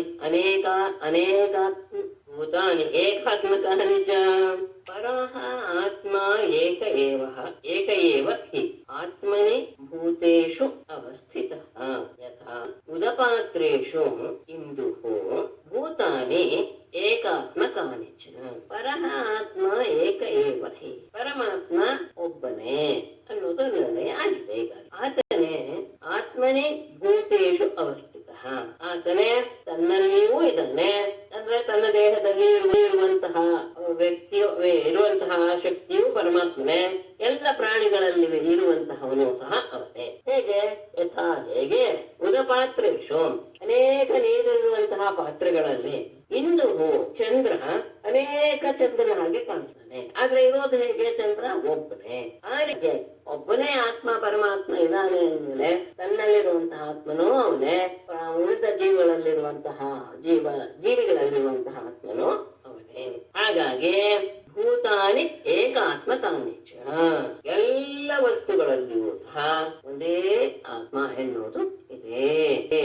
ಈ ರೀತಿಯಾಗಿ ಆದಾಗ ಯಾರ ಬಗ್ಗೆ ದ್ವೇಷವಾಗಲಿ ವೈರವಾಗಲಿ ಉಂಟಾಗೋದಕ್ಕೆ, ತನ್ನ ಜೀವನಕ್ಕೆ ಏನಾದ್ರೂ ತೊಂದರೆ ಆದಾಗ ಹೇಗೆ ನಡ್ಕೊಳ್ಬೇಕು? ಅಲಬ್ಧ್ವಾ ನ ವಿಷೇತ ಕಾಲೇ ಕಾಲೇ ಅಶನಂ ಕ್ವಚಿತ್ ಲಬ್ಧ್ವಾ ನ ಕೃಷ್ಯೇತ್ ಧೃತಿಮಾನ್ ಉಭಯಂ ದೈವತಂತ್ರಿತಂ. ಕಾಲೇ ಕಾಲೇ ಅಶನಂ ಕ್ವಚಿತ್ ಅಲಬ್ಧ್ವಾ ನ ವಿಷೀದೇತ ಲಬ್ಧ್ವಾ ನ ಕೃಷ್ಯೇತ್ ಉಭಯಂ ದೈವತಂತ್ರಿತಂ. ಕಾಲೇ ಕಾಲೇ ಅಂದ್ರೆ ಆ ಸಂದರ್ಭದಲ್ಲಿ ಧೃತಿಮಾನ್, ಮೊದಲೇ ತಗೊಳ್ಳಿ ಅದನ್ನ ಬಿಟ್ಟಿದೆ ಅಂತ ಹೇಳ್ತೇನೆ. ಧೃತಿಮಾನ್ ಅಂದ್ರೆ ಧೈರ್ಯಶಾಲಿ ಆದವನು, ಎಲ್ಲ ಮನೋಧೈರ್ಯ ದೇಹ ಧೈರ್ಯ ಅಲ್ಲೂ ದೇಹ ಬಲ ಎಲ್ಲರೂ. ಕಾಲೇ ಕಾಲೇ ಆ ಕಾಲಕ್ಕೆ ಕ್ವಚಿತ್ ಎಲ್ಲಿಯೂ ಸಹ ಅಶನಂ ಅಲಪ್ಪ ಆಹಾರವು ಸಿಗದೇ ಇರುವಂತಹ ಸಂದರ್ಭದಲ್ಲಿ ನ ವಿಷೀದೇತ ದುಃಖ ಪಡಬಾರದು. ಆ ಸಂದರ್ಭದಲ್ಲಿ ಏನೇನು ಆಗ್ಬೇಕೋ ಆ ಆಹಾರ ತಗೊಳ್ತಾ ಇದ್ದಾಗ ದೇಹ ಕ್ಷೀಣಕ್ಕೆ ಶುರುವಾಗುತ್ತೆ. ಆ ಸಂದರ್ಭದಲ್ಲಿ ಅಯ್ಯೋ ಸಿಗ್ಲಿಲ್ವಲ್ಲ ಅಂತ ದುಃಖ ಪಡಬಾರದು. ಕೆಲವು ಸತಿ ತುಂಬಾ ಸಿಕ್ಕಿಬಿಡುತ್ತೆ, ಇವತ್ತು ಏನು ತೊಂದರೆ ಇದ್ದು ಸಿಕ್ತು ಅಂತ ಲಬ್ಧ್ವಾ ನ ದೃಶ್ಯೇತ್, ಹಿಗ್ಗಲೂಬಾರ್ದು. ದೊರಕಲಿಲ್ಲ ಅಂತ ದುಃಖನೂ ಆಗ್ಬಾರ್ದು, ದೊರಕಿತು ಅಂತ ಹಿಗ್ಗೋದು ಇಲ್ಲ. ಯಾಕೆ ಅಂದ್ರೆ ದೊರಕೋದು ದೊರಕದೇ ಇರೋದು ಉಭಯಂ, ನಮಗೆ ಆ ಪ್ರಾಪ್ತಿ ಮತ್ತು ಅಪ್ರಾಪ್ತಿ ಎರಡೂ ಸಹ ದೈವಾಂತ್ರಿತಂ. ತಂತ್ರ ಅಂದ್ರೆ ಅಧೀನ, ದೈವಾಧೀನವಾದ್ದು. ದೈವದ ಇಚ್ಛೆ ಹೇಗಿದೆಯೋ ಅದಕ್ಕೆ ಸರಿಯಾಗಿ ನಮಗೆ ಅಂದ್ರೆ ಸನ್ಯಾಸಿಗೆ ಆಹಾರದ ಪ್ರಾಪ್ತಿ, ಆಹಾರದ ಸಿಗದೆ ಇರುವಂತಹ ಸಂದರ್ಭ ಪ್ರಾಪ್ತಿ ಆಗ್ಬಹುದು. ಹಾಗಾಗಿ ಸಿಕ್ತು ಅಂತ ಆನಂದವಾಗ್ಲಿ, ಸಿಗ್ಲಿಲ್ಲ ಅಂತ ದುಃಖವಾಗ್ಲಿ ಪಡಬಾರ್ದು. ಸರಿ, ಹಾಗಾದ್ರೆ ಭಿಕ್ಷಣೆ ಮಾಡೋದ್ ಬೇಡ, ಬಿಟ್ಬಿಡೋದ್ಮೇಲೆ ಬೇಕಂತ ನನಗೆ ತಾನಾಗೆ ಇರೋದು ಅದು ಬಂದ್ ಸಿಗುತ್ತೆ ಅಂತ ಅನ್ಕೊಳ್ಳೋದೇ ಇಲ್ಲ. ಆಹಾರಾರ್ಥಂ ಸಮೀಹೇತ ಯುಕ್ತಂ ತತ್ ಪ್ರಾಣಧಾರಣಂ ತತ್ವಂ ವಿಮೃಶ್ಯತೆ ತೇನ ತದ್ವಿಜ್ಞಾಯ ವಿಮುಚ್ಯತೆ. ಅದು ಅದಕ್ಕೆ ದೇಹದ ಬಗ್ಗೆ ಯಾವಾಗ್ಲೂ ಒಂದು ಗಮನ ಇರ್ಲೇಬೇಕು ಅಂತಾನೆ ಹೇಳ್ತಾರೆ. ಎಂತವರು ಸಹ ತಾನಾಗೆ ಬಂದು ನನಗೆ ಆಹಾರ ದೈವಾದ ಇದ್ರೆ ಯೋಗ್ಯ ಇದ್ರೆ ಸಿಗುತ್ತೆ ಅಂತ ಸುಮ್ಮನೆ ಇರಬಾರ್ದು. ಯಾಕೆ? ಅದ್ಭುತವಾದಂತಹ ಶಬ್ದ ಇದು ಶ್ಲೋಕ. ಆಹಾರಾರ್ಥಂ ಸಮೀಹೆ ತತ್ ಪ್ರಾಣಧಾನ ಯುಕ್ತಂ ತೇನ ತತ್ವಂ ವಿಮೃಶ್ಯತೆ ತದ್ ವಿಜ್ಞಾಯ ವಿಮುಚ್ಯತೆ. ಯಾವುದೇ ಕಾರಣಕ್ಕೂ ದೇಹವನ್ನ ಏನು ಅದು ಸರಿ ಇಲ್ಲ ಅಂತಾಗ್ಲಿ, ಅದರ ಬಗ್ಗೆ ಜಿಗುಪ್ಸೆ ಆಗ್ಲಿ ಒಂದು ಮಾಡುದು. ಯಾಕೆಂದ್ರೆ ದೇಹದಿಂದಲೇ ನಾವು ಎಲ್ಲ ರೀತಿ ಜ್ಞಾನವನ್ನು ಪಡ್ಕೊಳ್ತೇವೆ. ಅದಕ್ಕೆ ಅವ್ರು ಹೇಳ್ತಾರೆ ಆಹಾರಾರ್ಥಂ ಸಮೀಹೆ. ಇಲ್ಲ, ಆಹಾರವನ್ನು ಪಡೆಯೋದಕ್ಕೋಸ್ಕರ ನಾವು ಪ್ರಯತ್ನ ಪಡ್ಲೇಬೇಕು. ಯಾಕೆ? ತತ್ ಪ್ರಾಣಧಾರಣಂ ಯುಕ್ತಂ. ಆ ದೇಹವನ್ನ ತಿಳ್ಕೊಳ್ಬೇಕಾದದ್ದು ಯುತಂ ಯೋಗ್ಯವಾಗಿಯೇ ಇದೆ. ಯಾಕೆ ಅಂದ್ರೆ ತೇನ ತತ್ವವೇ ದೃಶ್ಯತೆ. ಪ್ರಾಣವಿದ್ರೆ ಮಾತ್ರ ದೇಹದಿಂದ ತತ್ವವನ್ನ, ಪರಬ್ರಹ್ಮ ತತ್ವವನ್ನ ವಿಮರ್ಶ್ಯತೆ, ವಿಚಾರ ಮಾಡೋದಕ್ಕೆ ಸಾಧ್ಯ. ತತ್ ಆ ತತ್ವವನ್ನ ವಿಮರ್ಶೆಯಿಂದ ಮಾಡುವಂತಹ, ತತ್ವದ ವಿಮರ್ಶೆಯಿಂದ ಉಂಟಾಗುವ ವಿಜ್ಞಾಯ, ಆ ಜ್ಞಾನದಿಂದ ವಿಮುಚ್ಯತೆ, ಅವನು ಮುಕ್ತನಾಗ. ಹಾಗಾದ್ರೆ ಆಹಾರ ತಾನಾಗೆ ಬಂದ್ಬಿಡುತ್ತೆ ದೈವದ ಅಧೀನ ಆದ್ರಿಂದ ಅಂತ ಸುಮ್ಮನೆ ಇರೋ ಹಾಗಿಲ್ಲ. ಆಹಾರಕ್ಕೋಸ್ಕರ ಭಿಕ್ಷಾಟನೆಗೆ ಹೋಗ್ಲೇಬೇಕು. ಯಾಕಂದ್ರೆ ಪ್ರಾಣಧಾರಣೆ ಎನ್ನುವುದು ಆ ವ್ಯಕ್ತಿಗೆ ಬಹಳ ಅವಶ್ಯಕ. ಆ ಪ್ರಾಣ ಇದ್ದಿದ್ರೆ, ದೇಹದಲ್ಲಿ ಆ ಪ್ರಾಣ ಇದ್ರೆ ಮಾತ್ರ ತತ್ವವನ್ನು ಚೆನ್ನಾಗಿ ವಿಮರ್ಶಿಸುವುದಕ್ಕೆ ಸಾಧ್ಯವಾಗತ್ತೆ. ಹಸುವಾದಾಗ ಭುಭುಕ್ಷಿತಂ ನ ಪ್ರತಿಭಾತಿ ಕಿಂಚಿತ್ ಅಂತ ಸಹಜವಾದದ್ರಿಂದಲೇ ಗೊತ್ತಾಗುತ್ತೆ. ಅತ್ಯಂತ ಕಠಿಣವಾದಂತಹ ವಿಷಯವನ್ನ ಅಧಿಕ ಸಂದರ್ಭದಲ್ಲಿ ನಮಗೆ ವಿಚಾರ ಮಾಡಕ್ ಆಗೋದಿಲ್ಲ. ಅಕಸ್ಮಾತ್ ಏನೋ ಒದ್ದಾಡ್ಕೊಂಡು ವಿಚಾರ ಮಾಡ್ತೀವಿ ಅಂದ್ರು ಅದರ ಪರಿಪೂರ್ಣವಾದ ಜ್ಞಾನ ಬರೋದಿಲ್ಲ. ಹಾಗಾಗಿ ಈತ ಯೋಚನೆ ಮಾಡೋದಂತೂ ಪರಬ್ರಹ್ಮ ವಸ್ತುವಿನ ಬಗ್ಗೆ. ಆದ್ದರಿಂದ ತತ್ವವನ್ನ ವಿಮರ್ಶೆ ಮಾಡೋದಕ್ಕೆ ಪ್ರಾಣ ಇದ್ದರೆ ಮಾತ್ರ ಸಾಧ್ಯ. ಆ ತತ್ವ ವಿಮರ್ಶೆ ಮಾಡಿದ್ರಿಂದಲೇ ಬರುವಂತಹ ಜ್ಞಾನವೇ ಆತನ ಮೋಕ್ಷಕ್ಕೆ ಕಾರಣವಾಗುತ್ತೆ. ಹಾಗಾಗಿ ಆ ರೀತಿಯಾದಂತಹ ಪ್ರಯತ್ನವನ್ನು ಬಿಡೋದಕ್ಕೆ ಸಾಧ್ಯವಿಲ್ಲ, ಬಿಡಬಾರದು. ಮತ್ತೆ ಆ ಸಂದರ್ಭದಲ್ಲಿ ಯಾವ ರೀತಿಯ ಆಹಾರ ಅಂದ್ರೆ ಒಳ್ಳೇದು ಸಿಗ್ಬೋದು, ಬೇಡದಿರೋದು ನೀರವಾದದ್ದು, ಎದುರುಚ್ಛಯೋಪನ್ನ ನಮ್ ಅದ್ಯಾತ್ ಶ್ರೇಷ್ಠಂ ಉತ ಅಪರಂ ತಥಾ ವಾಸಃ ತಥಾ ಶಯ್ಯ ಪ್ರಾಪ್ತಂ ಪ್ರಾಪ್ತಂ ಭಜೇನ್ ಮುನಿಃ. ಎದುರುಚ್ಛಯ ಉಪಪನ್ನ ಅನ್ನಂ ಶ್ರೇಷ್ಠಂ ಉತ ಅಪರಂ ಅದ್ಯಾತ್ ತಥಾ ವಾಸಃ ತಥಾ ಶಯ್ಯಂ ಪ್ರಾಪ್ತಂ ಪ್ರಾಪ್ತಂ ಮುನಿಃ ಭಜೇ. ಇದು ವಿಶೇಷ ಹೇಳ್ತಾನೆ. ಎದೃಚ್ಛಯ ತಾನಾಗಿಯೇ ಉಪಪನ್ನ ಅನ್ನಂ ಸಿಕ್ಕಂತಹ ಆಹಾರವು ಶ್ರೇಷ್ಠಂ ಅತ್ಯಂತ ಮಿಷ್ಟಾನ್ನವೂ ಆಗಿರ್ಬೋದು, ಅಥವಾ ಉತ ಅಪರಂ ಅದು ಬೇರೆದು ಆಗಿರ್ಬೋದು, ಅಂದ್ರೆ ಕುಚಿತವಾದ ಅನ್ನವೂ ಆಗಿರ್ಬೋದು, ಅಂದ್ರೆ ನೀರಸವಾದ ಆಹಾರವೂ ಆಗಿರ್ಬೋದು. ಆದರೆ ಅದನ್ನ ಅದ್ಯಾತ್ ಅದನ್ನ ಯಾವುದನ್ನು ಸಹ ಅಂದ್ರೆ ಮಿಷ್ಟಾನ್ನ ಬೇಡ ಅಥವಾ ಅದನ್ನ ಬೇಡ ಮಿಷ್ಟಾನ್ನಾಧಿಕಂ ಹಾಗಾದ್ರೆ ಬೇಡ ಅದನ್ನೇ ಬಯಸಬಾರ್ದು ಅಂತೆಲ್ಲ ಹಿಂದೆ ಹೇಳಿದ್ವಲ್ಲ. ಹಾಗಾಗಿ ಮಿಷ್ಟಾನ್ನವನ್ನು ಬಿಟ್ಟು ಬಿಡ್ಬೇಕೆ ಅಂದ್ರೆ ಇಲ್ಲ, ತಾನಾಗಿಯೇ ಒದಗಿದಂತಹ ವಸ್ತು ಅದು ಅತ್ಯಂತ ಉತ್ತಮವಾಗಿದ್ದರೂ ತಗೊಳ್ಬಹುದು, ಅದು ಸ್ವಲ್ಪ ಮಧ್ಯಮವಾಗಿದ್ದರೂ ಸಹ ಅದನ್ನ ಸ್ವೀಕರಿಸಬೇಕು. ಎರಡರ ಬಗ್ಗೆನೂ ಏನು ಮಾಡೋ ಹಾಗಿಲ್ಲ, ಇದು ಬೇಡ ಇದು ಬೇಕು ಎನ್ನುವಂತಹ ಭಾವನೆಯನ್ನು ಬೆಳೆಸ್ಕೊಳ್ಳೋ ಹಾಗಿಲ್ಲ. ಅದೇ ರೀತಿಯಾಗಿ ಆಹಾರ ವಿಷಯದಲ್ಲಿ ಹೇಗಿರ್ಬೇಕು ಹಾಗೆ ತಥಾ ವಾಸಃ ತಥಾ ಶೈತಾಂ, ಹಾಗೆ ಬಟ್ಟೆಯ ಬಗ್ಗೆಯೂ ಹಾಗೆ ಆತನಿಗೆ ಹಾಸಿಗೆ ಬಗ್ಗೆಯೂ ಸಹ ಪ್ರಾಪ್ತಂ ಪ್ರಾಪ್ತಂ ಯಾವ ಯಾವ ರೀತಿಯಲ್ಲಿ ಆತನಿಗೆ ಒದಗಿ ಬರುತ್ತೋ ಅಂತದನ್ನ ಮುನೆಯಾದವನು ಅದನ್ನ ಉಪಯೋಗಿಸಬೇಕು. ಇದರಲ್ಲಿ ಬಂತು ಅಂತ ಭಾವಿಸ್ತೇನೆ. ಒಬ್ಬ ಅವಧೂತ ಹೇಳುವಂತ ನನ್ನ ಕೆಲಸದಂತ ಉತ್ತಮವಾದಂತಹ ಆಹಾರ ಸಿಗುತ್ತೆ, ಅದನ್ನು ನಾನು ಹಾಗೇ ಸ್ವೀಕಾರ ಮಾಡ್ತೇನೆ. ಕೆಲವು ಸತಿ ಏನೂ ಇಲ್ಲದೆ ಇರುವಂತಹ ಜುಗುಪ್ಸಿತವಾದ ಅನ್ನ ಸಿಗುತ್ತೆ, ಅದನ್ನು ಸಹ ನಾನು ಹಾಗೇ ಸ್ವೀಕರಿಸ್ತೇನೆ. ಎರಡರ ಬಗ್ಗೆನೂ ಯಾವ ಭೇದ ಭಾವವನ್ನು ನಾನು ತೋರಿಸೋದಿಲ್ಲ. ಹಾಗೆ ಬಟ್ಟೆಯ ವಿಷಯದಲ್ಲಿಯೂ ಹಾಸಿಗೆ ವಿಷಯದಲ್ಲೂ ಅಂತ ಹೇಳಿ ಶೌಚಮಾಚಮನಂ ಸ್ನಾನಂ ನತು ಚೋದನೆಯ ಚರೇತ್ ಅನ್ಯಾಸನೆಯ ಮಾಜ್ಞಾನಿ ಯಥಾಹಂ ಲೀಲೆಯಾ ಈಶ್ವರಃ. ಶೌಚಂ ಆಚಮನಂ ಸ್ನಾನಂ ಅನ್ಯಾನ ನಿಯಮಾನಚ್ಚ ಜ್ಞಾನಿ ಚೋದನೆಯಾ ಚರೇತ್ ಯಥಾ ಈಶ್ವರಃ ಅಹಂ ಲೀಲೆಯಾ.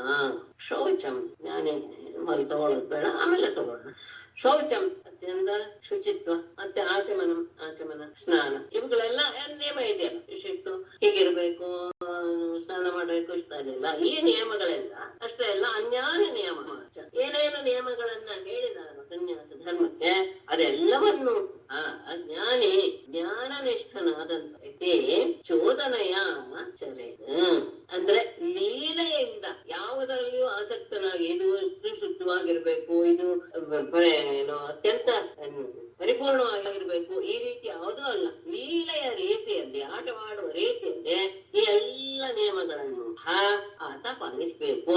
ಶಾಸ್ತ್ರ ಹೇಳ್ಬಿಟ್ಟಿದೆ, ಆ ಶಾಸ್ತ್ರ ನಿಯಮವನ್ನು ನಾನು ಮಾಡ್ಲೇಬೇಕು ಅಂತ ಶಾಸ್ತ್ರಕ್ಕೆ ಬಗ್ಗಿಕೊಂಡು ವಿಧಿಯ ಕಿಂಕರನಾಗಿ ಅದನ್ನ ಮಾಡೋದಲ್ಲ. ಹೇಗೆ ಉದಾಹರಣೆ ಕೊಡ್ತಾನೆ, ಯಥಾ ಹೇಗೆ ಈಶ್ವರ ಈಶ್ವರನಾದಂತಹ ನಾನು ಲೀಲೆಯಿಂದ ಸ್ವೇಚ್ಛೆಯಿಂದಲೇ ನಾನು ಎಲ್ಲ ನಿಯಮಗಳನ್ನು ಪಾಲಿಸ್ತಾ ಇದ್ದೇನೆ. ನನ್ನ ಜೀವನದಲ್ಲಿ ಪ್ರತಿಯೊಂದನ್ನು ನಾನು ನಿಯಮಗಳನ್ನು ಮಾಡಿದ್ದೇನೆ. ಹೇಗೆ? ಲೀಲಾ ರೀತಿಯಲ್ಲಿಯೇ ನನ್ನ ಒಂದು ಆಟ ಎನ್ನುವ ರೀತಿಯಲ್ಲಿಯೇ ನಾನು ಆಡ್ಕೊಂಡು ಬಂದಿದ್ದೇನೆ. ಇಲ್ಲ ಶಾಸ್ತ್ರ ಹೇಳ್ಬಿಟ್ಟಿದೆ ಅದನ್ನು ಹೀಗೆ ಮಾಡ್ಬೇಕು ಎನ್ನುವಂತಹ ಒತ್ತಡದಿಂದ ಮಾಡಬಾರದು. ಅದಕ್ಕೆ ನಾನೇ ದೃಷ್ಟಾಂತ. ಯಾಕೆ ಹಾಗೆ ಅಂದ್ರೆ, ಅಂತಹ ಜ್ಞಾನನಿಷ್ಠನಾದ ವ್ಯಕ್ತಿ ಹೇಗಿರ್ತಾನೆ? ನಹಿತಸ್ಯ ವಿಕಲ್ಪಾಖ್ಯ ಯಾಚ ಮದ್ವೀಕ್ಷಯ ಹತ ಆದೇಹಾಂತಾತ್ ಕ್ವಚಿತ್ ಖ್ಯಾತಿಃ ತತಃ ಸಂಪದ್ಯತೆ ಮಯಾ. ತಸ್ಯ ವಿಕಲ್ಪಾಖ್ಯ ನಹಿ ಯಾಚ ಮದ್ವೀಕ್ಷಯ ಆದೇಹಾಂತಾತ್ ಕ್ವಚಿತ್ ಖ್ಯಾತಿಃ ತತಃ ಮಯಾ ಸಂಪದ್ಯತೆ. ತನಗೆ ಹೇಗೆ ಬೇಕು ಹಾಗೆ ನಾನು ಈಶ್ವರನಾದವನು ನಾನು ವಿಧಿ ಹೇಳಿದೆ ಅಂತ ನಾನು ಭಾವಿಸಿದ್ದೆ, ಸ್ವೇಚ್ಛೆಯಿಂದ ನಾನು ಹೇಗೆ ವ್ಯವಹಾರ ಮಾಡ್ತೇನೋ ಹಾಗೆಯೇ ಜ್ಞಾನ ಇಷ್ಟನಾದವನು ಯಾವುದ್ರ ಜೊತೆಗೂ ಆಸಕ್ತನಾಗದೆ ನಡ್ಕೊಳ್ತಾ ಇರ್ಬೇಕು. ಆತನಿಗೆ ತೋರಿಸು ಅಂದ್ರೆ ಮದ್ವೆ ವಿಷಯ ಯಾಚ ಯಾವ ಆತನಿಗೆ ಅಂದ್ರೆ ಯಾಕೆ ಆ ರೀತಿಯಾಗಿ ಅವನು ಸ್ವೇಚ್ಛೆಯಿಂದಲೇ ಎಲ್ಲ ನಡೆಸ್ಬೇಕು?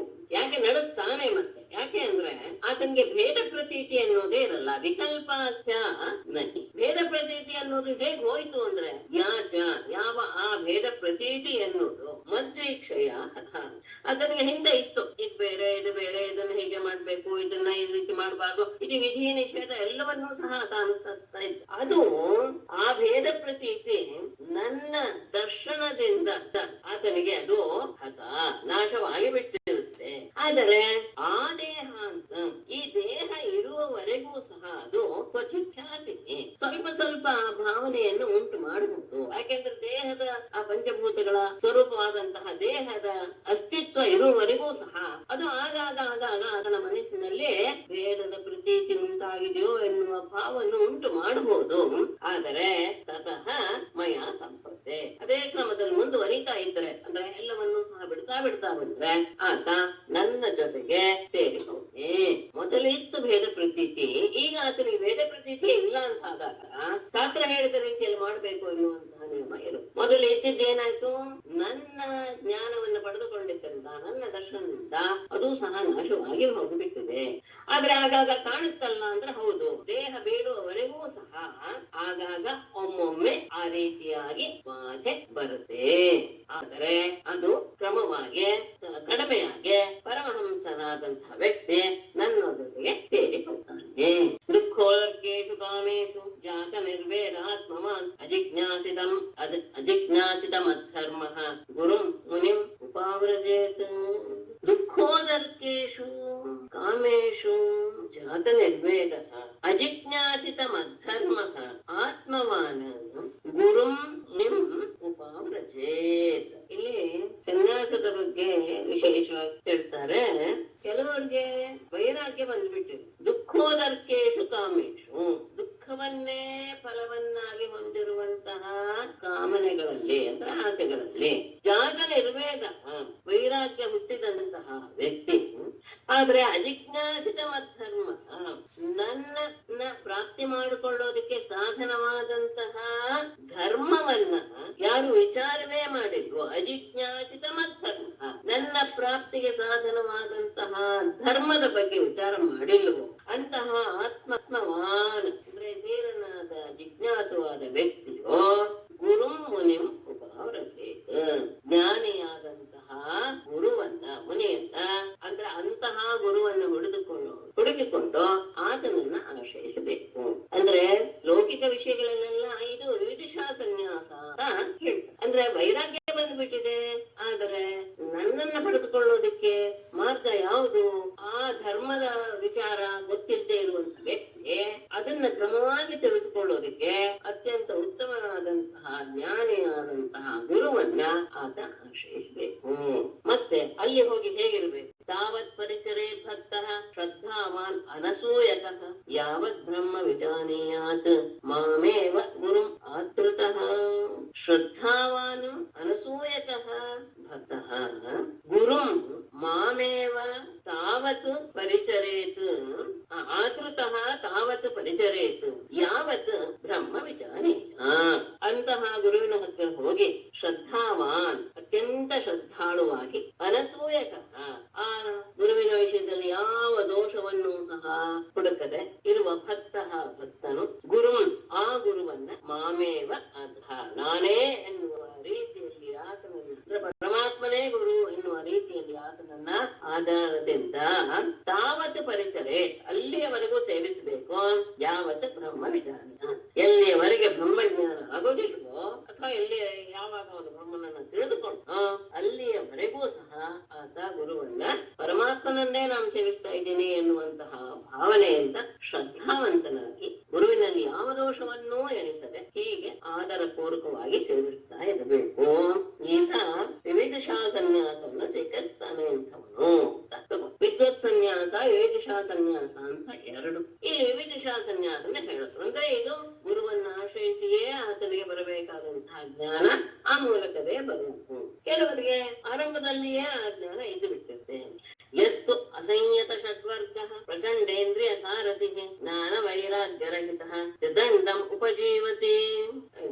ಸನ್ಯಾಸ ಹೇಳ್ತಾ ಇಲ್ಲ ಇಲ್ಲಿ ಈ ರೀತಿಯಾಗಿ ನಾವು ನಡ್ಕೊಳ್ಳೋದಿಲ್ವೋ. ಯಹತು ಅಸಂಯತ ಷಡ್ವರ್ಗ ಪ್ರಚಂಡೇಂದ್ರಿಯ ಸಾರಥಿ ಜ್ಞಾನ ವೈರಾಗ್ಯರಹಿತ ತ್ರಿದಂಡಂ ಉಪಜೀವತೆ.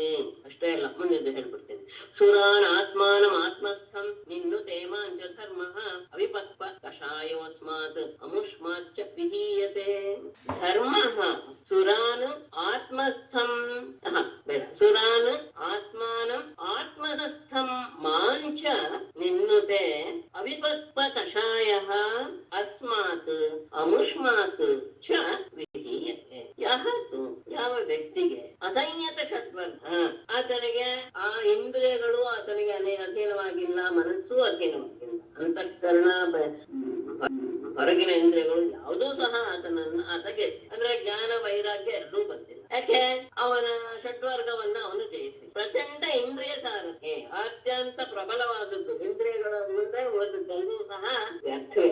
ಆ ರೀತಿಯಾಗಿ ಪ್ರಚಂಡವಾದ ಇಂದ್ರಿಯಗಳನ್ನೇ ಅವನು ಸಾರಥಿಯನ್ನಾಗಿ ಮಾಡ್ಕೊಂಡಿದ್ದ. ಹೋದ ದಾರಿಯಲ್ಲಿ ಇವನು ಹೋಗ್ತಾ ಇದ್ದಾನು. ಜ್ಞಾನ ಮತ್ತು ವೈರಾಗ್ಯ ತ್ರಿದ ನಿಜವಾದ ಸನ್ಯಾಸಿ ಅಲ್ಲ.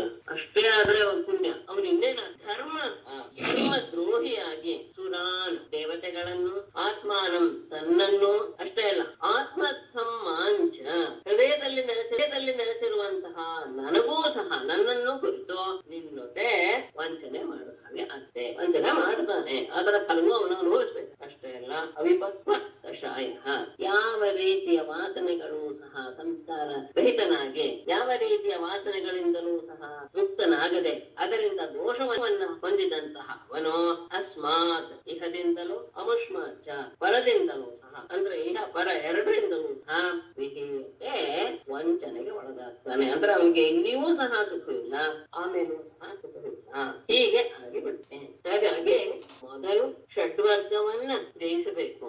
ಆ ಷಡ್ವರ್ಗವೇ ಇವನಿಗೆ ದಾರಿ ತೋರಿಸುವಂತಹ ಸಾರಥಿ ಆಗಿಬಿಟ್ರೆ ಅಂದ್ರೆ ಇಂದ್ರಿಯ ಹೇಳ್ದಂಗೆ ಮನಸ್ಸು ಹೇಳ್ದಂಗೆ ಕೇಳಕ್ಕೆ ಹೊರಟ್ರೆ ಜ್ಞಾನ ವೈರಾಗ್ಯ ಎರಡೂ ಸಹ ಇಲ್ಲದೆ ಇರುವವನಿಗೆ ತ್ರಿದಂಡಿ ಅಂತ ಹೆಸರನ್ನು ಮಾತ್ರ ಹೊಂದಿ ಸನ್ಯಾಸಿ ಆಗ್ತಾನೆ. ಆ ರೀತಿಯ ಆತನ ವ್ಯವಹಾರದಿಂದ ಧರ್ಮ ದ್ರೋಹಿಯಾಗಿ ಆತ್ರೆಗಳನ್ನ ತನ್ನ ಹೃದಯದಲ್ಲಿರುವ ನನ್ನನ್ನೂ ಸಹ ವಂಚನೆಗೆ ಗುರಿ ಮಾಡ್ತಾನೆ. ಮತ್ತೆ ಸಂಸ್ಕಾರದ ಆ ವಾಸನಾ ರೂಪದ ಸಂಸ್ಕಾರದಿಂದ ದೂಷಿತನಾಗಿ ಇಹದಿಂದಲೂ ಪರದಿಂದಲೂ ಸಹ ಅವನು ವಂಚಿತನಾಗ್ತಾನೆ. ಅಂದ್ರೆ ಅವನಿಗೆ ಇಲ್ಲೂ ಸಹ ಸುಖವಿಲ್ಲ, ಅಲ್ಲೂ ಸಹ ಸುಖವಿಲ್ಲ. ಈಗ ಹೇಳಿದ ಆ ಸನ್ಯಾಸಿಗಳ ಯಾವ ಪ್ರಕಾರ ಹೇಳಿ ಎಲ್ಲರಿಗೂ ಉತ್ತಮವಾದದ್ದು ಭಿಕ್ಷೋಹ ಧರ್ಮ ಶಮೋ ಹಿಂಸ ತಪ ಈಕ್ಷಾ ವನೌಕಸಃ ಗೃಹಿಣೋ ಭೂತ ರಕ್ಷೇಜ್ಯ ನಿಜಸ್ಯ ಆಚಾರ್ಯ ಸೇವನಂ ಬ್ರಹ್ಮಚರ್ಯಂ ತಪಶೌಚಂ ಸಂತೋಷೋ ಭೂತ ಸಹೃದಂ ಗೃಹಸ್ಥಸ್ಯಾಪಿ ಕೃತೋ ಗಂತುಃ ಸರ್ವೇಷಾಂ ಮದುಪಾಸನಂ. ಧರ್ಮವನ್ನ ಆಶ್ರಯಿಸಿದಂತಹ ಅಂದ್ರೆ ಆಶ್ರಮ ಬ್ರಹ್ಮಚರ್ಯ ಗೃಹಸ್ಥ ವನಪ್ರಸ್ಥ ಸನ್ಯಾಸ ಎಲ್ಲರಿಗೂ ಹೇಳುವಂತಹ ಧರ್ಮವನ್ನು ಹೇಳ್ತಾ ಇದ್ದಾರೆ. ಭಿಕ್ಷೋಹೋ ಧರ್ಮ ಶಮಃ ಅಹಿಂಸಾ ವನೌಕಸಃ ತಪಃ ಈಕ್ಷಾ ಗೃಹಿಣಃ ಭೂತರಕ್ಷಾ ಇಚ್ಛಾ ದ್ವಿಜಸ್ಯ ಆಚಾರ್ಯ ಸೇವನಂ ಬ್ರಹ್ಮಚರ್ಯಂ ತಪಃ ಶೌಚಂ ಸಂತೋಷಃ ಭೂತ ಸಹೃದಂ ಗೃಹಸ್ಥಸ್ಯ ಸರ್ವೇಷಾಂ ಮಧುಪಾನಂ ಭಿಕ್ಷೋಹೋ ಸನ್ಯಾಸಿಯಾದವನಿಗೆ ಧರ್ಮ ಯಾವುದು? ಭಿಕ್ಷೋಹೋ ಧರ್ಮ ಶಮಃ, ಯಾವಾಗಲೂ ಶಾಂತವಾಗಿರುವಂಥದ್ದು ಮತ್ತು ಅಹಿಂಸೆ. ಇದು ಭಿಕ್ಷುವಿನ ಅಂದ್ರೆ ಸನ್ಯಾಸಿಯ ಧರ್ಮ. ಅನೌಕಸಃ ವಾನಪ್ರಸ್ಥನಾದವನಿಗೆ ತಪಃ ಈಗ ತಪಸ್ಸು ಮತ್ತೆ ಆತ್ಮನ ಬಗ್ಗೆ ವಿಚಾರ ಮಾಡುವುದು. ಗೃಹಿಣ ಗೃಹಸ್ಥನಾದವನು ಹೇಗಿರಬೇಕು? ಆತನಿಗೆ ಭೂತರಕ್ಷ, ಎಲ್ಲ ಜೀವಿಗಳ ಪ್ರಾಣಿಗಳ ರಕ್ಷಣೆ ಮಾಡಬೇಕು. ಹಾಗೇನೆ ಇಚ್ಛಾ ಹೋಮ ಮಾಡುವುದು ಗೃಹಸ್ಥನ ಧರ್ಮ. ಹಾಗೆ ದ್ವಿಜಸ್ಯ ಅಂದ್ರೆ ಉಪನೀತನಾದಂತಹ ಬ್ರಹ್ಮಚಾರಿಗೆ ಆಚಾರ್ಯ ಸೇವನಂ, ಆಚಾರ್ಯರನ್ನ ಸೇವೆ ಮಾಡೋದೇ ಉಪನೀತ ದ್ವಿಜನಾದ ಬ್ರಹ್ಮಚಾರ್ಯ ಧರ್ಮ. ಆಮೇಲೆ ಬ್ರಹ್ಮಚರ್ಯ ತಪಃ ಶೌಚಂ, ಬ್ರಹ್ಮಚರ್ಯ ತಪಸ್ಸು ಶೌಚ ಸಂತೋಷ ಭೂತ ಸಹೃದಂ, ಎಲ್ಲ ಪ್ರಾಣಿಗಳ ಬಗ್ಗೆ ಅನುಕಂಪೆ ಮತ್ತು ಮಧುಪಾಸನಂ, ಅದನ್ನ ಅಲ್ಲೇ ತಗೊಳ್ಳಿ ಆಮೇಲೆ ತಗೊಂಡು ತೊಂದರೆ ಇಲ್ಲ. ನನ್ನನ್ನ ಆರಾಧನೆ ಮಾಡುವುದು.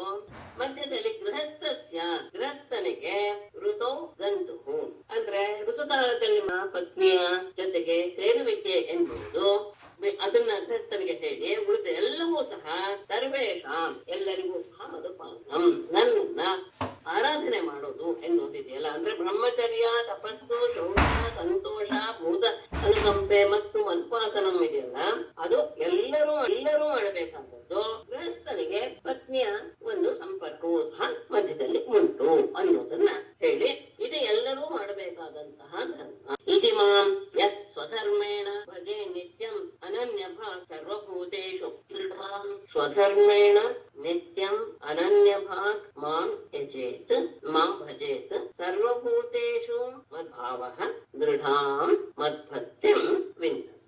ಇತಿ ಈ ಪ್ರಕಾರವಾಗಿ ಯಾವ ವ್ಯಕ್ತಿಯು ಸ್ವಧರ್ಮೇಣ ತನ್ನ ಧರ್ಮ ಯಾವುದಿದೆಯೋ ಆ ಧರ್ಮದಿಂದ ನಿತ್ಯಂ ಯಾವಾಗಲೂ ಅನನ್ಯ ಭಾಗ್ ಪರಮಾತ್ಮನೇ ಅನನ್ಯ ಶರಣ ಎನ್ನುವ ಭಾವವನ್ನು ಹೊಂದಿ ಮಾಂ ನನ್ನನ್ನ ಆರಾಧಿಸ್ತಾನೋ, ಆಗ ಅವನಿಗೆ ಅಷ್ಟೇ ಇಲ್ಲ ಸರ್ವಭೂತೇಷು ಮದ್ಭಾವ ಎಲ್ಲ ಪ್ರಾಣಿಗಳಲ್ಲಿಯೂ ಸಹ ಪರಮಾತ್ಮ ಇದಾನೆ ಎನ್ನುವಂತಹ ಭಾವ ಉಳ್ಳವನಾಗಿ ಆತ ವ್ಯವಹಾರ ಮಾಡಿದ್ರೆ ದೃಢ ಮದ್ಭಕ್ತಿ ದೃಢವಾದ ಅಂದ್ರೆ ಚಂಚಲವಲ್ಲದ ಸ್ಥಿರವಾದಂತಹ ನನ್ನಲ್ಲಿ ಭಕ್ತಿಯನ್ನ ಆತ ವಿಂದತೆ ಅಂದ್ರೆ ತನ್ನ ಧರ್ಮ ಯಾವುದು ಎನ್ನುವಂತಹದ್ದನ್ನ ತಿಳಿದುಕೊಂಡು ಪರಮಾತ್ಮನನ್ನು ಬಿಟ್ಟು ಬೇರೆ ಯಾವುದೂ ಇಲ್ಲ ಎನ್ನುವ ಅನನ್ಯ ಶರಣ ಭಾವವನ್ನ ಮನಸ್ಸಿಗೆ ತಂದುಕೊಂಡು ಪರಮಾತ್ಮನಾದ ನನ್ನನ್ನ ಆರಾಧಿಸ್ತಾ ಎಲ್ಲ ಜೀವಿಗಳಲ್ಲಿಯೂ ಸಹ ಪರಮಾತ್ಮನೇ ಇದ್ದಾನೆ ಎನ್ನುವಂತಹ ಭಾವವನ್ನ ತಂದುಕೊಳ್ತಾ ಯಾರು ವ್ಯವಹಾರ ಮಾಡ್ತಾರೋ ಅವರಿಗೆ ನನ್ನಲ್ಲಿ ದೃಢವಾದ ಭಕ್ತಿ ಅನ್ನೋದು ಭಕ್ತ್ಯೋದ್ಧವ ಅನಪಾಯಿನ್ಯ ಸರ್ವಲೋಕ ಮಹೇಶ್ವರಂ ಸರ್ವೋತ್ಪತ್ತ್ಯಪ್ಯಯಂ ಬ್ರಹ್ಮ ಕಾರಣಂ ಮಾ ಉಪಯಾತಿ ಸಹ.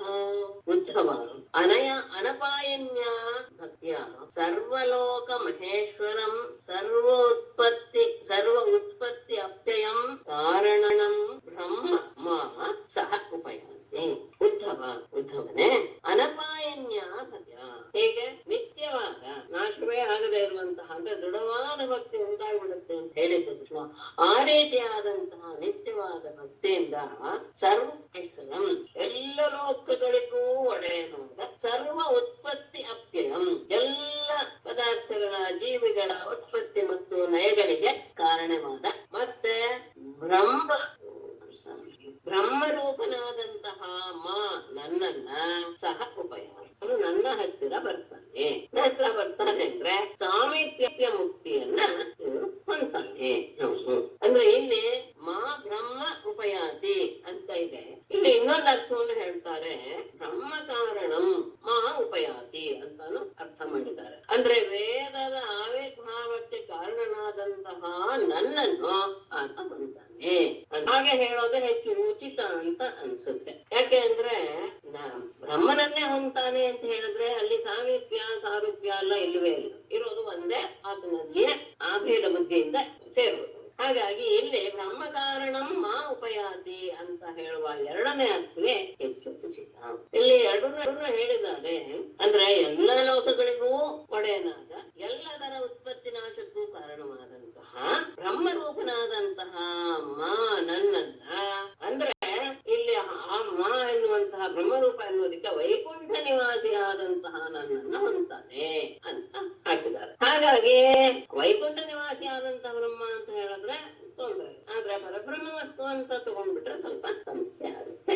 ಇಲ್ಲ ಎರಡಕ್ಕೂ ನಾವು ಹೀಗೆ ಅರ್ಥ ಮಾಡಿದ್ರೆ ಏನು ತೊಂದರೆ ಆಗೋದಿಲ್ಲ. ಉಪಯಾತಿ ಎನ್ನುವ ಶಬ್ದ ಇರೋದ್ರಿಂದ ಸಾಮೀಪ್ಯ ಪ್ರಾಪ್ತಿ, ಸಾಮೀಪ್ಯ ಮುಕ್ತಿ ಎನ್ನುವುದು ಇದರಿಂದ ಗೊತ್ತಾಗುತ್ತೆ ಅನ್ನೋದು. ಎರಡು ಕಡೆನೂ ಒಂದೇ ಅರ್ಥ, ಎರಡು ಕಡೆನೂ ಹೀಗೆ ಅರ್ಥ ಮಾಡ್ಕೊಳ್ಳೋಣ. ವೇದಕೋಶನ ಕಾರಣೀಭೂತನಾದಂತಹ ನನ್ನನ್ನ ಹೊಂದಿದೆ, ಎರಡಕ್ಕೂ ಅಂತ ವ್ಯತ್ಯಾಸ ಆಗೋದಿಲ್ಲ. ಆ ರೀತಿಯಾಗಿ ಶೀಘ್ರದಲ್ಲಿ ಹೇಳಿ ಇದು ಸ್ವಧರ್ಮ ನಿರ್ಣಿಕ್ತ ಮುಕ್ತಿ ಆಯ್ತು. ಇದು ಆದ ಮೇಲೆ ಇದು ಸ್ವಧರ್ಮ ನಿರ್ಣಿಕ್ತ ಸತ್ವ ನಿರ್ಜ್ಞಾತ ಮದ್ಗತಿ ಜ್ಞಾನ ವಿಜ್ಞಾನ ಸಂಪನ್ನ ನಚಿರಾತ್ ಮುಕ್ತಿ. ಸ್ವಧರ್ಮ ಧರ್ಮ ಏನಿದೆ, ಯಾವುದೇ ಒಂದು ಧರ್ಮವನ್ನ ತಗೊಂಡ ವ್ಯಕ್ತಿ ಆ ಧರ್ಮದ ಆಚರಣೆಯಿಂದ ನಿರ್ಣಿಕ್ತ ಸತ್ವ, ಸ್ವಚ್ಛವಾದ ಅಂತಃಕರಣ ಉಳ್ಳವನಿಗೆ, ನಿರ್ಣಿಕ್ತ ಅಂದ್ರೆ ಸತ್ವ ಅಂದ್ರೆ ಮನಸ್ಸು, ಚಿತ್ತ ಉಳ್ಳವನಾಗೆ, ನಿರ್ಜ್ಞಾತ ಮದ್ಗತಿ ಪರಿಪೂರ್ಣವಾಗಿ ನನ್ನ ಸ್ವರೂಪವನ್ನ ಅರಿತವನಾಗಿ, ಜ್ಞಾನ ವಿಜ್ಞಾನ ಸಂಪನ್ನ. ಜ್ಞಾನ ಅಂದ್ರೆ ಕೇಳುವಂತ ಬರೋದು, ವಿಜ್ಞಾನ ಅನುಭವದಿಂದ ಬರುತ್ತಂತ ಬರೋದು.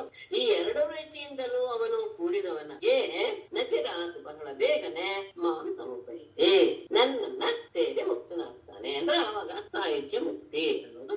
ಸ್ವಧರ್ಮಾಚರಣೆಯನ್ನು ಮಾಡ್ತಾ ಮಾಡ್ತಾ ಮಾಡ್ತಾ ಸ್ವಚ್ಛವಾದ ಮನಸ್ಸುಳ್ಳವನು ಆಗ್ತಾನೆ. ಅದಕ್ಕೇನೆ ಕರ್ಮಾಚರಣೆ ಬಹಳ ಮುಖ್ಯ ಅಂತ ಹೇಳಿ. ಕರ್ಮ ನಿಷ್ಠನಾದಂತಹ ವ್ಯಕ್ತಿಗೆ ಮನಸ್ಸು ಪರಿಪೂರ್ಣವಾಗಿ ಸ್ವಚ್ಛವಾಗುತ್ತೆ. ಯಾಕೆ ಕರ್ಮದಲ್ಲಿಯೇ ತನ್ನನ್ನು ತೊಡಸ್ಕೊಳ್ಳೋದ್ರಿಂದ, ಕರ್ಮದಲ್ಲಿ ಪುನಃ ಪುನಃ ಪುನಃ ಪುನಃ ಪರಮಾತ್ಮನ ಚಿಂತನೆಯ ಆಗ್ತಾ ಇರೋದ್ರಿಂದ ಮನಸ್ಸು ಬೇರೆ ವಿಷಯವನ್ನು ಯೋಚನೆ ಮಾಡೋದಿಲ್ಲ, ಅದು ಪರಿಶುದ್ಧವಾಗಿ ಬಿಡುತ್ತೆ. ಪರಿಶುದ್ಧವಾದ ತಕ್ಷಣ ಪರಮಾತ್ಮನ ಸ್ವರೂಪ ಏನು ಎನ್ನುವುದರ ಅರಿವು ಪರಿಪೂರ್ಣವಾಗಿ ಆದಾಗ ಜ್ಞಾನ ವಿಜ್ಞಾನದಿಂದ ಕೂಡಿದಂತಹ ವ್ಯಕ್ತಿ ನನ್ನನ್ನ ಸೇರಿಕೊಳ್ತಾನೆ. ವರ್ಣಾಶ್ರಮತಾಂ ಧರ್ಮ ಏಷ ಆಚಾರ ಲಕ್ಷಣ ಸ ಏವ ಮದ್ಭಕ್ತಿತಃ ನಿಶ್ರೇಯಸಕರ ಪರಃ. ಹೇಳಿದ್ದನ್ನ ಸಂಕ್ಷೇಪವಾಗಿ ಹೇಳಕ್ ಕೊಡ್ತಾರೆ. ವರ್ಣಾಶ್ರಮವತಾಂ ಆಚಾರ ಲಕ್ಷಣ ಏಷ ಧರ್ಮ ಸ ಏವ ಮದ್ಭಕ್ತಿಯುತಃ ಪರಃ ಅಥವಾ ನಿಶ್ರೇಯಸಕರ ಪರಃ. ವರ್ಣಾಶ್ರಮವತ, ವರ್ಣ ಆಶ್ರಮ ಇವೆಲ್ಲ ನಿಯಮಗಳನ್ನು ಪಾಲಿಸುವಂತವರಿಗೆ ಆಚಾರ ಲಕ್ಷಣ ಏಷ ಧರ್ಮ.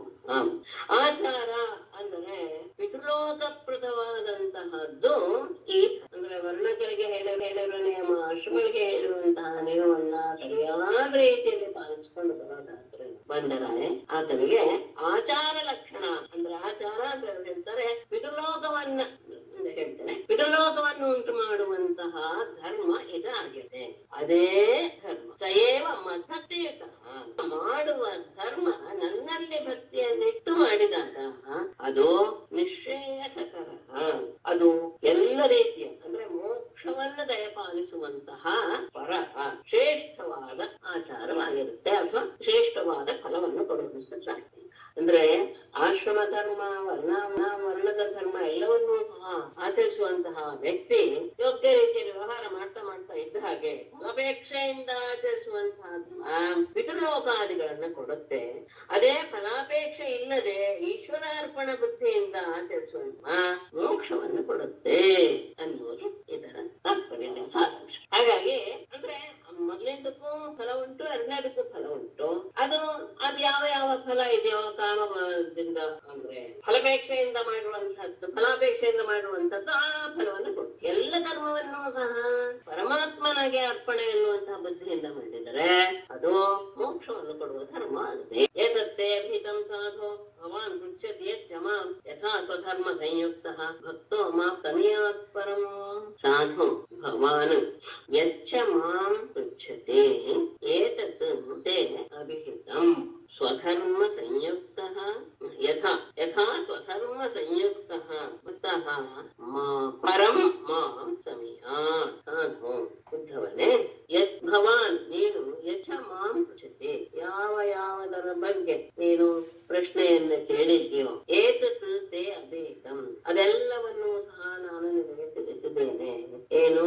ಯಥಾ ಹೇಗೆ, ಸ್ವಧರ್ಮ ಸಂಯುಕ್ತ ತಮ್ಮ ತಮ್ಮ ಧರ್ಮದ ಆಚರಣೆಯಿಂದ ಕೂಡಿದ ಭಕ್ತನು ಪರಂ ಮಾಂ ಅತ್ಯಂತ ಪರಮ ಪುರುಷನಾದಂತಹ ನನ್ನನ್ನ ಸಮೀಯ ಅಂದ್ರೆ ನೀನು ಏನೇನು ಕೇಳಿದ್ಯೋ, ಕೇಳಿದೆ ಎಲ್ಲ ರೀತಿಯ ಪ್ರಶ್ನೆಗಳನ್ನು ಕೇಳಿದೆ, ಎಲ್ಲ ಕರ್ಮ ಕರ್ಮದ ಬಗ್ಗೆ, ಕರ್ಮ ಬಿಡೋದು ಹೇಗೆ ಇತ್ಯಾದಿ ಎಲ್ಲ ಹೇಳಿದ್ರಲ್ಲ, ಎಲ್ಲದಕ್ಕೂ ಉತ್ತರ ರೂಪವಾಗಿ ನಾನು ನಿನಗೆ ಹೇಳಿದ್ದೇನೆ.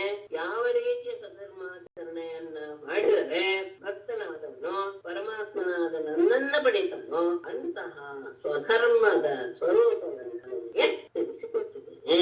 ಏತತ್ತೇ ಅಭಿಹಿತಂ ಸಾಧು ಭವಾನ್ ಪೃಚ್ಛತಿ ಯಚ್ಚ ಮಾಂ ಯಥಾ ಸ್ವಧರ್ಮ ಸಂಯುಕ್ತಃ ಭಕ್ತೋ ಮಾಂ ಸಮೀಯಾತ್ ಪರಂ. ಶ್ರೀಮದ್ಭಾಗವತೆ ಮಹಾಪುರಾಣೇ ಏಕಾದಶಸ್ಕಂಧೆ ಭಗವದುದ್ಧವ ಸಂವಾದೆ ಅಷ್ಟಾದಶೋಧ್ಯಾಯಃ.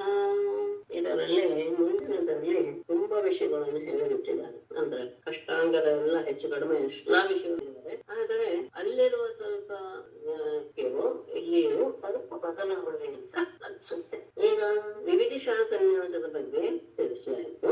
ಇಷ್ಟು ಹೇಳಿದ್ಮೇಲೆ ಹೇಳಿದ್ದೀನಿ ಅಂತ ಆದ್ಮೇಲೂ ಸಹ ಮತ್ತೆ ಆತನಿಗೆ ಭಗವಂತನೇ ಕೆಲವು ವಿಷಯಗಳನ್ನು ತಿಳಿಸಕ್ ಕೊಡ್ತಾನೆ.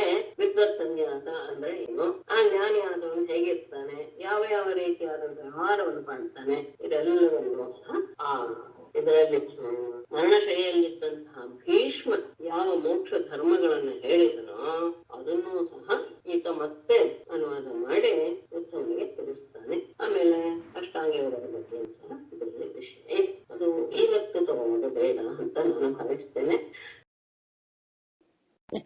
ನಾರಾಯಣಂ ನಮಸ್ಕೃತ್ಯ ನರಂ ಚೈವ ನರೋತ್ತಮಂ ದೇವೀಂ ಸರಸ್ವತೀಂ ವ್ಯಾಸಂ ತತೋ ಜಯಮುದೀರಯೇತ್. ಸರ್ವೇ ಭವಂತು ಸುಖಿನಃ, ಸರ್ವೇ ಸಂತು ನಿರಾಮಯಾಃ, ಸರ್ವೇ ಭದ್ರಾಣಿ ಪಶ್ಯಂತು, ಮಾ ಕಶ್ಚಿತ್ ದುಃಖ ಭಾಗ್ ಭವೇತ್.